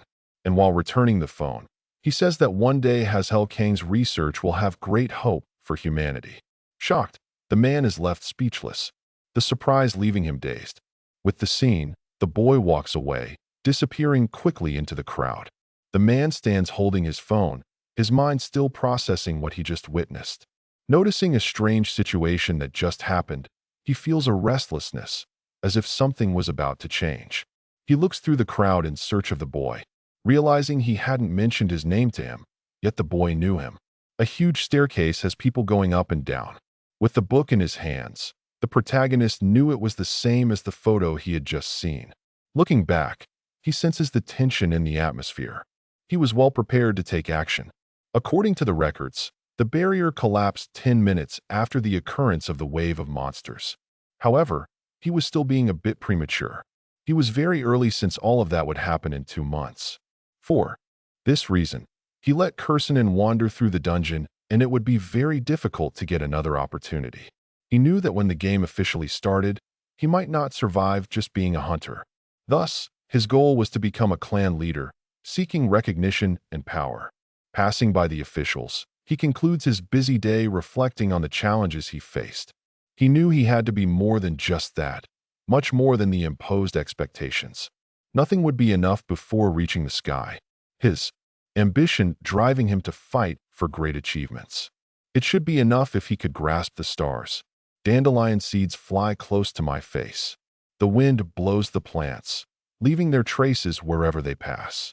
Calmly, people walk through the park enjoying the sunny day and the gentle breeze. Elderly people, children, and even dogs are taking strolls, creating a scene of tranquility and joy. Everything was extremely peaceful since no one knew what would happen. The protagonist had just felt something like discomfort, an intuition warning him. Looking at the ground, he notices something near his feet. He begins to make a strange movement as he senses something. The landscape starts to change completely. The soldiers observe something appearing in the dungeon. Understanding what it was about, the young man already knew that this was a wave of monsters. Remembering his friend Kursanen, he thanks for the good work done. A helicopter flies over the area. The news shows images of the dungeon from where the monsters were appearing. The reporter informs that over time more and more monsters appeared, leading to the hypothesis that it was a wave of monsters.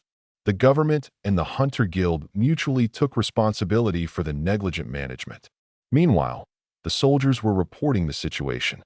The helicopters continued to fly over the location, casting beams of light. They didn't know if the cause was an intervention by the hunters or the explosion of a stable dungeon. A soldier reports that the first line of defense was breached and the second line was blocking the wave. Not holding out for long, the man tells the branch manager that a monster wave declaration needed to be made urgently. With a population of 20,000 people in Hapcheongdong, it would be impossible to make a withdrawal declaration without causing panic. If they made a monster wave declaration, the responsibility for everything would only increase. Director Oh Dae-song was still rescuing isolated hunters in the Jury Mountain dungeon. CEO Lee Jae went to Switzerland to attend the inauguration ceremony of an organization. Director Park Do-ryong was out of contact and the vice commanders were coming. They needed support from other clans and guilds. If the damage and casualties increased due to the absence of leaders, the superiors would cut the heads of the generals.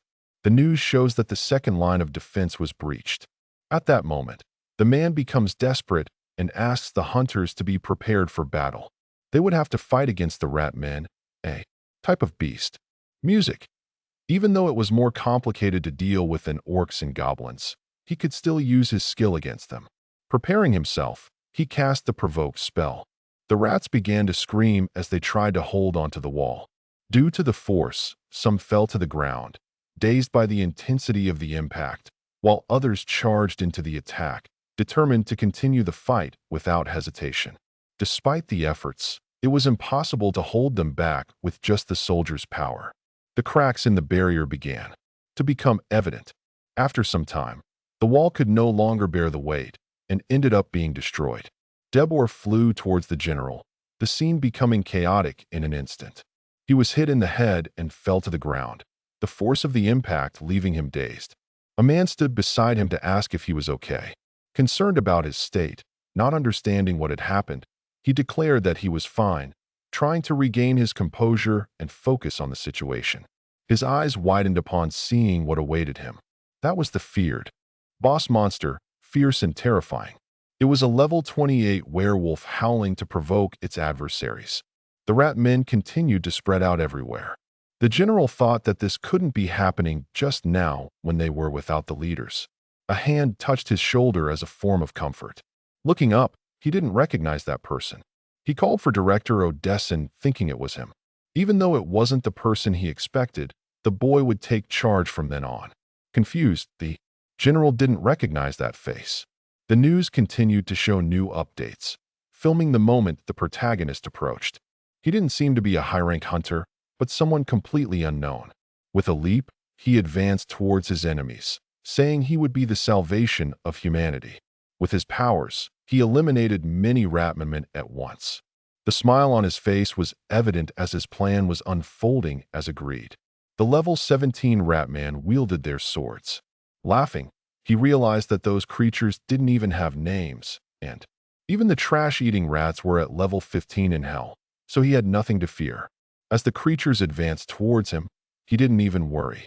With kicks, he sent them all flying. He grabbed them by the neck while fighting several at once. That was the sound of bones breaking. As he finished annihilating the rats, he boasted. The general was astonished at how the unknown could kill those rat men so easily. The protagonist didn't understand how those creatures died with a single blow. The rat men outside of hell were quite inferior.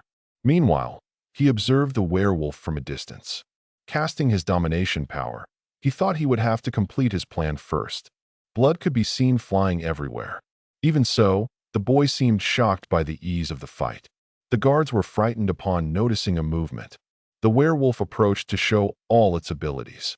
Worried, the general realized the situation was dangerous. The beast showed its sharp teeth. All the soldiers stood upon noticing the movement of the boss. But the boy is eager to fight that monster. In battle stance, he awaited his opponent, the tension growing with each second. He was anxious to see the results of the hell, prepared to face any challenge that arose. Meanwhile, the general shouted for the boy to be careful, his concern echoing in the air and warning of the imminent danger. His expression changed completely upon seeing what was happening. In the blink of an eye, the boy was on top of the werewolf, managing to defeat him completely. The fight between the two was not close at all. The boy's strength was much greater than that of the werewolf. With a kick, he managed to injure the chief. When he was already kneeling on the ground, he threw him back. Getting closer, he catches the creature's attention. With his eyes shining, he asks it not to die so quickly. Meanwhile, the beast is completely desperate, tears running down its face. While he supports himself on the beast, he asks it to stop its tail. Confused, the soldiers did not understand what was happening. It was the first time they had seen a monster do that, thinking it was some kind of ability. Even not knowing what the situation was, it still felt strange. Monsters, even if weaker than humans, are unconditionally hostile to humans. Watching the scene, the general cannot believe what he sees. He thinks that boy could be a monster. As he turns, the werewolf tries to flee, but he would not let that raid mud escape. Putting one of his hands in his pocket, he decides to use the ultra-small held dart with the blood of the famished. With a leap, the creature tries to jump the wall, seeking to escape the situation. Meanwhile, the warrior throws his dart, his precision demonstrating years of training. With perfect aim, he manages to hit its neck, the impact being immediate and devastating. Upon being hit, the werewolf falls to the ground, the force of the blow incapacitating it instantly. Feeling the transformations throughout its body, the monster is restless. From now on, it would be stronger than ever. The soldiers are shocked by the scene they witness. Everyone is dumbfounded watching that transformation happening before their eyes. The werewolf is 1,000 times more terrifying, and the protagonist realizes that his plan is working. With fear, the general realizes it was his son. As the monster howls, it manages to show all its power. Trying to support its feet on the ground, the soldier is swept away by the wind. Even the howl of that beast had power, requiring at least 4 vice leaders for the fight. The sound, made by the wolf, attracted its friends. Now, the general believed that victory would be impossible. Even with all his resources, this was not a disaster they could resolve. That was the werewolf bathed in madness at level 38. That dart had been responsible for making the creature rise 10 levels. Even so, there was still a great difference between the difficulty of hell and that of that place, where level 38 was nothing. The protagonist is already ready for a new fight. Upon absorbing the blood of the famished, the absorption ability is activated automatically. The wolf leaps to attack its enemy, the ferocity and its movement evident. When he sees the scene, the soldier tries to warn, shouting to alert about the imminent danger. A great explosion occurs, the deafening sound echoing across the battlefield, and he shields his eyes. The wolf has to grab the protagonist with its claws, but he blocks it. Angrily, the werewolves attempt a second attack without success. Meanwhile, the protagonist continues to taunt the monster, saying it had forgotten the beating it just took. The powerful howl of the beast is not enough to make the protagonist move a finger. With a punch, he attacks his enemy, but he notices movement coming in his direction. It was another lower-level werewolf trying to grab him. Laughing, the protagonist states, "It was good to see the camaraderie." The fight intensifies with kicks and thunderous blows. There is nothing the soldiers can do. Imagining that the situation would end with their deaths, that guy was risking his own life to do something that was the duty of the officers who were dying of fear. For a hunter, that was the greatest humiliation. Meanwhile, the protagonist fought against the 3 werewolves. He did not seem tired at all. Even though there was a difference in difficulty, he still declared himself disappointed.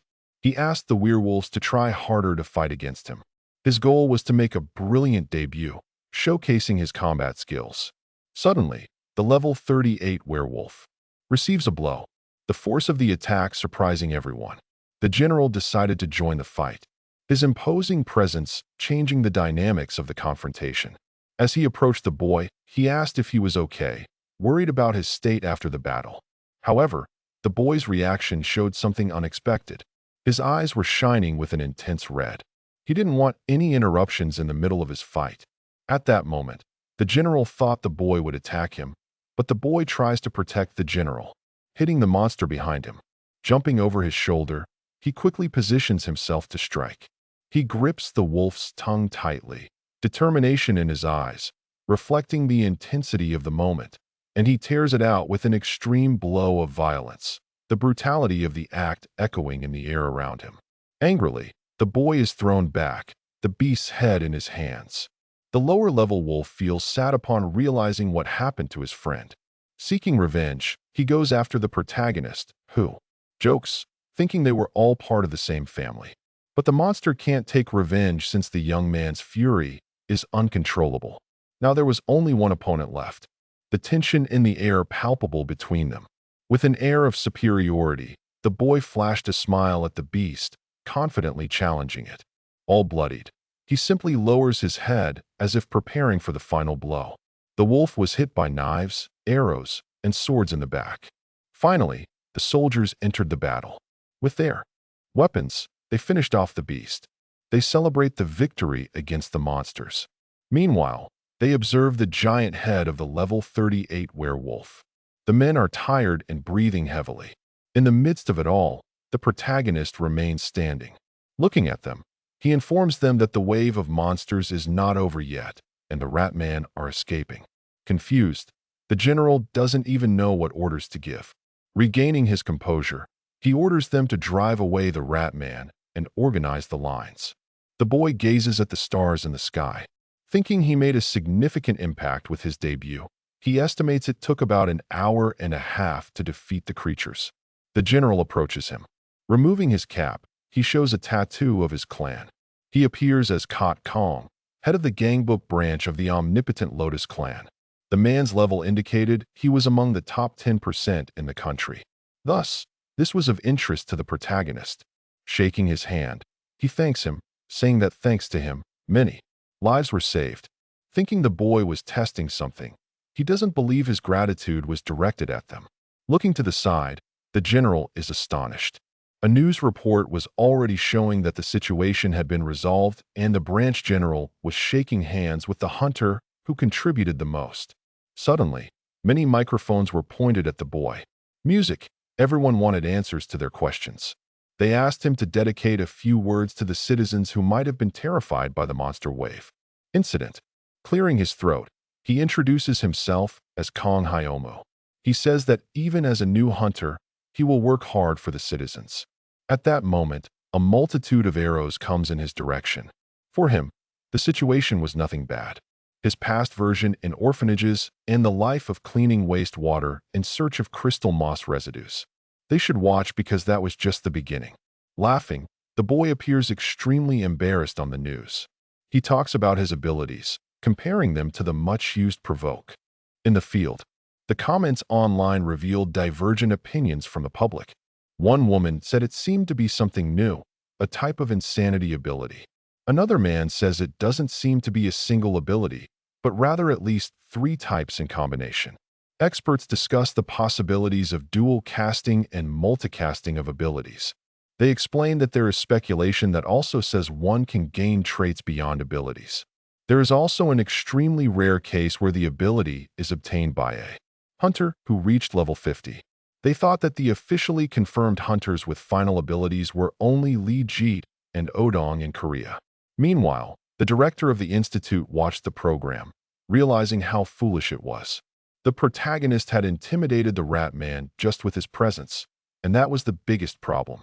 A few times in the past dungeon, she had seen that, but only in monsters, as only they can intimidate with their presence. When she saw the characters' crystals in the blood, they were very similar to the monsters. Even so, she believes that it was an idea. However, the reaction of the rat man was very close to rigidity, and there were no signs of physical changes. Someone knocks on her door and enters with a cell phone in hand. She becomes very irritated upon realizing that Lee Simon was bothering her. Fearful, the employee tries to talk to the woman who would take that call if it were something urgent, more important than her studies. He just warns her that if he says the name Bravo Hotel, she would understand. However, she doesn't believe he was there to answer a hotel phone. Delivering the phone to the director, she says it's from the Blue House. She answers the phone saying she was quite busy. On the other end of the line, Chief of Staff Park Yu greeted her. It had been a long time since she last spoke with the secretary. Noticing something strange in his voice, she realizes he was speaking faster than usual. The only thing Won Qiang needed to remember was that he was the chief of staff. Curiously, she asks if the president has any interest in the skills management department, but the man wanted to talk about the rookie who had appeared, showing his sudden interest in talented people. While boasting, he claims that the boy belonged, but the man already expected that attitude from the director. At that moment, he mentions the lack of response to the Tong clan. She apologizes for the situation caused and says she doesn't know much about Kong Hai Mo since the ranking machine was broken. Letting her anger show a bit, the chief of staff wants to know if the delay in announcing the levels was to protect the boy. However, the woman scoffs at the situation, saying that was the reason. He doesn't believe her audacity and arrogance. Continuing the conversation, the man asks to release the information a day earlier. In the end, he waits for the woman's response, anxious for her reaction. But she pretends not to understand, ignoring his words and leaving him frustrated. Thus, he thinks of throwing a bait, looking for a way to attract her attention and obtain the information he desires. He states that the Tong clan said they would donate 100 billion won over 3 years to the Hunters' Retirement Fund. Within weeks, the rescue of Kong Haimu more than doubled. If she didn't accept that offer, she would be in danger. The man knows that Director Du Wan Kong was a perceptive person who would know when to yield. The woman decides to agree to that situation, and she decides to hand over the data, asking him not to be too surprised. After seeing the boy in action yesterday, nothing would surprise him anymore. He felt chills when thinking that people like that walked around him, having to put ankle monitors on all of them. Listening to his words, the woman remains thoughtful. She states that he always thinks that about talented people. In the end, she informs him that she sent the data that would be forwarded to the Taon clan. Even so, the chief of staff didn't know if they would pay the stated amount. Looking at his phone, he has doubts. A message said that the promise was not fulfilled and she would end that subject. At that moment, he realized he had been deceived. Turning on the television, he pays attention to the latest news.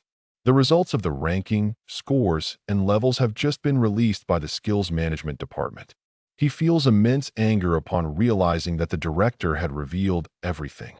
The reporter states that they would inform viewers about the ranking results of Hunter Kong Humo. Knocking over his wine glass, the man's expression transforms into something frightening. He can't believe he was deceived by Du Wang Qiang.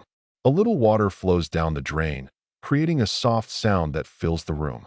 The protagonist is enjoying a hot shower, feeling the relaxing heat envelop his body. As he steps out of the shower, some drops of water drip onto the floor, forming small puddles that reflect the light. Ready to sleep, the girl informs him that his ranking was 5 stars. The two watch the news while he positions himself beside her in bed. The music man explains that after level 20, each additional star increases the level by 10. Thus, theoretically, with 5 stars, you could even rise to level 60, making the protagonist the strongest. In addition to the level cap, the protagonist's skills are also very important, and the higher his level, the rarer skills he possesses. Deciding not to make a hasty judgment, one of the specialists points out that Lai Jit was far superior in terms of achievements. That debate table turns into something uncontrollable with numerous questions being asked. One of the women states that this was the only record of the event in Korea. Looking at his phone, Yumin, Music, states that he was receiving several calls. Besides hunters, people were reaching out or calling for some advertising agencies. Calmly, the protagonist is happy to be so famous, but he is more interested in the investment after the wave of monsters. She informs him that the game was only about 30%. This time, the protagonist had made a profit. Next, he would buy all the shares of the Tyson clan. Even in decline, the girl believed they had a plan to conquer the north. Confused, she doesn't understand the hero's plan. Questioning his intentions and strategies, he informs her that he was focused on Li Jit. Aware that he would make some kind of move soon, he knew he would make some kind of move. Analyzing each step of the opponent carefully, waiting for the perfect moment to face him. His determination strengthens, ready for the decisive confrontation. Then night falls and the moon reveals all its beauty. The forest is quiet with tall trees. A car drives through the woods with its headlights on. As it approaches a building, it begins to slow down. An old man gets out of the car, leaning on his cane. Meanwhile, the boy welcomes him warmly, inviting him to enter the house. However, he prefers to enjoy the night breeze by walking through the garden. Silently, the two walk side by side. She talks about creating a project called Well-Being as a retirement for hunters. The boy thanks the man for creating a good disguise. Analyzing the situation, he realizes that all were good things. With a strange movement, a robust motion is detected. The protagonist goes on high alert. The birds fly across the sky. Upon sensing the strange situation in the forest as a result of the tidal effect, the strongest man in hell, his abilities have increased compared to his level. At that moment, the man realizes that his human level is at 40. Thinking a bit more, he asks if the wave of monsters was provoked by the boy. Without answering directly, the protagonist says that the man already knew the answer. Upon hearing that, the man becomes extremely angry at the boy's foolishness as something could go wrong. He tries to hit him, but with his new abilities, he becomes much faster and more agile. Showing his powers, the protagonist responds that he does nothing he can't handle. But the old man doesn't understand his purpose and still says he has a monster as an assistant. He thinks that young man wants to show off or gain more fame. With his arm weapon, he points at his opponent. A red light emits from an object. Meanwhile, the man does not give up the fight. But besides being younger, Kong Humu possesses several new abilities. Due to the intact, he tries to hold himself to the ground. With a smile on his face, he tries to provoke the old man. The two engage in an intense battle with strikes and defenses. The old man's sword is great since it is used as a cane. The protagonist thinks that must be a good item since it remained intact after competing, not breaking easily. However, the person wielding the sword is more important than the weapon itself. With intense movements, they continue fighting. Like a flash, a boy disappears from the man's sight. Suddenly, he finds himself behind him. Those abilities were indeed good and better. Realizing that the boy was really good, the man tries to start a conversation. Kong Hiu says that the wave of monsters from the dungeon was something that would happen anyway. However, the man thought the young one was trying to stop the wave. The boy knew that no sacrifice would be made and no one would die. Therefore, it would be good for him to appear to block at that very moment. Not satisfied, Parko changes his curious questioning to know if the spotlight was the cause of his appearance. The only thing the protagonist responds is that the man with the mustache is quite stubborn and words wouldn't convince him. Leaping, he says he will subjugate him. Using his equipment, he activates Era's confidence capable of amplifying the senses of the bearer. Thus, the boy is thrown backward. Not expecting that blow, he knows it was beyond his imagination. Without wasting time, the old man attempts a second precise attack. The boy falls among the bushes. Irritated, he gets up to observe what was happening. But the man was ready to attack, holding his sword. Before he could position himself for an adequate defense, the young man is thrown far away again. This time, he manages to plant his feet on the ground to steady himself. Not giving up so easily, he stands face to face with the adversary. Upon realizing that the man was quite fast, he becomes a bit desperate. With his sword, he approaches the warrior's shoulder, but Kong Humu manages to quickly evade the attack. Suddenly, he appears behind his opponent. Noticing the adversary's intentions, he shows his movements. He lets out a scream when he receives a blow to the back. He leans on his cane to avoid falling with a few stings on his neck. The old man knew that the warrior's abilities were improving. Therefore, he should already know what his end would be. Realizing he had been poisoned, the man feels the deadly venom and fears for his life. With one foot, the protagonist kicks the old man. Meanwhile, some guards run desperately. not noticing the approach of the men. The boy stays alert. At that moment, he calls for his friend Kursanen. With the saya in hand and friends by his side, he starts to run. Disappointed, the boy believed there was a certain type of mutual trust between the two. As he activates his powers, he laments that everything ends this way. Equals obedience tracks the location of the person holding her and can temporarily reduce their stats by 50%. Believing Lit's words, the character thinks he has ignored the character's true interests. Accepting his end, the old man realizes it was all his fault. With a strike, the boy moves towards his body. He strikes the sword right in the middle of his chest. With the man fallen, he holds the weapon in position. He begins to inject a poison into his blood that comes directly from the sword. Parko cannot hold on for long and loses consciousness. The goblins watch the scene of the boss closely. Closing his eyes, Kong Hound Mo realizes what he has done. After capturing the bodyguards, they decide to stay with the men, but the protagonist does not want to kill anyone and asks his subordinates to return. Finally, he informs that he still has a conversation with the man. The forest listens even more as the two characters stand still. Kong Hu orders the old man to stop pretending and get up.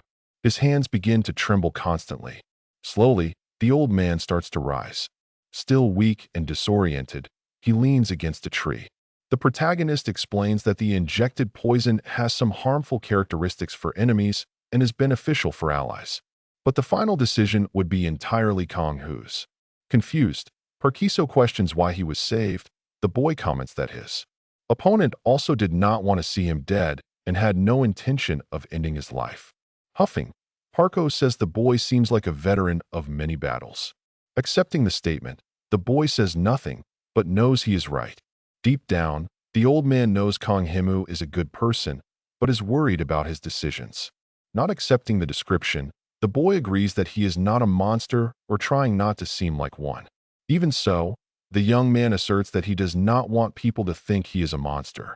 Park So asserts himself as a relentless gang leader with some principles. He claims that his motto will protect humanity and civilization when destruction arrives. The boy reflects alone on the meaning of that word. He only liked two types of people, a useful friend and a stupid enemy. The rest were faceless people, people he did not know. Ranting, Parkiso asserts that it is necessary to understand that those with power have certain responsibilities. Contradicting the argument, Kong Humu says he had responsibility for all those people. To him, those in power are indifferent to so many unknowns. At that moment, the old man begins to reason what he was plotting. However, music. He wanted to establish himself in a place to live a luxurious life. Still, a thought occurred to him to ask if he was satisfied with all of that. The protagonist did not want just to reach the stars, but to return one. Shocked, the old man does not believe in that kind of thought and in his broad ambition. He believed that no one would be able to end him no matter how powerful they were. If Park So promises his loyalty, his word is already enough because next time he will have to crawl on his toes. A hammer with sharp points is thrown. The tips of a very red hair are observed. An intense fight happens shockingly. While holding a monster, the braided woman asks her Unni to look to her right. Listening to her colleague's command, the girl pays attention. A giant beast tries to hit her with a heavy weapon attached to a chain. With extreme agility, the girl moves to the opposite side. Reflecting, she realizes that this was the boss. Upon noticing the approach of the orc boss, a soldier asks everyone to remember to inform ranks. Without wasting time, the creature tries to advance again. With courage, the girl goes to meet the beast. Noticing her intention, her colleague asks the red butterfly to stop. He already has his adversary. Looking to her side, all her colleagues were running to help. The girl was determined to finish off that giant creature. As the heir prepares to deliver the first blow with her instrument in hand, deceiving the orc, she jumps and ends up behind him. Unaware with the movement, she takes a blow to the head. The other girl tries to pull her weapon with a piece of wood. Skillfully, she grabs the chains and manages to hold the weapon. Behind her, a young man prepares to unleash some powers. Concentrated, he aims at the enemy and pays attention to everything. The creature begins to be hypnotized, its eyes taking on a completely different color.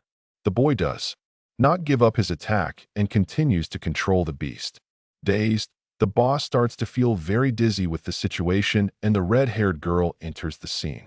A reaction can be seen from afar in his body. In the end, the beast is torn into 1,000 pieces. After the fight, a desperate boy asks why the red butterfly ignored the commander's orders. Disobeying orders could lead her to the disciplinary committee. Her friends come closer to see what was going wrong. The red-haired girl says, "Nothing, just stand still." Realizing she was being defended by many people, the boy falls silent. In a gentle voice, the red butterfly apologizes, not to the commander, understanding that she had disobeyed the order, creating an action that could have put her colleagues in danger. Lowering her head, she said she would accept any kind of punishment. But the commander said that all of that was unnecessary since she had apologized. Moreover, he also apologized for being too nervous over a simple mistake. Feeling embarrassed, despite everything, he declares that it was an honor to see her defeat the orc chief with just one attack. Extending his hand to the girl, he waits for a handshake, but she remains still, thinking he was too impatient due to his hasty reaction. Meanwhile, the girl doesn't move a muscle. Noticing he was ignored, the commander decided they would organize everything and leave. Behind the girl, the others also fall silent. A building is shown without revealing much of the place. A person is standing with white shoes and a large watch on their wrist. Looking at the time, they seem to be waiting for someone. Upon hearing a noise, they turn to see who it was. Receiving the young lady red butterfly, they congratulate her for reaching level 21, but she doesn't forget to mention the support of her companions and the Tong clan. Even proud, the man has something to discuss privately with her. Not understanding his intentions, the girl does not respond. The two talk in a car, and he asks if the character is okay. Sad. She said she made a mistake in a dungeon for not following the commander's orders. Even so, she had completed the mission without any injuries. At that moment, the man realizes that her nervousness might be related to Kong Hainu. His theory was that to avoid stagnating her growth, she put herself in danger to test herself. Even so, he thought that competing was not her only goal. Handing something to the girl, he claims to have received it on the plane while returning from Switzerland. He asks her to take a look, and observing more closely, she's shocked. Apparently, it was about a wave. Sweating cold, the girl can't believe what her eyes are seeing. Looking at the tablet, she doesn't even know what to say. Noticing a person in the midst of everything, she asks if it was Kong Homo. The man in the white suit confirms it was him and that he was trying to find out as much as possible about the young man, but had no success. That was a moment when even the slightest information was still necessary. So, the only person who had ever competed with him came to mind. Curious, he tries to get the girl to answer his questions. She always knew he was hiding something. There was something different because she felt she wasn't giving her all. Kong Haimu was hiding his abilities. With tears, the red butterfly asserts that she was clearly superior in terms of martial arts and skills. Recalling the day, she reports that she had some hallucinations, becoming mentally overwhelmed. Reflecting, the character begins to imagine that there might be restrictions. Even so, it was still something too powerful to be just a physical ability. Kong Hyamu killed more than one werewolf with a single attack. Looking at the girl, he states that she thought like him. Not knowing how to respond, she just listens. With a frightening look, the man in the white suit asserts that this was the height of abnormality. Upon uttering those words, his eyes bulge. No one knew when that boy had grown so much. Calling the attention of the red butterfly, he states that she was far above the newcomers, and everyone talked about how amazing she was. Pointing to himself, he said he had already been surpassed by the girl when he was a newcomer. Convinced, he claims she seemed to be the only one who knew something about that situation in common. Apologizing, she says she doesn't know much. The Taze clan was forming a group to completely suppress that wave of monsters.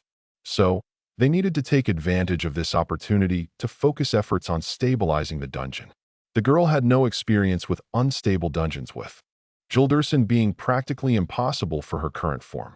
However, music, the Tong clan, and the man believed in the woman's potential. He leaves her shocked when he asks her to join them on the expedition. Meanwhile, Her colleagues wait for their friend's return. Everyone was already aware of a wave of monsters coming from a dungeon. Curious, the boy asks what Lutai had said. His plans included forming a team to stabilize the jail dungeon. The small girl with light hair asks about the guy who stopped the wave, shouting, angry, and asks if they were talking about that bastard. Ani closes her eyes and recounts that it was indeed Kong Han Mu. Even so, she didn't know how everything had happened. Understanding the situation, her friend asks if Li Jane asked her to join the expedition. The red butterfly received an offer to be part of the expedition team and accepted. Her colleagues are left speechless. Finally, the boy with glasses states that it was good. While the two think it would be fun, the woman feels extremely grateful for the support of her friends. The affection of that man comes to her mind. She knew that no matter how high he climbed, she would continue to rise until she reached him. In the end, she would surely be able to surpass him. A black car slowly drives down the road, enjoying the surrounding scenery. Something bright and fascinating comes into view, resembling a beautiful crystal. Li Jai looks at the purity of that material. He considers Kong Hanmu as a huge, unknown monster. Alone in the car, he hears the sound of the phone. Answering the call, he asks what it's about. On the other end of the line, someone responds that everything would be ready for tomorrow, and he thanks them for the great work. He was extremely anxious about the possibility of achieving everything he desired. As night falls, the car continues its journey. The radiant sun brightly illuminates a large building, highlighting its impressive architecture. People begin to settle comfortably in their chairs, preparing for the event. Many photographers and reporters have their equipment ready. The press conference with clan leader Li Jie would start soon. As he approaches the microphone, the flashes begin to go off. Greeting his fellow citizens, Li Jie starts his speech talking about the tragic incident at Joel Dusan Shrine. Meanwhile, someone is training martial arts on top of a building. Lying in bed, Yum listens to the words of the clan leader mentioning the hunter. The red butterfly listened to everything and continued her training while he stated that the incident served as a warning. He adds that fate had blessed them with a 5-star talent.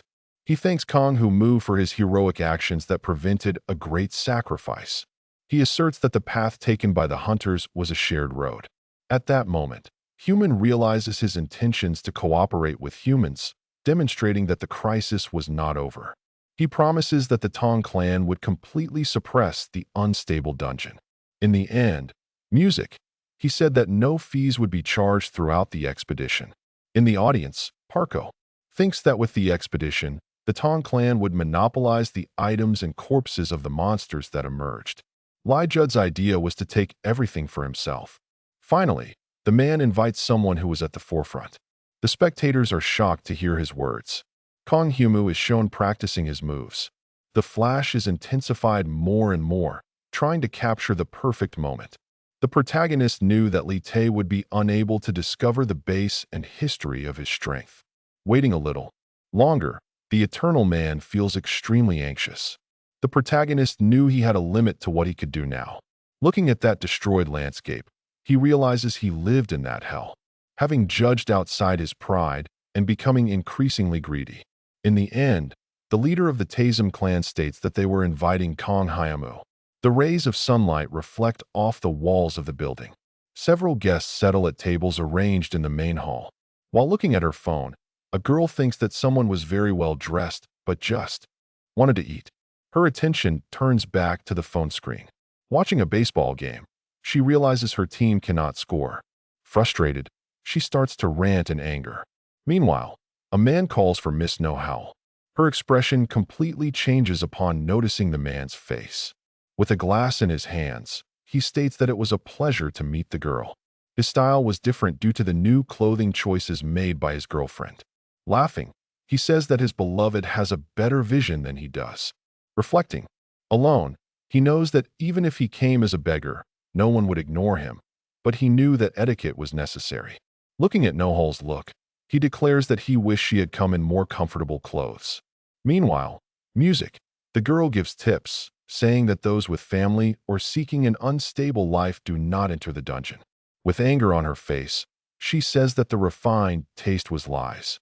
The man was in a meeting with a foreign group called Chrome. As soon as everything was resolved, the meeting would start since someone with experience in monster waves would be sent. She warns in advance that Huam Mama decided not to participate in the expedition. Moreover, their relationship was not great. The name Lunatic Tiger came from a bar called Crazy Tiger where hunters gathered every day. Lit took all the soul and transformed it into that. They decided to take on the role of handling external emergencies, and director Park Doryong sent the girl in his place. The character thinks that if the Lunatic Tiger clan were revived, it would be the best in the country, both in name and power. From that formula, he could devour both together. At that moment, Lai Jie's meeting had come to an end, leaving everyone relieved. Arriving at the hall, he is accompanied by 3 other men, all with serious expressions.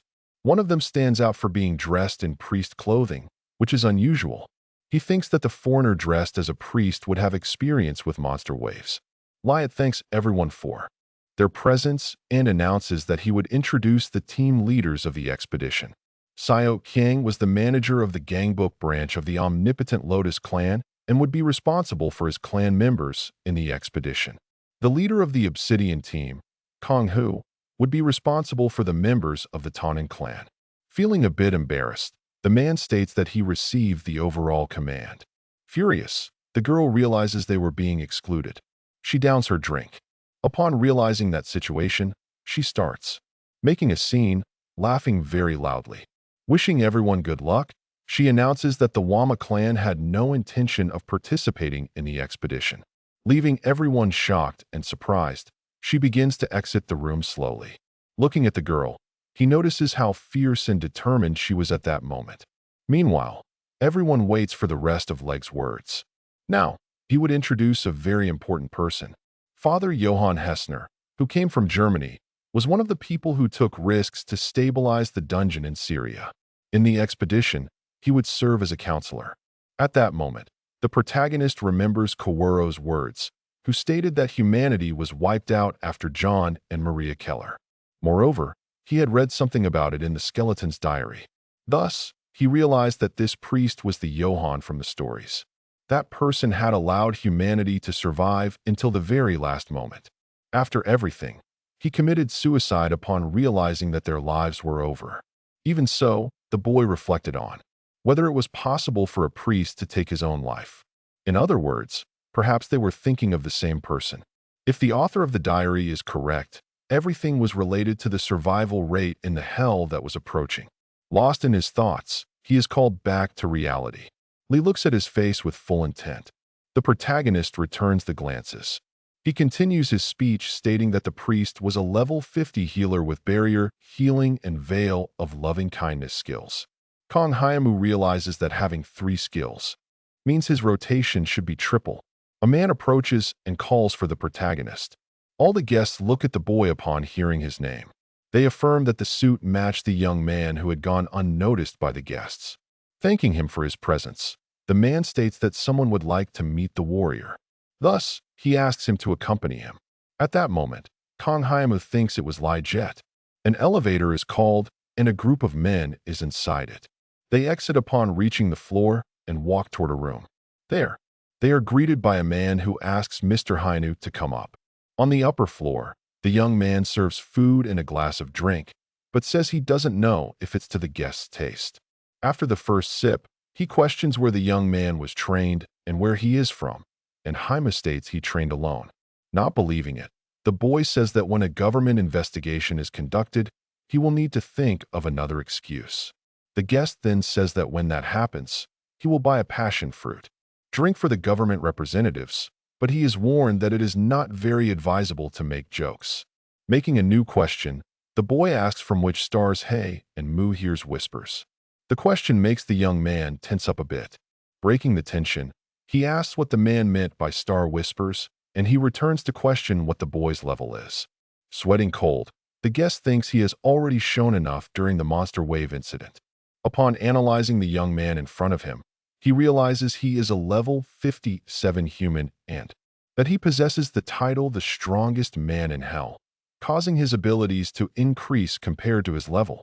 Furious, Haimu thinks he received the information that the boy was 4 stars. He grabs the host's hand, trying to calm him down. The blonde boy asks him not to get nervous and states that he didn't call him there to fight. Startled, the guest thinks he feels no ability. The blonde apologizes for what he just did. He says he is embarrassed for making the boy nervous, but that he cannot let his guard down. Curious, he questions how old he appears to be and receives the answer that he looks to be around 30 years old. Laughing, he thinks the host got it right. Returning to the questions, the blonde young man asks if Kong is really a 5-star, but he is answered with the same question. After a few seconds of silence, he says that the guest misunderstood and goes back to questioning if he is really classified as a 5-star. Faful Haimu reflects that there are definitely others classified as 5 stars. The host says there is a superior air around the man and that maybe he is a 6 or 7 star. But whatever it is, he has already surpassed the maximum level a human can reach. Kong says he is not that strong. However, the blonde says that the young man is indeed strong, but is not talking about strength. That this conversation may seem unexpected, but it doesn't matter. Then he asks if he knows the novel Childhood's End, and says that if he reads it, he will see that a new race called Overlord appears, explaining what this race was. He continues explaining that the story is a metaphor for the process of human evolution and that there is something that transcends it. Without saying anything, Haimu thinks he is not very interested in that topic, but the host keeps talking about the work and how the Overlord maintains his race. Irritated, Kong thinks he will kill the young man if he called him to talk about a science fiction novel. Unaware of the guest's anger, the blonde young man continues talking about the work and the romance. Then, in a sudden movement, he faces Hyenu and says he smelled the scent of evil and fear as soon as he saw him, and that he has the same scent because he can also foresee the future to a certain extent. He says a drastic change will come soon, and that it is a future no one could have predicted. Without thinking twice, he suggests that the two of them work together. Kong thinks he doesn't know how much malice the boy hides beneath his human face, but his thoughts are interrupted by the boy who says that if he already has evil, he should use it to do good for him. The two look at each other, and Haimu rehearses a response. Then he leaves the meeting and re-enters the elevator. Next to 2 other men, he wonders if he overreacted. He remembers the conversation when he asked if the other shouts the name of a skill when he uses it. The blonde says he stopped doing that since he was 20. Standing up, he says he understood what Kong meant and that the conversation was quite fun. Already saying goodbye, he says he needs to do something in the banquet hall and that he will go ahead. In the elevator, Humu thinks about what the boy was saying when he mentioned something about leaders and awakened ones. The door opens. He exits the elevator and is surprised to see that everything around him is destroyed. He remembers the boy's invitation for them to work together. Going to the parking lot, he continues to ponder the conversation and speaks aloud that he will disrupt the boys' persuasion about his success. Moreover, he knows that Lee's level is one of the best in the world. Level 21 sewer rats begin to appear. The boy finds the situation extremely disgusting as he stares at the animal in the sewage. Quickly, the animal charges at the boy, who tries to defend himself with his sword. Without thinking twice, he cuts the creature that was approaching rapidly. He says he has no choice but to cut them in half. A very strong smell fills the environment, and they say that if the boy gets covered in the released spores, he will become a parasite. Even so, he is glad not to let the tome absorb those spores since it is very practical to use. Analyzing the corpses of the animals, he says that for quick attacks, the sword is perfect. Far from there, goblins are gathered and making some potions. Someone appears and calls for cursing. He is surprised and goes to the chief asking if he has returned. The boy shows everything he managed to acquire during his time in the sewer. But he gets irritated because the goblins are not moving and are going to get it, and he doesn't have time to do everything alone. Everyone quickly rushes toward the objects. Worried, the boy asks if the workers wouldn't spit in the potions, and Kursinen says he doesn't think so, and that the chief forced them to do that, so they should be grateful they aren't trying to kill or eat the boy. Then the young man remembers something he has kept. He takes out a green ball from his compartment and shows it in his hands. The goblin panics, asking why that is there since it is quite dangerous, and the boy bursts out laughing. Even so, he asks if eating that will be parasitized, and the monster says yes. Fearful, He questions if the boss is serious and if he has already added the hungry blood trait. The boy asks if there is any reason for him not to do that, and that if he loses his head, he will be helped like last time. Continuing the conversation, the goblin says he trusts and depends on the boss, but doesn't want him to overexert himself. Moreover, he doesn't care if he can come back infinitely. It's crazy to want to die on purpose, and that it's necessary to be aware of the preciousness of life. After this meeting, the boy reflects on what Kursanen meant by that. Suddenly, something catches his attention, putting him on alert. He looks and notices two guys among the abandoned cars, and says that the right guy showed up at the right time. Quickly, he leaps among the buildings and tries to attack the two giant rats. Then, he throws a small held dart at the back of one of them. The duo is startled by what is happening and then lets anger take over. But before they could attack, they receive a new blow and fall to the ground. Bleeding, they get up and look towards the boy. He says that look is familiar and then snaps his fingers. With that, the two men spit out a black liquid. The boy celebrates that this was what he expected. He looks up and the system alerts that there are 87 hours left until the next mission. Knowing that his mission is in just 3 days, he realizes he will be dragged into the dungeon if he doesn't finish it on time. Falling to the ground after jumping from the building, he knows he can no longer avoid it, and that somehow he will have to come up with an excuse to leave in the middle of the attack. They inform that the Jaldison dungeon is silent and no monsters are coming out of it, and that the attack suffered in the dungeon, which was the first in Korea to go through a wave of monsters, is the responsibility of the Tong and Omnipotent Lotus clans. Moreover, the team seems to be the most powerful ever formed for an expedition. The average level of the participants is 30 or higher.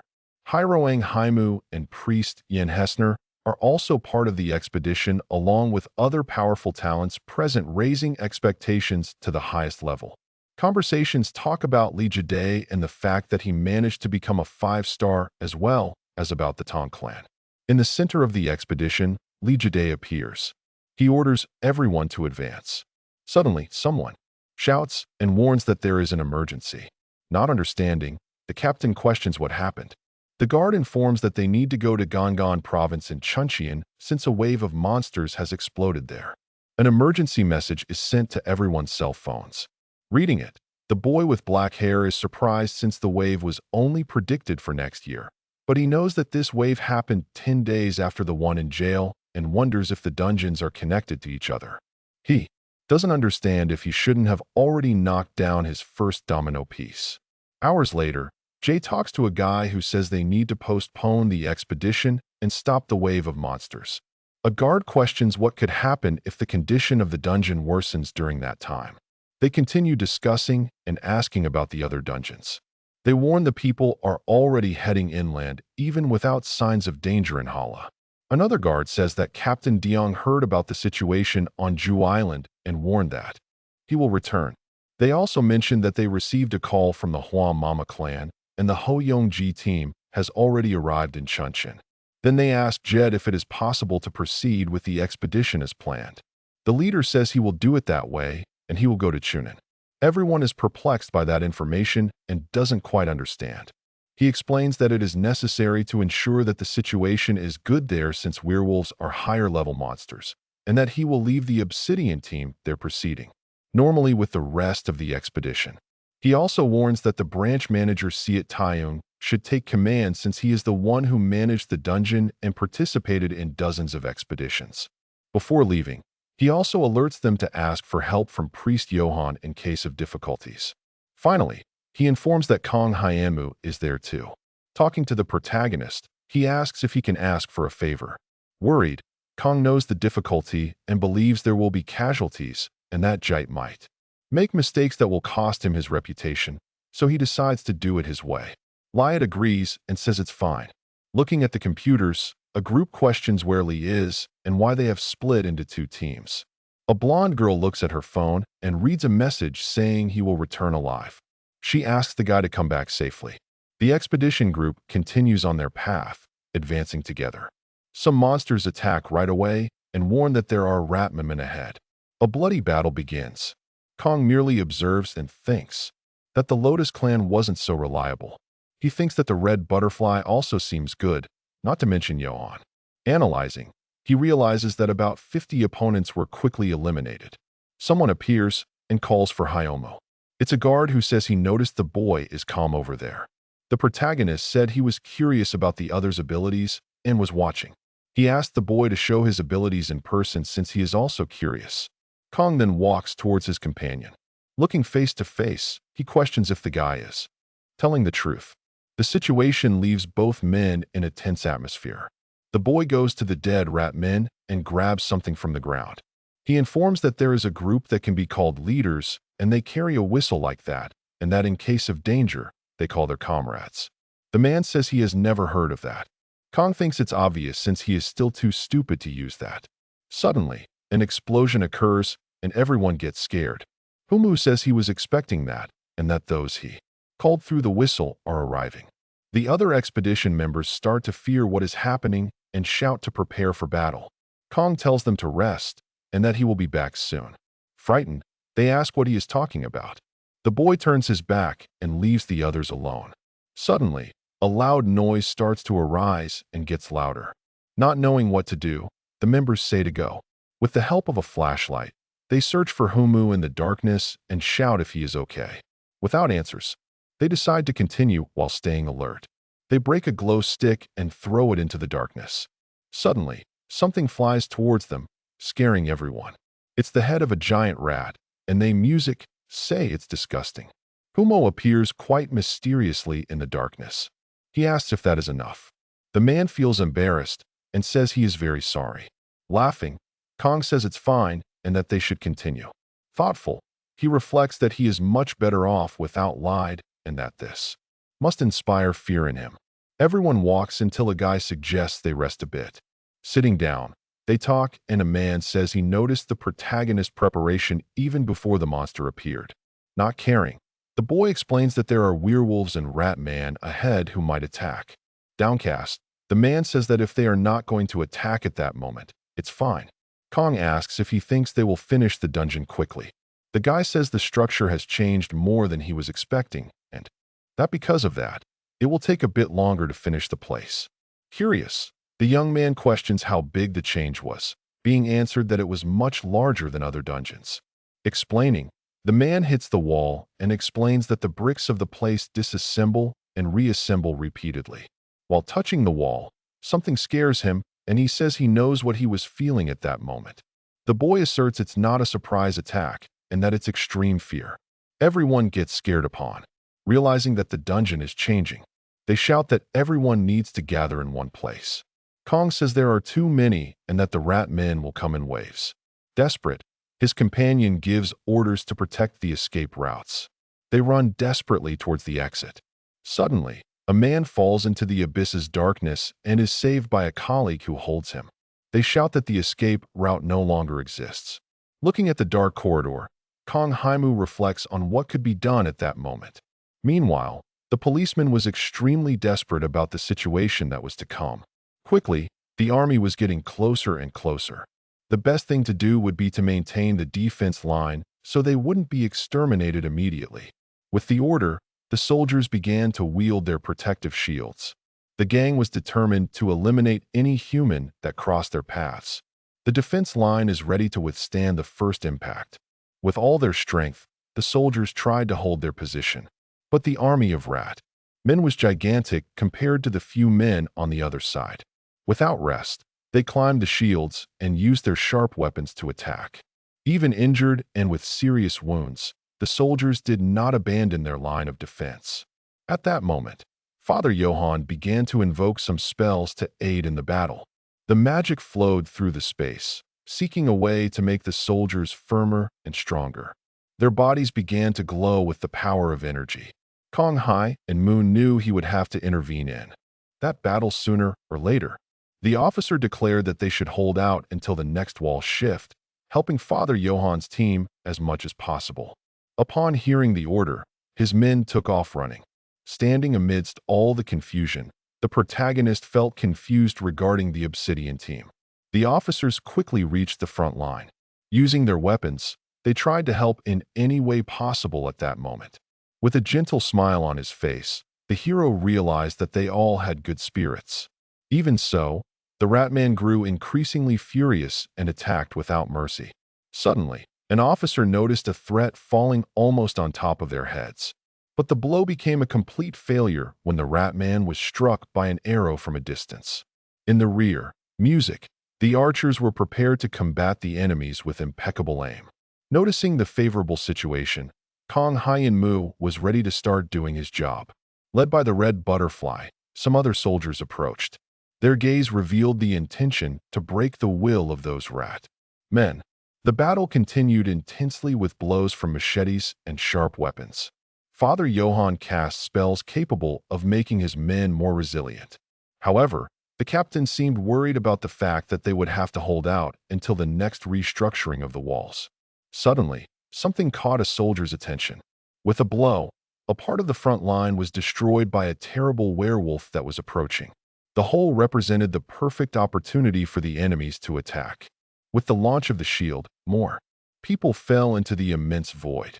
At that moment, they realized how chaotic the situation was becoming.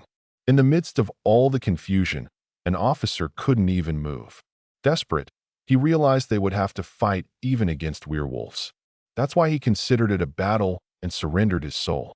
Suddenly, beams of light and butterflies filled the space. The woman with red hair tried to protect the man from the imminent danger, but she knew that to survive, they would need to rely on everyone's help. Trembling with fear, the officer didn't know how he could be useful in that threatening situation. Meanwhile, the werewolf realized it had been hit with a cut on its body. Gnashing its teeth, it revealed the intention to finish off the person who had hurt it. Despite everything, the Red Butterfly knew she had to improve her skills much more. That's why she wouldn't back down in that fight. With a leap, she tried to get closer to the creature, leaving the guard shocked by her attitude. That woman was terribly determined to fight until the last second against the werewolf. The two flew through the air, passing over the soldiers who continued to defend themselves. The impact between the two was imminent as their faces were pressed together. But the Red Butterfly, using all her agility, was able to wound the werewolf in the eye. The animal felt intense pain and brought its hands to its face. At that instant, she saw the perfect opportunity to send the wolf flying. However, as it was kicked away, it managed to grab Father Johann's head. With no chance of defense, the priest began to be dragged into the darkness. Desperate, the woman started shouting the priest's name. A person passed beneath her at a terrifying speed. Meanwhile, more people were being knocked down into the deep hole. With a jump, Kong Hanmu tried to get closer to the priest who was falling into the abyss. Using his claws, he stretched his arm as far as he could. The man's expression revealed how fear was etched in his eyes. But the boy wouldn't let that priest disappear as he would be in trouble. With evident skill, he used his weapon to anticipate the werewolf's arm. Now, he would lift the priest up with his magnificent abilities. At least one more person should be saved, and that person was Father Johann. Inside the corridor, the fighters observed everything that was happening. Upon noticing the priest's return, the Red Butterfly managed to use her arm to hold her friend. Once the nervousness passed, she had to ensure that the priest was okay. However, she was shocked by what her eyes witnessed. Suddenly, the passage was sealed, leaving Kong Himu outside. In despair, she didn't know how to act anymore and tried to break the wall, but it would be futile. At that moment, they were safe after defeating an abundance of rat men. Even with a difficult battle, they did not give up and emerged victorious. There were no more rat men alive. Everything was clear. Even though it was only the second battle, it was already hard to say if half of the people had survived. If the number of victims kept increasing, the situation would become worse and worse. Calling the attention of his soldiers, the captain declares that he had no idea the transformation of the dungeon would be so great. Having lost many members on the expedition, the best course of action would be to return. But the Red Butterfly had another idea. She was sure that there were many hunters alive somewhere in the dungeon. Ko Taeyong knew that the information could be true, but he believed he wouldn't survive the new attack from the rat men. The woman's goal was to find Kong Humu to clear the dungeon and stabilize it. Everyone knew that the wave of monsters was dangerous, so the manager's responsibility would be reduced if the expedition ended. In the case of failure, the captain would have to take full responsibility in the absence of Lai Jit and Kang Himu. Even so, he believed that the young man was alive, and perhaps they should try to find him. The red butterfly seemed destined to convince the branch manager of her idea. Shortly after, he stated that he would not abandon anyone. Now, he would gather the members of the expedition to scour the entire dungeon. With determination in her gaze, the woman wanted to conduct a check here and now. Her suspicions indicated that Kang, who resembled